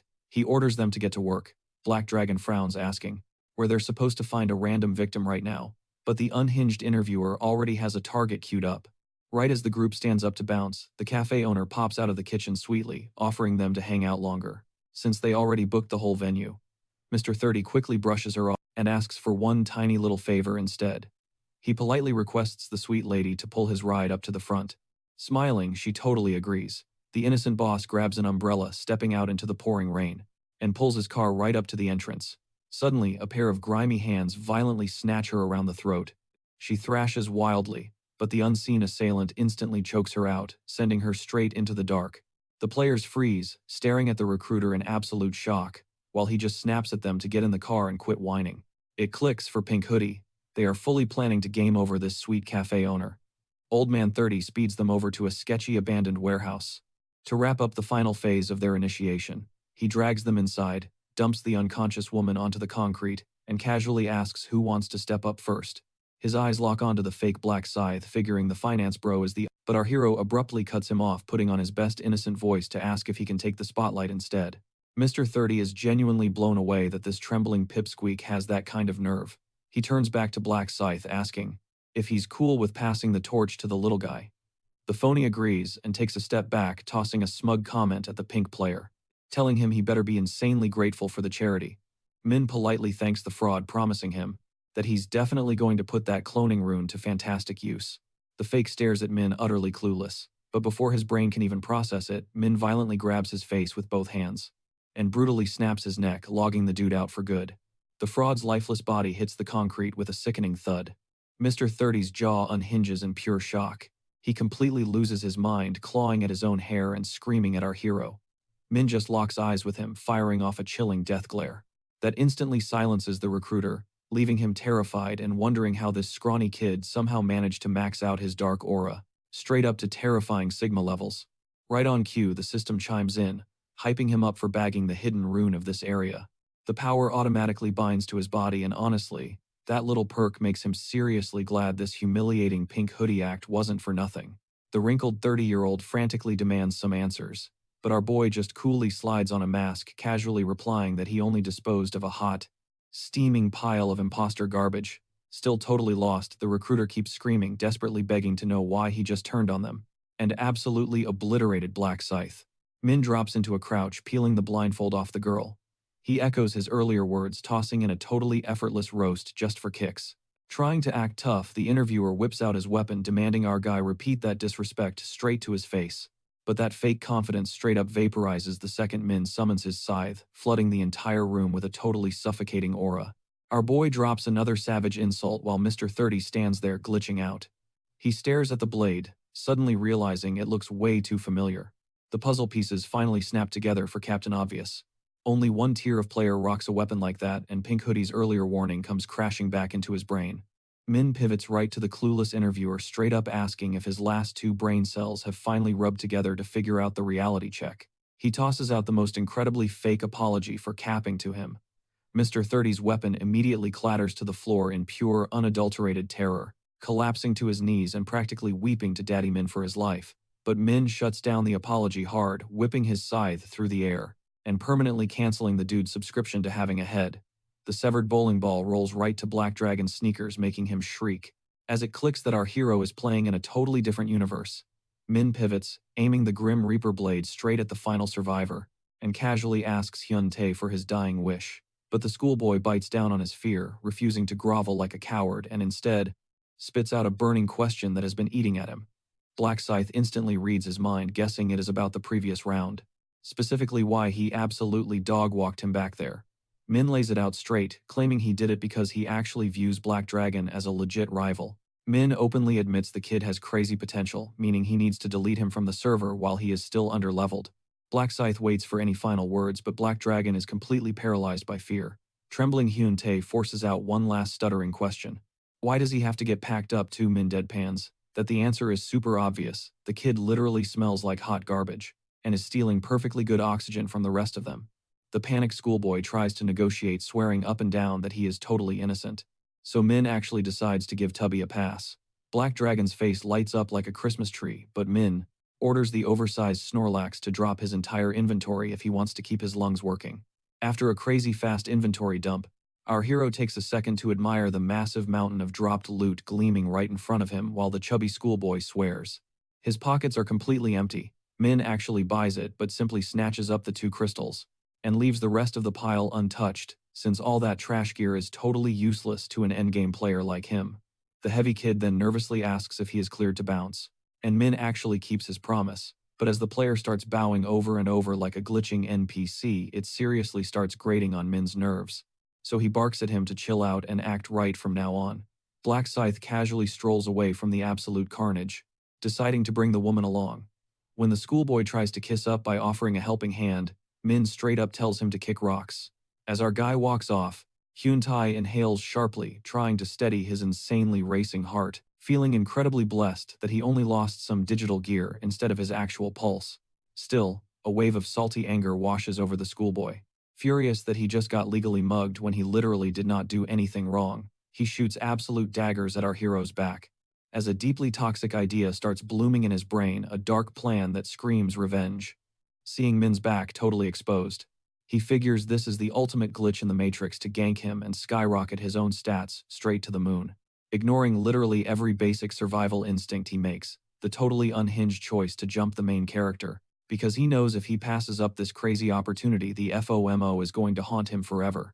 Gripping his weapon tight, the heavy-set kid creeps up like a shadow, praying to the gaming gods that our hero does not turn around and catch him. The second he is in striking range, he ruthlessly buries his axe into Min's spine, sending the overpowered player crashing face first into the dirt. Black Dragon immediately starts cackling like a total supervillain, hyping up what he thinks is a free win. He viciously trash-talks the motionless body, curb-stomping it over and over again in pure disrespect. He violently gloats about the free XP, but that toxic high crashes instantly, when absolutely 0 points pop up on his screen. The chubby backstabber starts sweating actual buckets, realizing his level has not moved an inch, and he is totally clueless about why the system is bugging out. Then out of nowhere, Black Scythe straight up spawns directly behind his back, casually asking the terrified kid what kind of movie he thinks he is starring in right now. Just the raw, icy tone of his voice nearly makes Bacon Boy wet himself on the spot. Slowly, painfully, Black Dragon turns his head, his face completely locked in absolute horror, while our hero just tilts his hood and hits him with a mocking smirk, asking if he just saw a ghost. The doomed schoolboy's body starts violently shaking, his panicked brain scrambling to figure out if Min just triggered some crazy auto-revive skill. He stumbles backward and shoots a desperate look behind him, only to realize that the corpse he just chopped up has straight up despawned into thin air.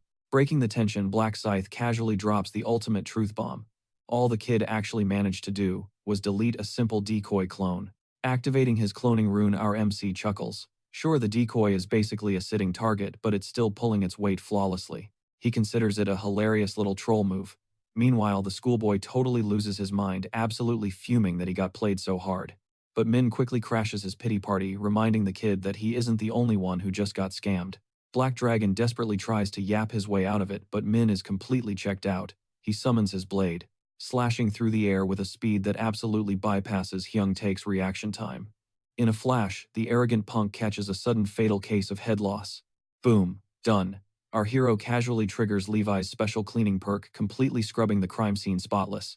Pivoting toward the lady still pretending to be knocked out on the floor, he flat out orders the cafe owner to drop the act and get on her feet.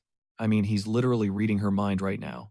Trembling, the terrified woman stammers out, an apology scrambles up, and begs to finally yank the bag off her face. Min shoots that down immediately, telling her to sit tight for just a second.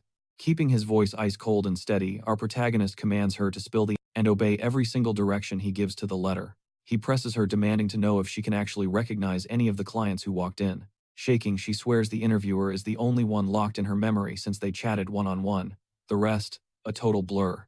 Min scans her swirling thoughts and confirms zero cap. Satisfied, he drops his intense vibe and tells her to take a breather.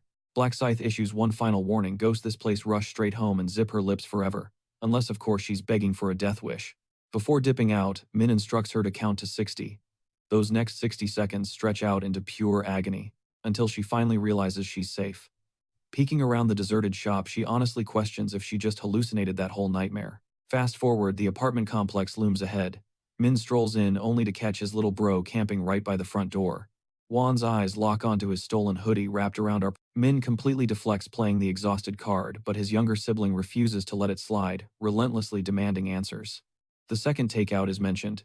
Min throws him a blank check, telling the kid to order a massive feast. Honestly though, Min is obsessing over the sweater, because even though it's washed, he refuses to surrender it. Dodging the drama, our hero stealthily trashes the crime scene leftovers, while Juan launches a tactical strike to snatch back his favorite drip. Min swears on his life he will cop him some premium gear to replace that crusty old rag. Still, the younger bro feels totally backstabbed, busting out the most heartbreaking, guilt-tripping puppy eyes imaginable. Pouting, Juan mutters it is whatever since classes are suspended anyway. That hits Min hard, realizing just how mind-numbing it must be rotting inside these four walls.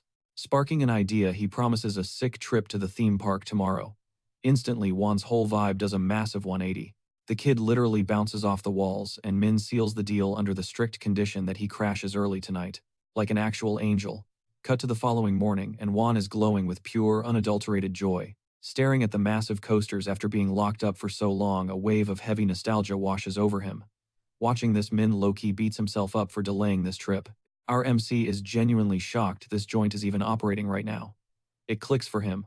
Holding on to hope is literally just as crucial as dodging death. Suddenly, Juan spots a squad rocking bunny ears, and a devious smirk creeps onto his face. While Min is still stuck zoning out, the kid snatches his arm, violently dragging him into the gift shop. Before he knows it, our edgy protagonist is forcefully equipped with fuzzy animal ears. Awkwardly asking how goofy he looks, Juan immediately starts hyping him up like crazy, before bolting off to raid the rest of the merch aisles. Off to the side, Min shamelessly flexes his shiny Platinum Express premium card. With their massive shopping haul bagged up, Min asks for the next objective. Juan ruthlessly seizes the moment, confidently declaring they are about to conquer every single attraction in this park. Countless dizzying drops later, they hit the petting zoo. Juan basically melts over the ridiculously adorable baby pandas, and Min just smiles, deeply relieved his little bro is finally out of his dark headspace. But the kid is still an overthinker. He nervously asks if they should really be goofing off when the next brutal quest drops tomorrow. Min gently shuts down the panic. He promises it is chill, explaining he will be passed out cold for 10 solid hours this round. Juan tries to clap back, but Min just softly ruffles his hair, mentally vowing to never abandon this kid to the wolves. Changing the subject, he asks if they are hitting the wild safari next. Fast forward a bit. The bros crash back at their spot. Out of the blue, Min's device buzzes. Glancing at the screen, he spots Jerry's name. Shooting him a good luck text. It hits him, she is probably stressing out of her mind.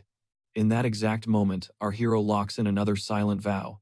He is going to keep her alive. Dropping his phone on the desk just as the clock strikes midnight. In a flash, reality shifts, ripping everyone straight into the alternate dimension. Suddenly, the entire player base finds themselves forcefully dumped in the middle of a creepy, pitch-black wasteland. A handful of dudes start whispering, noticing the arena feels like an absolute ghost town. Min catches their murmurs, shrugging it off. Going from 10,000 bodies to this tiny fraction is bound to feel eerie, but he knows that chilling emptiness won't last. Right on cue, the angel descends, clapping her hands to praise the survivors, though the crowd just glares back with pure disgust. Catching their miserable expressions, she totally roasts them, asking where all that unhinged, bloodthirsty energy from the previous slaughter went. Met with dead silence, she drops the playful act and gets down to business. She reveals a brutal stat: out of 520 survivors, 80 straight up vanished because they went AFK in real life. She honestly couldn't care less about their boring human lives but to keep this sick broadcast entertaining. They desperately need fresh meat. Flashing a wicked smirk, her eyes light up as she teases a special little surprise. One brave guy asks Olive to explain this so-called integration, instantly ticking her off. Rolling her eyes, she drops a massive bombshell. Their country alone has 875 active zones. The crowd gasps.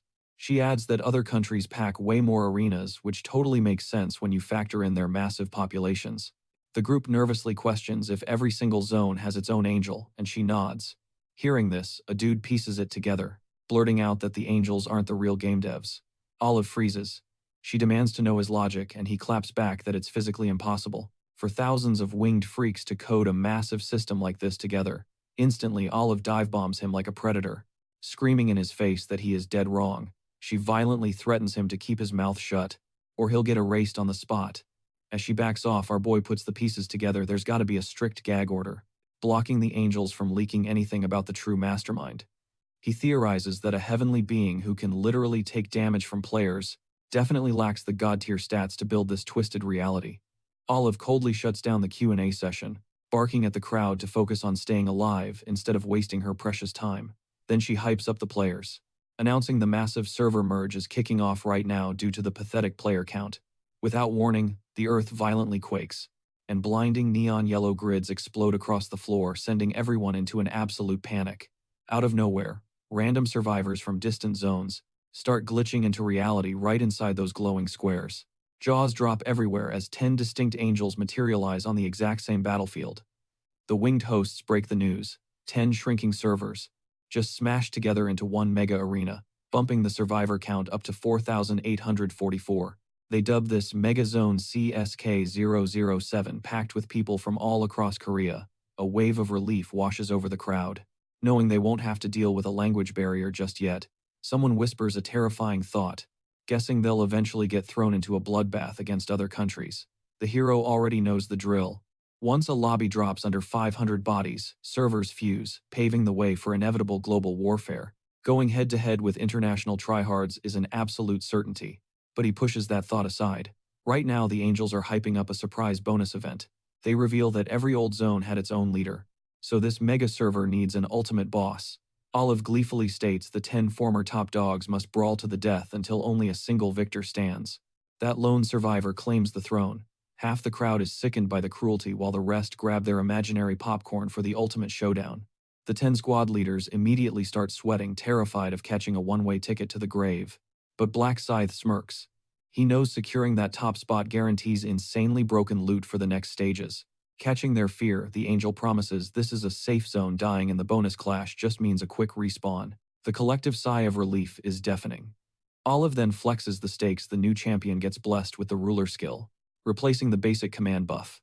This insanely overpowered perk lets them totally dominate and command literally anyone with a lower rank, no matter their class. The catch: they only get 10 charges, use them up, and it's gone forever. Plus, anyone can assassinate the champ to steal the crown, dangling this massive power trip over their heads. The leaders' eyes glow with greed, completely sold on becoming untouchable dictators. Meanwhile, up above, the angels hit a snag. With their zones fused, they desperately need to elect an alpha angel to run the show. One of them asks for volunteers to step up, but the squad just nervously avoids eye contact. Crickets. Since nobody wants the heavy lifting, they scramble to figure out a fallback plan. One lazy angel suggests rolling a dice to decide, but the rest instantly veto it. That's just way too lame for them. Another angel pitches the idea of just taking turns, but there is a massive catch. Whoever draws the short straw and goes last might totally lose their shot at being a rep, especially with the upcoming map merge.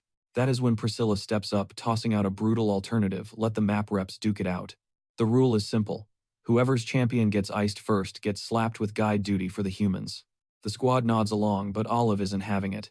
She flips the script, declaring that the angel whose champion crushes this bonus round claims the crown as queen of all angels. Olive lays down the law, explaining that the reigning queen calls the shots on who plays tour guide for the mortals, forcing everyone else to fall in line. This spicy proposition instantly hooks the others.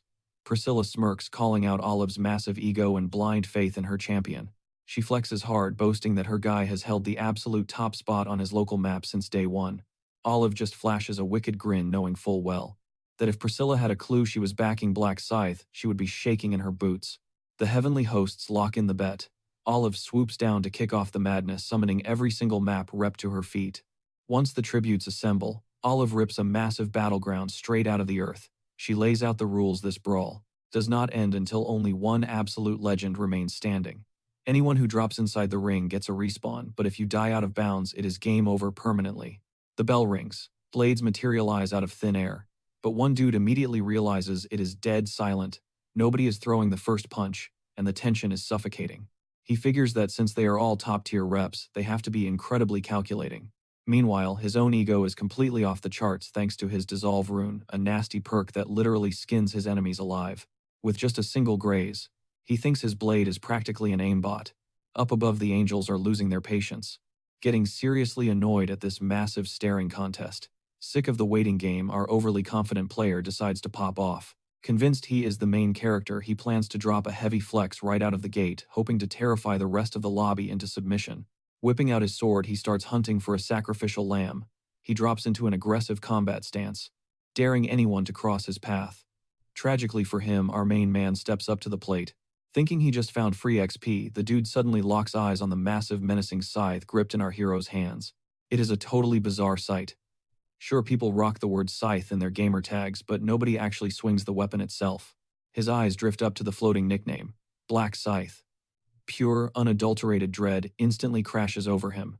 His sword drops like a rock, as his brain short-circuits. Could this actually be the myth, the absolute beast who dominated the global leaderboards in every single round? The celestial peanut gallery gasps, totally thrown off by this dude's sudden, pathetic surrender. They snap their heads toward Priscilla, roasting her by asking if this trembling mess is really her champion. Priscilla gnaws on her nails, completely bewildered as to why her alpha male just... But before she can defend her rep, Olive absolutely loses it, dying of laughter. Priscilla snarls at her, but Olive just wipes a tear, mocking how hilarious it is to watch Priscilla's boy literally shake in the presence of her absolute monster. Priscilla shoots a glare at the battlefield, grudgingly admitting that the giant Grim Reaper blade is kind of a vibe. But a cool prop shouldn't cause a literal panic attack. She asks Olive if her champion is seriously that terrified, and Olive casually nods. Priscilla scoffs at the bluff, loudly reminding the VIP section that her boy is the undefeated king of his local server. But Olive casually drops a bomb on her pride. She reveals that Black Scythe hasn't just won local games, he has sat on the global throne since day zero. Priscilla spits out that it is a total lie, but Olive just smoothly gestures for her to check the floating tag and do the math. The angelic audience collectively gasps as the legendary name clicks. Priscilla's cocky smirk crumbles, and she bites her lip hard. The horrifying reality sinking in her golden boy is basically cannon fodder to Black Scythe in that moment. Suddenly the angels shriek. In a blinding flash, the arrogant player loses his head before his brain can even process the strike. Olive coldly strikes Priscilla from the board. Priscilla freezes, totally paralyzed by the brutal reality check. Down in the pit, the rest of the lobby shrinks back in pure terror, finally grasping the insane power gap between their pathetic stats and Black Scythe's god-tier level. The crushing realization hits them like a freight train. Even a 50 versus 1 jumping wouldn't leave a scratch. As Black Scythe takes a single menacing step forward, absolute chaos erupts. The tough guys instantly fold, desperately kissing up to him and crying about how blessed they are just to breathe his air. When the sweet talk fails to stop his advance, they straight up unequip their weapons, screaming that they quit while begging the heavens for mercy. The angels lose their minds at this pathetic lack of spine, completely disgusted by the flop. One furious celestial literally threatens to explode the skull of anyone who even whispers the word surrender, permanently deleting them from the system without a respawn. Pure panic washes over the lobby as players frantically manifest their gear out of thin air. Sweating bullets, one random dude tries playing the hero, screaming that teamwork is their golden ticket. Black Scythe just stares at the guy, visibly cringing, totally disgusted that these scrubs are still more terrified of the winged watchers than the Grim Reaper standing right in front of them. He stands unfazed as the mob forms up, a wicked smirk tugging at his lips because to him he is just looking at a swarm of annoying gnats. Triggered by his absolute disrespect, the challengers pop off, barking that they did not just survive, they absolutely dominated their own regions. Egos bruised, the massive horde rushes our guy, unleashing every single ultimate ability they have straight at his face.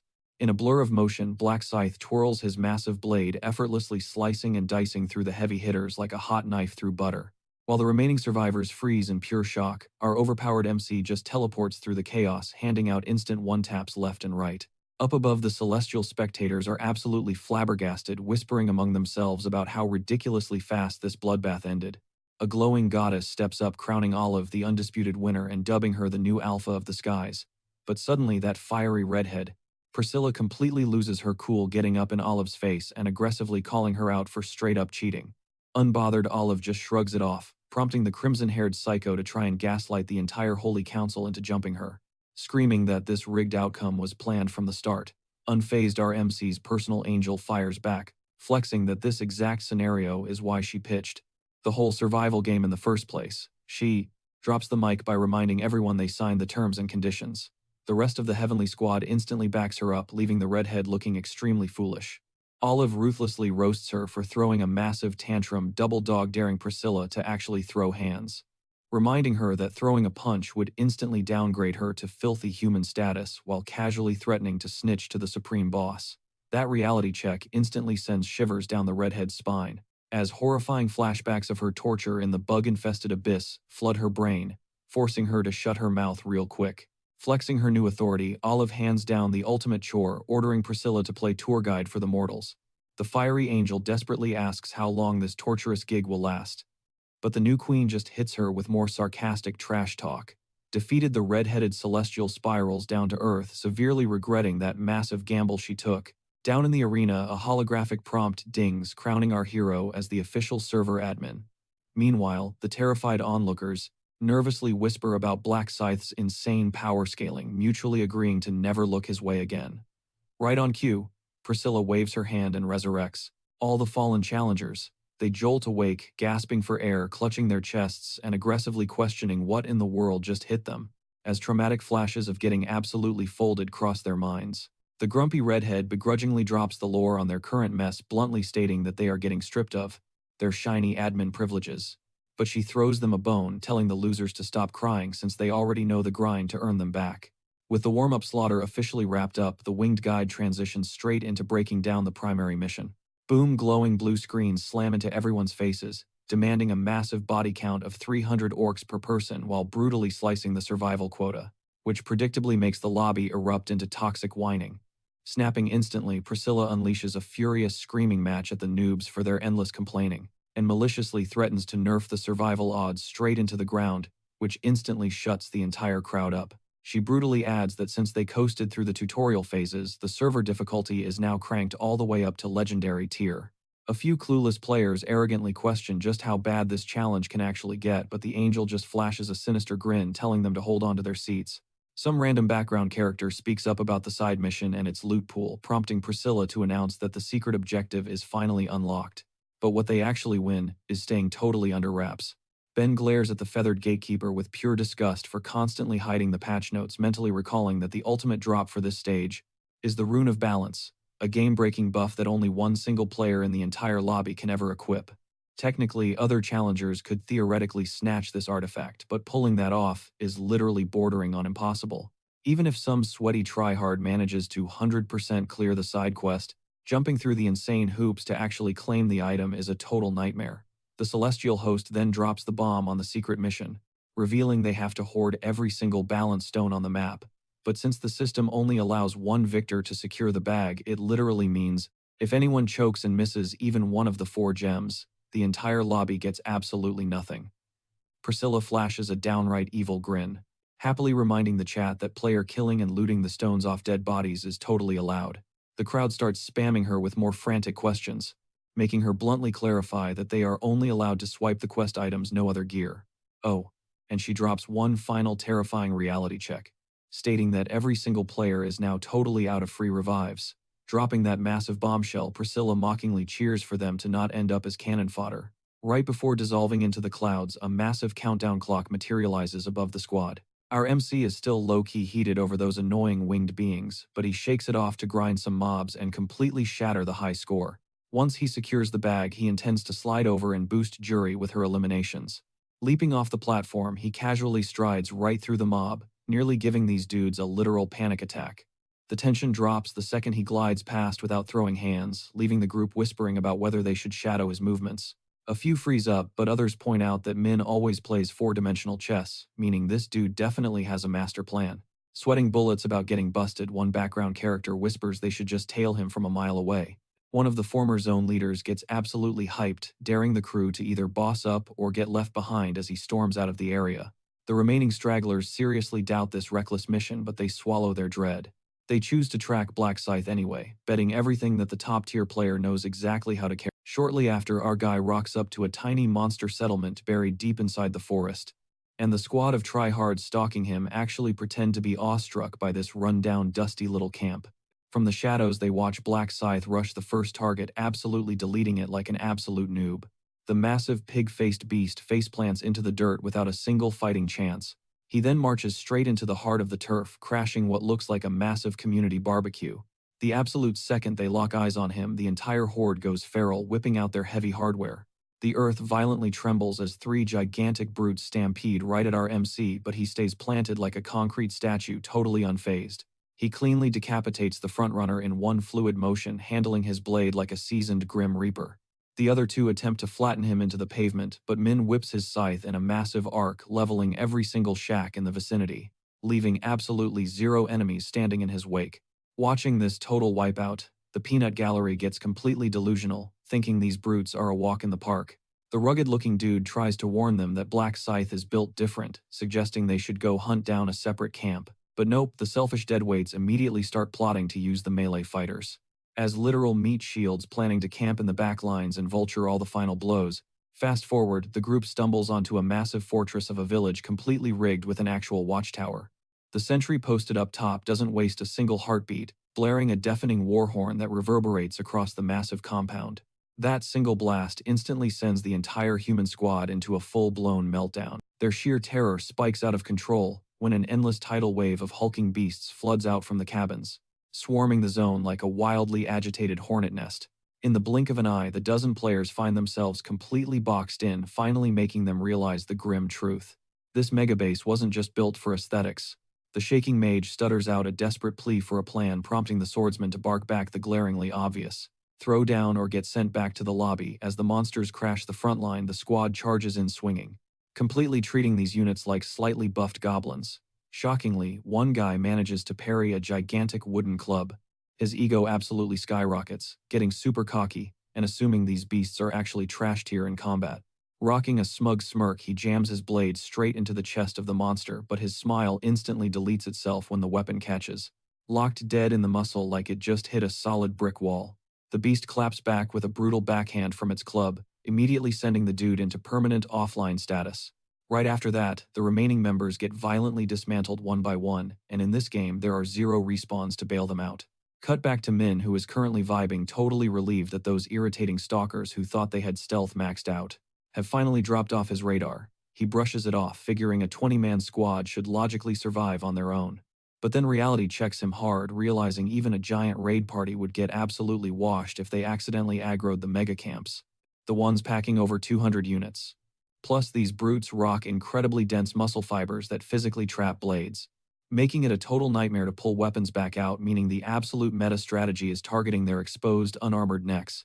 Then again, none of that try-hard logic matters to our MC, who casually pulls up and one-taps these things without breaking a sweat. Flipping the blunt edge of his scythe, Min taps open his glove to double-check that he has racked up an insane 300 kills in barely 60 minutes, making him the undisputed #1 player across every single region. With the crown secured, he decides it is time to track Jury down next. So he fires up his tracking ability to pinpoint her exact coordinates. Cut to another zone where Bandana Guy shoots a desperate look at his squad leader and nervously asks if they are actually going to survive this. This supposedly elite crew is finally waking up to a brutal reality that these orcs aren't just mindless, oversized boars marching around on 2 feet. Their captain Cho Yong-ho then barks at Bandana Guy for a quick kill count. He stammers out that they have only bagged 50 so far. Yong-ho crunches the numbers in his head and instantly panics, realizing 5 players farming this slowly means they are absolutely going to fail the mission. And one of his squadmates, sweating bullets, reminds him that failing doesn't just mean disqualification. It means permanent deletion. The captain exhales a heavy breath and glares at his crew, declaring they have completely run out of safe options now, but to risk it all and raid a massive orc settlement. which makes his squad instantly pale since they barely walked away alive from a measly 3 versus 1 encounter. Their heavily armored tank frantically begs to just stick to grinding the tiny low-risk camps. But Yongho shuts him down, snapping that their current pace is literal garbage, and admitting that even if they end up fighting, with death staring them right in the face, it is a massive gamble they absolutely must take. Channeling sheer main character energy, he drops a hard-hitting Lionheart quote, telling his men there is absolutely 0 point in chilling on a sinking ship. The crew goes through the creepy pitch-black woods until one of the grunts points out a sprawling settlement up ahead. He practically swears on his life he recognizes the layout. He frantically whispers to Yong-ho about an enemy sniper guarding the main gates, so Yong-ho signals a wide flank to completely bypass the watchtower. The squad sneaks past the brutes, pulling off some sloppy Assassin's Creed stealth. Played on the absolute easiest mode, they eventually stumble onto a busted wooden barricade with a massive blind spot. One of the grunts peeks through the splintered wood and whispers back that the immediate perimeter looks totally deserted, taking that as their ultimate green light.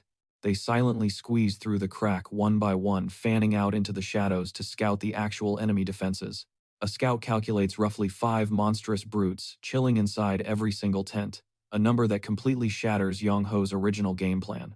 So the blonde teammate frantically whispers a new strategy, suggesting they isolate and jump each tent one by one.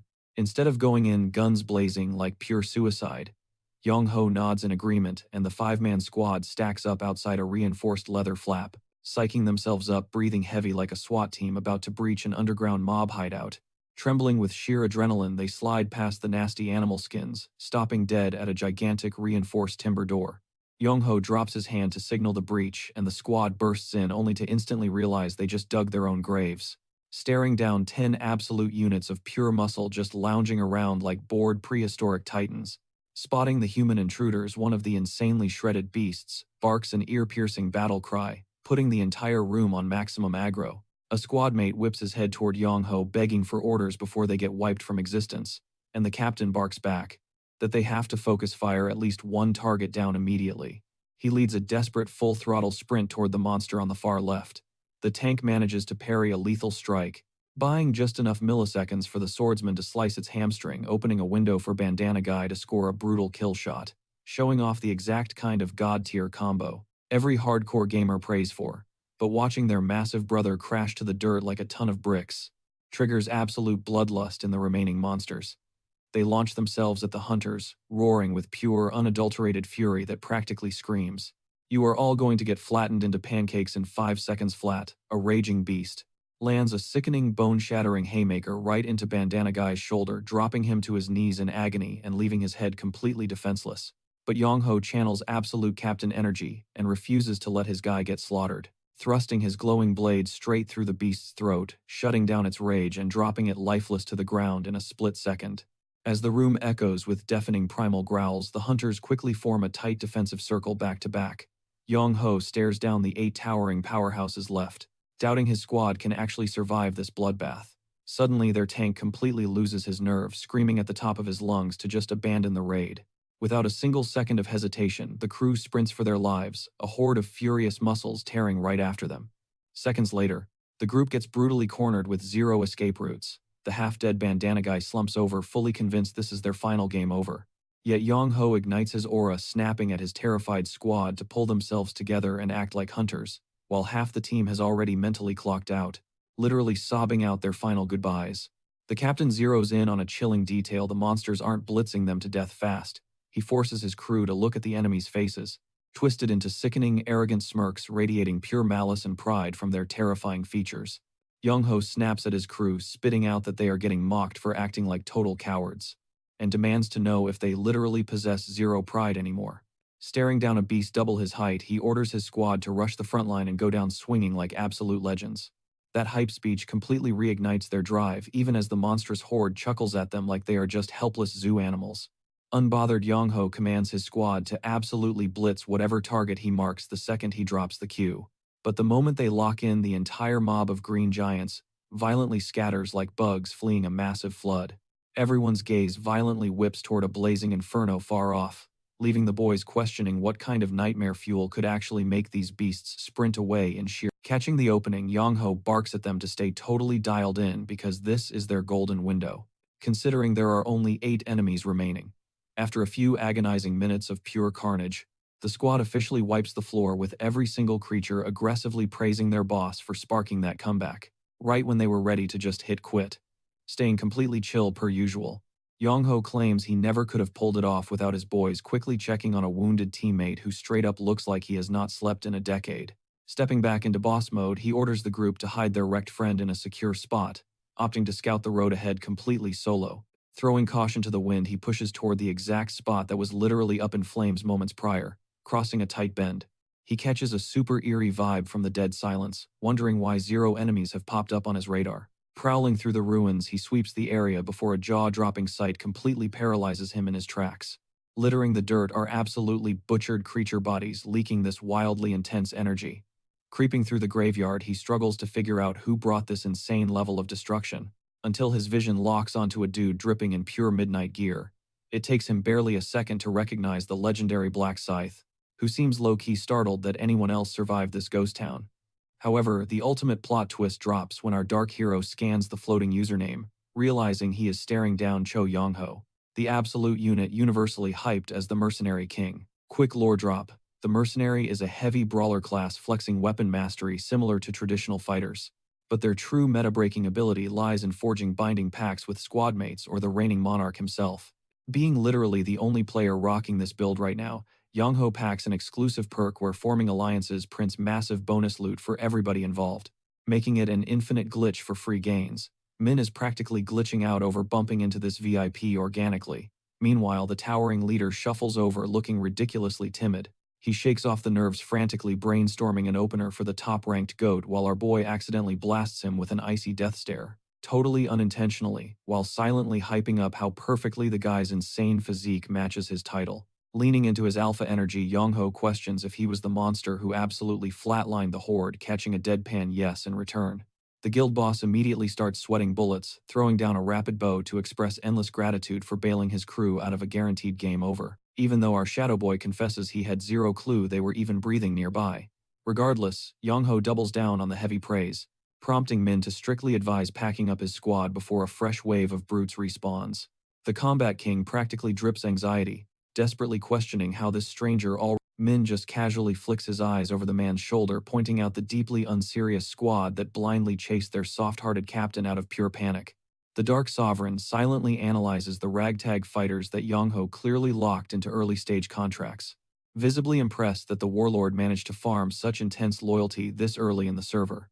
While the newcomers stand paralyzed, gawking at the #1 player, the tank and his buddies absolutely lose their minds theorizing why a mythic figure like Black Scythe is roaming this exact grid, until he bluntly states he is just out here grinding for equilibrium crystals. Fully aware that a mini-boss is programmed to spawn the second a zone is cleared, our protagonist orders them to bounce immediately, and the mob of ultimate fanboys happily scrambles to obey. But the instant they pivot to dip, the defender flags a super weird noise echoing out. Mere seconds later, the rumble upgrades to a deafening earthquake, pushing our hero to scream at them to sprint for their lives. Because the ultimate heavy hitter is officially crashing the party, Yongho completely misses the urgent alert over the booming chaos. But every single jaw snaps shut when a gargantuan warlord radiating pure nightmare energy stomps directly into their path. The fighters are instantly glued to the floor in sheer terror as the Colossus rockets toward them at a speed that heavily defies physics. Whereas Min is practically vibrating with hype, already calculating how he is about to secure the server's very first equilibrium gem. With the Juggernaut closing the gap in a flash, Yongho's jaw basically unhinges, violently screaming at his boys to fall back, while his own legs straight up betray him. Eating up the distance frame by frame, the giant brings its massive weapon crashing straight for their skulls. As the debris clears from the crater he just stood in, it's insanely obvious he dodged death by a literal hair. Heart pounding out of his chest, our boy crashes the party at the absolute last second to snatch victory from the jaws of defeat. He chucks the guy aside like a ragdoll, completely unbothered, and grills Yongho on why he froze up like a deer in headlights. He violently barks at the rest of the crew to stay the hell back if they ever. The hulking orc warlord stomps forward, drooling over them like walking snacks, and actually has the nerve to mock the guy bleeding out on the dirt. Min isn't having any of it. He blitzes the ugly freak, slamming his scythe violently through the dead center of its massive foot to shut it up. The monster screeches, desperately trying to crush him into the pavement, but Min effortlessly backflips away, letting a terrifying aura explode around him. Spinning through another lethal swipe mid-flight, he absolutely roasts the system admin for hard-coding a boss with such insane one-shot potential. But let's be real, all that raw attack power is completely useless if you can't even land a single. The mutant pig roars one last time, completely irritating Black Scythe, who instantly launches himself directly at the beast weapon drawn and glowing. Dripping with pure killer intent, he unleashes a devastating skill strike, landing silently right behind his massive target. He brutally shreds into its thick neck with a blur of razor-sharp slashes, honestly baffled that this oversized bacon maker actually tanked 2 of his maxed-out hits. But he shakes it off instantly, lunging back into the danger zone to viciously hook his curved blade right under its jaw. Using the beast's chest as a literal springboard, Black Scythe blasts backward, ripping the monster's head totally clean off its shoulders. Posing like an absolute menace on the giant corpse, the game system instantly showers him with heavy bags of gold and a massive wave of XP. Yang Ho's squad is left completely paralyzed, brains short-circuiting over the fact that one dude just solo-wiped a raid boss. Min completely ignores them, eyes glued to a glowing loot window bursting with absolutely cracked rewards. We're talking a legendary sword fragment boasting way higher base stats than his current netherite setup. Throw in an orc's heart, which is a total cheat code for future crafting, and a super rare balance stone. The whole gang swarms him like toddlers finding their dad at the mall, practically crying as they thank him for dragging them out of the grave again. Min just shrugs it off with extreme main character energy, casually reminding them this is exactly why he told them to bounce, which only makes the squad fanboy over him harder. Wrapping up the awkward praises from Yang Ho's team, he turns to leave while the surviving crew gears up for another farming run. Out of nowhere, the dude in the bandana crumples to the dirt, gripping his bleeding chest and hallucinating his dead grandma waiting at the pearly gates. Yang Ho completely loses it, screaming at the guy for hiding his lethal wounds while frantically begging him to stay awake. He's desperately shouting about the power of friendship and sheer willpower, praying he can just stall until the survival timer hits 0. But Bandana Guy softly drops reality on them if they stop farming kills. Now the whole team gets wiped, begging them to ditch his dead weight. Yang Ho fiercely shuts that down, promising to spoon-feed him 1 HP kills like he's farming minions in League of Legends. As the Grim Reaper practically taps his shoulder, the mangled player whispers that he's completely tapped out, his eyes rolling back as he drops. The entire party absolutely loses their minds in blind panic, freezing Min right in his tracks. He's honestly stunned watching the ruthless mercenary king absolutely break down over one random subordinate, guessing they must be Day One brothers. It triggers some heavy PTSD, flashing him back to his own tragic days, with Juan forcing him to intervene before history repeats itself.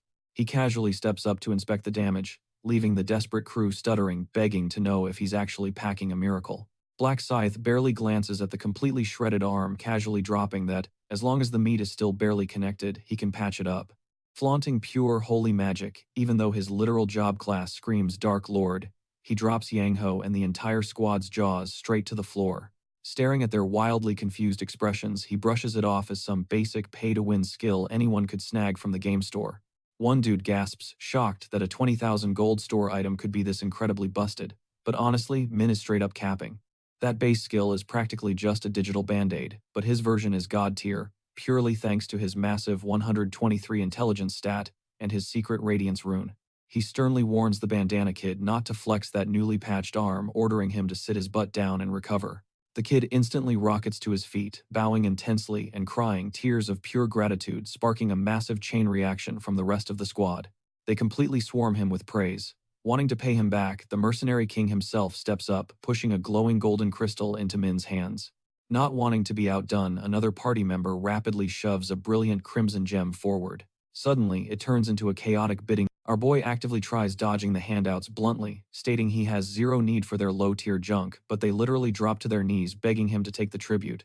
So now he's just awkwardly standing in the dead center of the zone, loaded down with a massive pile of sweaty bottom-barrel scraps. But honestly, the actual jackpot is standing right in front of him. Locking eyes with Yang Ho, Min realizes he just completely won over one of the biggest power players in the game. Flexing a skill he already possessed, he drops a cold farewell and struts off like an absolute unit. Meanwhile, the absolute nobodies are left kissing the dirt before their undisputed king. Cut to the dead center of the woods. Juri is absolutely losing her mind, staring at the clock.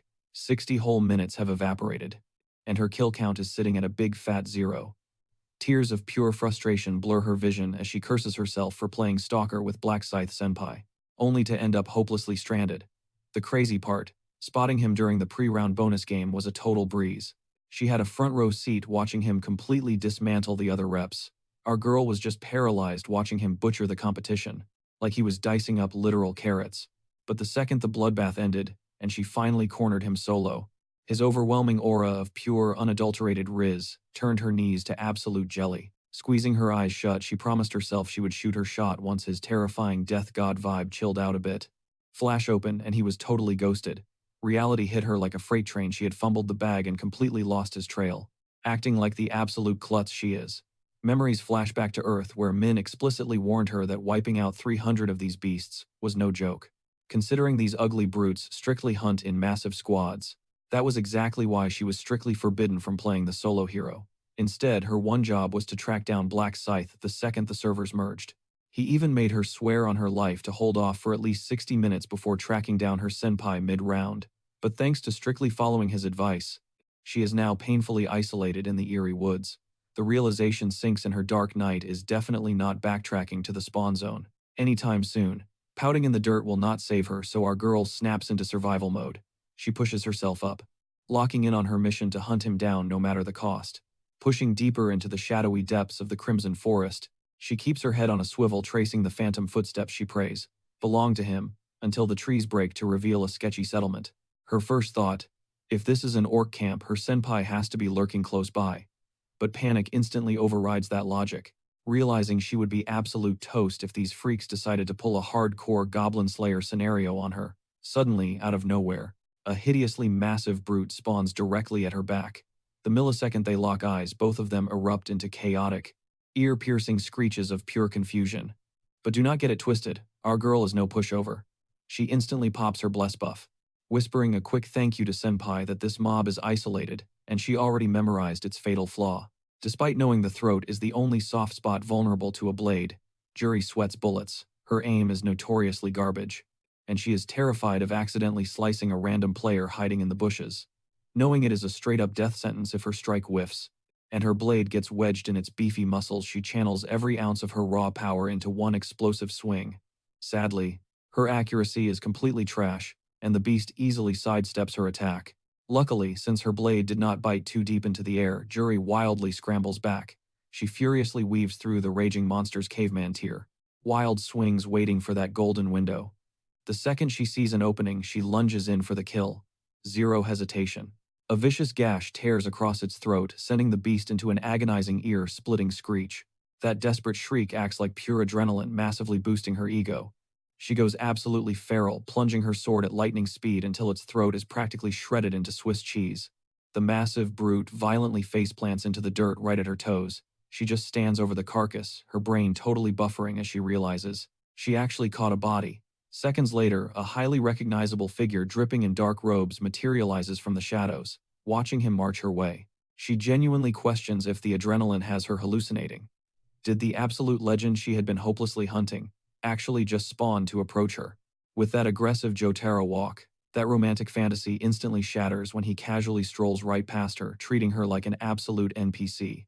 Scraping together her last shred of courage, Juri screams his name. Black Scythe senpai shoots her a bone-chilling side-eye that loudly screams. She has exactly 10 seconds to spit it out before he vanishes. Tripping over her own tongue, she frantically blurts out a challenge to brawl with him, which makes our guy completely pause, seriously questioning if slaying a single trash mob entirely broke her brain. Panicking, she aggressively backpedals, begging him to party up with her instead. He stares her down, demanding a single solid reason why he should not just leave her behind.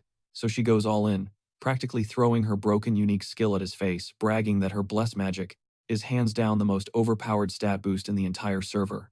Min hits her with a fake casual glance at his interface, validating her claim like an utterly bored veteran.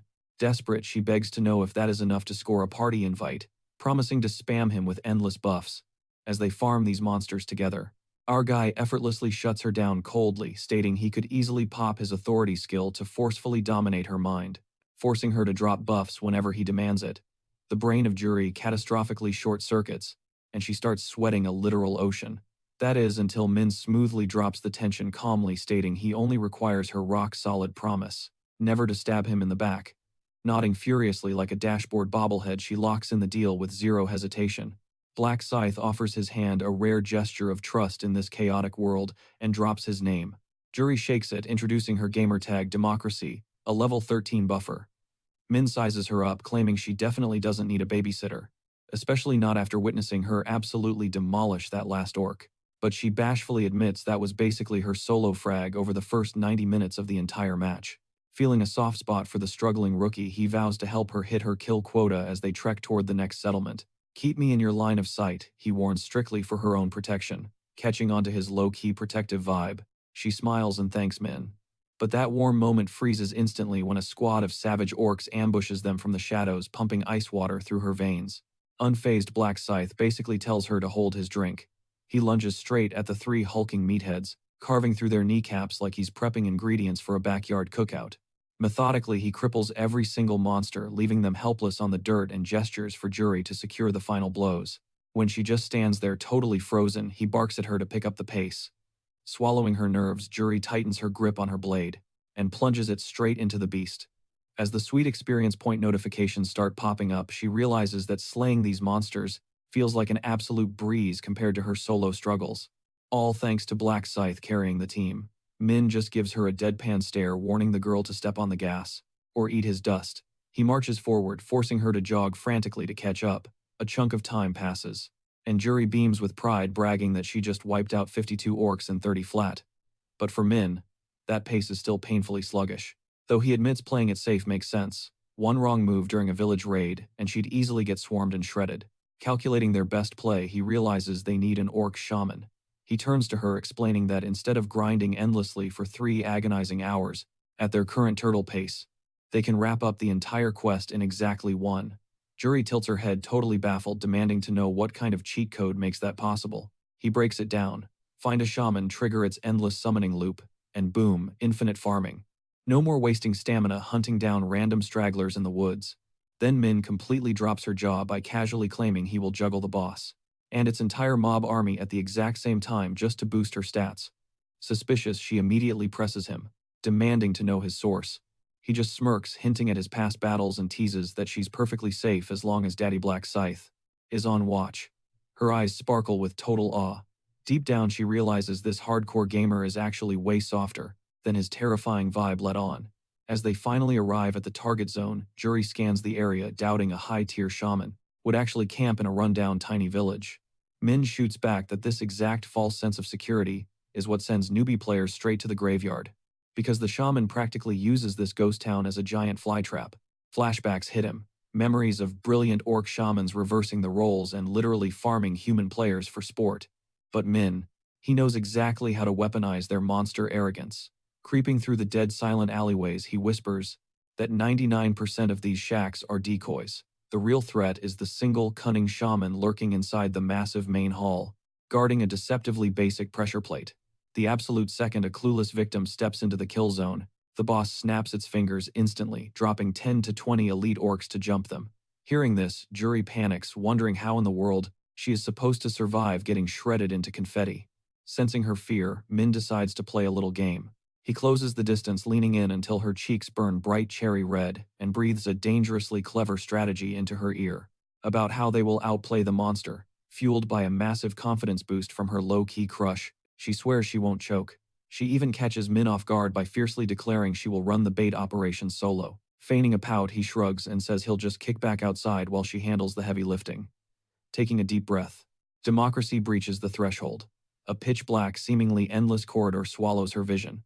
Step by terrifying step, she pushes deeper into the gloom, until the shadows break, revealing a massive chamber lined with a striking crimson carpet. Instantly, the gears turn in her head, as she recalls the exact floor plan Black Scythe sketched out for her. This blood-red rug is the trigger zone, the exact spot where the shaman summons its death squad to box players in. The mission: step on the trap and instantly yeet herself backward. This forces the boss to send out scouts, delivering free kills right to their doorstep. Thinking this sounds like absolute child's play, she confidently inches toward the fabric. But before her boot even hovers over the trap, a blinding flash of magic erupts from the shadows, as the shaman's dead piercing eyes lock right onto her soul. Yet proving she's an absolute queen under pressure, Juri doesn't flinch for a single heartbeat. She absolutely books it out of there, slamming the heavy wooden door straight into that creep's ugly mug. Heart hammering violently against her ribs, she gasps out to Black Scythe that she executed the bait flawlessly. Min just smirks. Now we let the XP deliver itself. Right on cue, the rusty hinges groan, and a tiny scouting party of orcs cautiously steps out, only to get absolutely shredded in one fluid, merciless combo. Glancing back, he gives Juri the green light. So after she violently secures the kills on that fresh batch of green meat, she questions if the shaman is actually brain dead enough to fall for this trap twice. Min doesn't hesitate. He's completely clueless, claiming the beast has less brain cells than a literal brick. The sheer confidence radiating from his golden smile instantly vaporizes her remaining panic. Fast forward a bit, Juri breaches the 300 dead orc milestone. Black Scythe casually flexes that this absolute bloodbath only took them 60 minutes. She is practically bowing in gratitude, spewing thanks on a loop. But Min only cares about the stats. When she reveals she hit level 19, he coolly points out she is exactly one stage away from ranking up. Internally, he is hyped about the shiny new abilities she is about to unlock.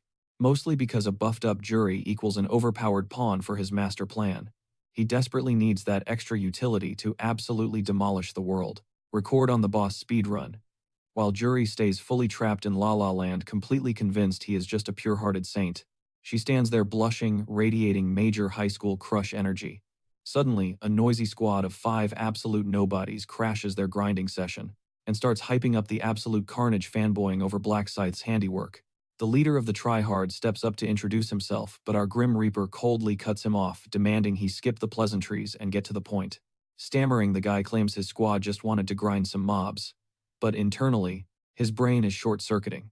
He absolutely cannot fathom how a 2-man army painted the entire field with hundreds of dead orcs. The peanut gallery behind him starts whispering. They cannot figure out how some random girl secured a carry from the server's top dog, and their filthy minds immediately start cooking up unhinged theories about what she did to earn her spot, as their discount ninja friend aggressively stares her down. Like she is the ultimate prize, Min viciously drives his massive blade straight into the dirt. "Get out of my face." Glaring daggers at the squad, he savagely roasts them, declaring that maidenless randoms have no business breathing his air, claiming their pathetic vibes are actively draining his aura. That verbal jab absolutely triggers the headband-wearing bozo. Juri's anxiety spikes to max level, dreading the sheer carnage that will unfold if these low-tier scrubs actually try to throw hands with Black Scythe. Min does not even let them blink. In a flash, he delivers a brutal smack right to the headband idiot's gigantic forehead. The guy's pathetic tough talk instantly dies in his throat. The second hot crimson starts trickling down his nose. Completely terrified, the randoms waste zero time, scattering like terrified roaches, retreating to the shadows so they can quietly leech his ultimate farming strats from the sidelines.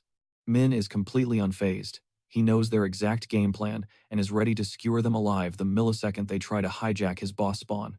Shifting his focus back to power leveling his favorite tool, the Rat Squad, figures they are safely out of aggro range. They whisper back and forth, weighing the risks of copying the server legend's broken XP glitch. Squatting in the brush like heavily discounted stealth assassins, they glue their eyes to the clearing, watching as 2 heavily armored orcs barrel out of the hut, roaring for blood.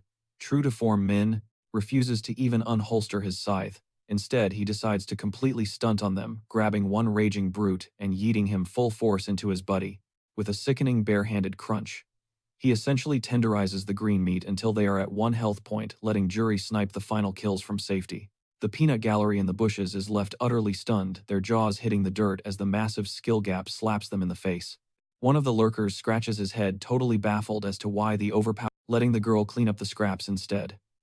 Their collective 2 brain cells suddenly spark, and it finally dawns on them that he is brutally hard carrying this random girl.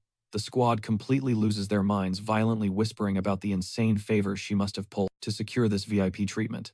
Watching her casually walk in, soak up massive XP, and rapidly outscale their entire party sends their jealousy off the charts. But suddenly, the discount ninja spots a massive, glaring flaw in the logic. Every single time she dips out of that shack, a fresh wave of monsters follows her out. Mathematically, there is zero chance that tiny building holds an infinite army. The realization hits hard. They are aggressively gatekeeping a literal mob spawner. Fury spikes, but cowardice wins out. They unanimously decide to just wait out the grind, fully aware they would get instantly wiped if they challenge the apex predator. Back at the death camp, Juri flips open her glowing status screen. Her eyes light up as she excitedly shouts that she breached level 20, unlocking a highly coveted unique ability. Her bless ability just got a massive glow up. When Min signals her to cast it, his stats absolutely explode, spiking by a staggering 60% instead of the usual bump. She instantly chains it with a fresh skill called Swift, supercharging both his mobility and strike speed by that exact same massive multiplier. Our guy arches an eyebrow, genuinely hyped by how cracked the buffs feel, and decides it is time to wrap this whole thing up by crushing the orc shaman. He brutally tells her to just stay out of the crossfire if she actually wants to be useful, shooting a quick side-eye at the squad of creeps glaring daggers at him from the brush. Meanwhile, Juri just stands there rocking her signature innocent bubbly smile like everything is totally chill. He smirks internally, knowing the sheer panic on their faces is going to be absolute cinema when he unleashes his next move. While Juri chills outside on standby, the bush campers suddenly realize Black Scythe just casually strolled straight into the enemy hut himself. Boom. The front door blasts open and he violently dashes back out, trailing an absolute tidal wave of raging orcs practically foaming at the mouth for blood. Min is clearly baiting them into a trap. But watching our guy physically sprint away, Juri starts stressing out, terrified that their flawless master plan just totally backfired. Hiding in the brush, one of the stalkers drops his jaw in pure disbelief, convinced the mythical Black Scythe is actually fleeing in terror, though his partner rolls his eyes, claiming the dude is just blowing things way out of proportion. Back at the hut, the shaman's staff throbs with a sick, toxic aura, manifesting 3 gigantic spectral arms that literally shatter the earth, spawning fresh monsters from every single impact crater. Juri is absolutely sweating bullets watching Min get completely boxed in by the raging mob, debating for a split second if she needs to ditch the script and dive into the meat grinder to save his life. That panic evaporates the second she spots him effortlessly shredding through the rushing horde like an absolute demon, keeping a totally icy, unbothered smirk on his ridiculously gorgeous face. But wait, the shaman suddenly casts again, dropping 10 more brutes into the already suffocating tsunami of enemies. Yet even with Min trapped dead center in the eye of the monster hurricane, with beasts launching themselves from every possible angle, he executes a flawless, gravity-defying backflip out of the kill zone, leaving the peanut gallery of stalkers completely dumbfounded. Right then, the second goon nudges his partner, snapping at him to quit glazing, Black Scythe pointing out that their main target is finally left completely exposed. Out of nowhere, their sketchy captain pivots back, flashing a wildly unhinged psychopathic grin, declaring that it is prime time to hijack the boss kill right out from under him, before the window completely closes. But his squad immediately freaking out that they are basically signing up to get butchered exactly like the mob. The captain just scoffs arrogantly, betting that the legendary player cannot do a single thing to them while drowning in aggro, catching his vibe. One of the cowards chimes in, plotting to just play dumb and claim they were offering backup if Min suddenly snaps on them. Having hyped themselves up, the rats quietly slither their way toward the flank of the enemy base. Juri spots their sketchy maneuvering instantly, trying to decode what kind of toxic play they are plotting. Then the realization hits her like a freight train. These absolute scrubs are actually trying to snipe the shaman, while Min is pinned down carrying the massive swarm. We flash back to a softer moment, Juri nervously thanking Min for constantly carrying her. She basically called herself a walking liability, dragging his progress through the mud, but he smoothly brushed it off, explaining he had already cleared his primary objective. Plus, he already secured one of the ultra-rare 4 balance stones, leaving him with plenty of downtime to casually grind out side missions. He even flexed that he snagged a stone from the orc warrior, totally banking on farming more elite drops by hunting down world bosses, basically telling her to stop stressing over the free carry since he is farming sweet loot the whole time anyway. That exact memory is why her blood absolutely boils, seeing a bunch of vultures trying to hijack the elite boss that rightfully belongs to her guy. Juri instantly shifts into high gear, rushing to block their path before they can secure the steal. But in a split second, the squad of rats is completely swallowed by pitch-black darkness, totally blinding the whole crew as they panic and stumble around like absolute idiots. One dude violently slaps a hand over his buddy's mouth, realizing with pure dread that they are hovering directly behind a nightmarish creature that just clocked their pathetic stealth attempt. The beast instantly whips around, unleashing these terrifying, bone-chilling growls that practically spell out their incoming doom.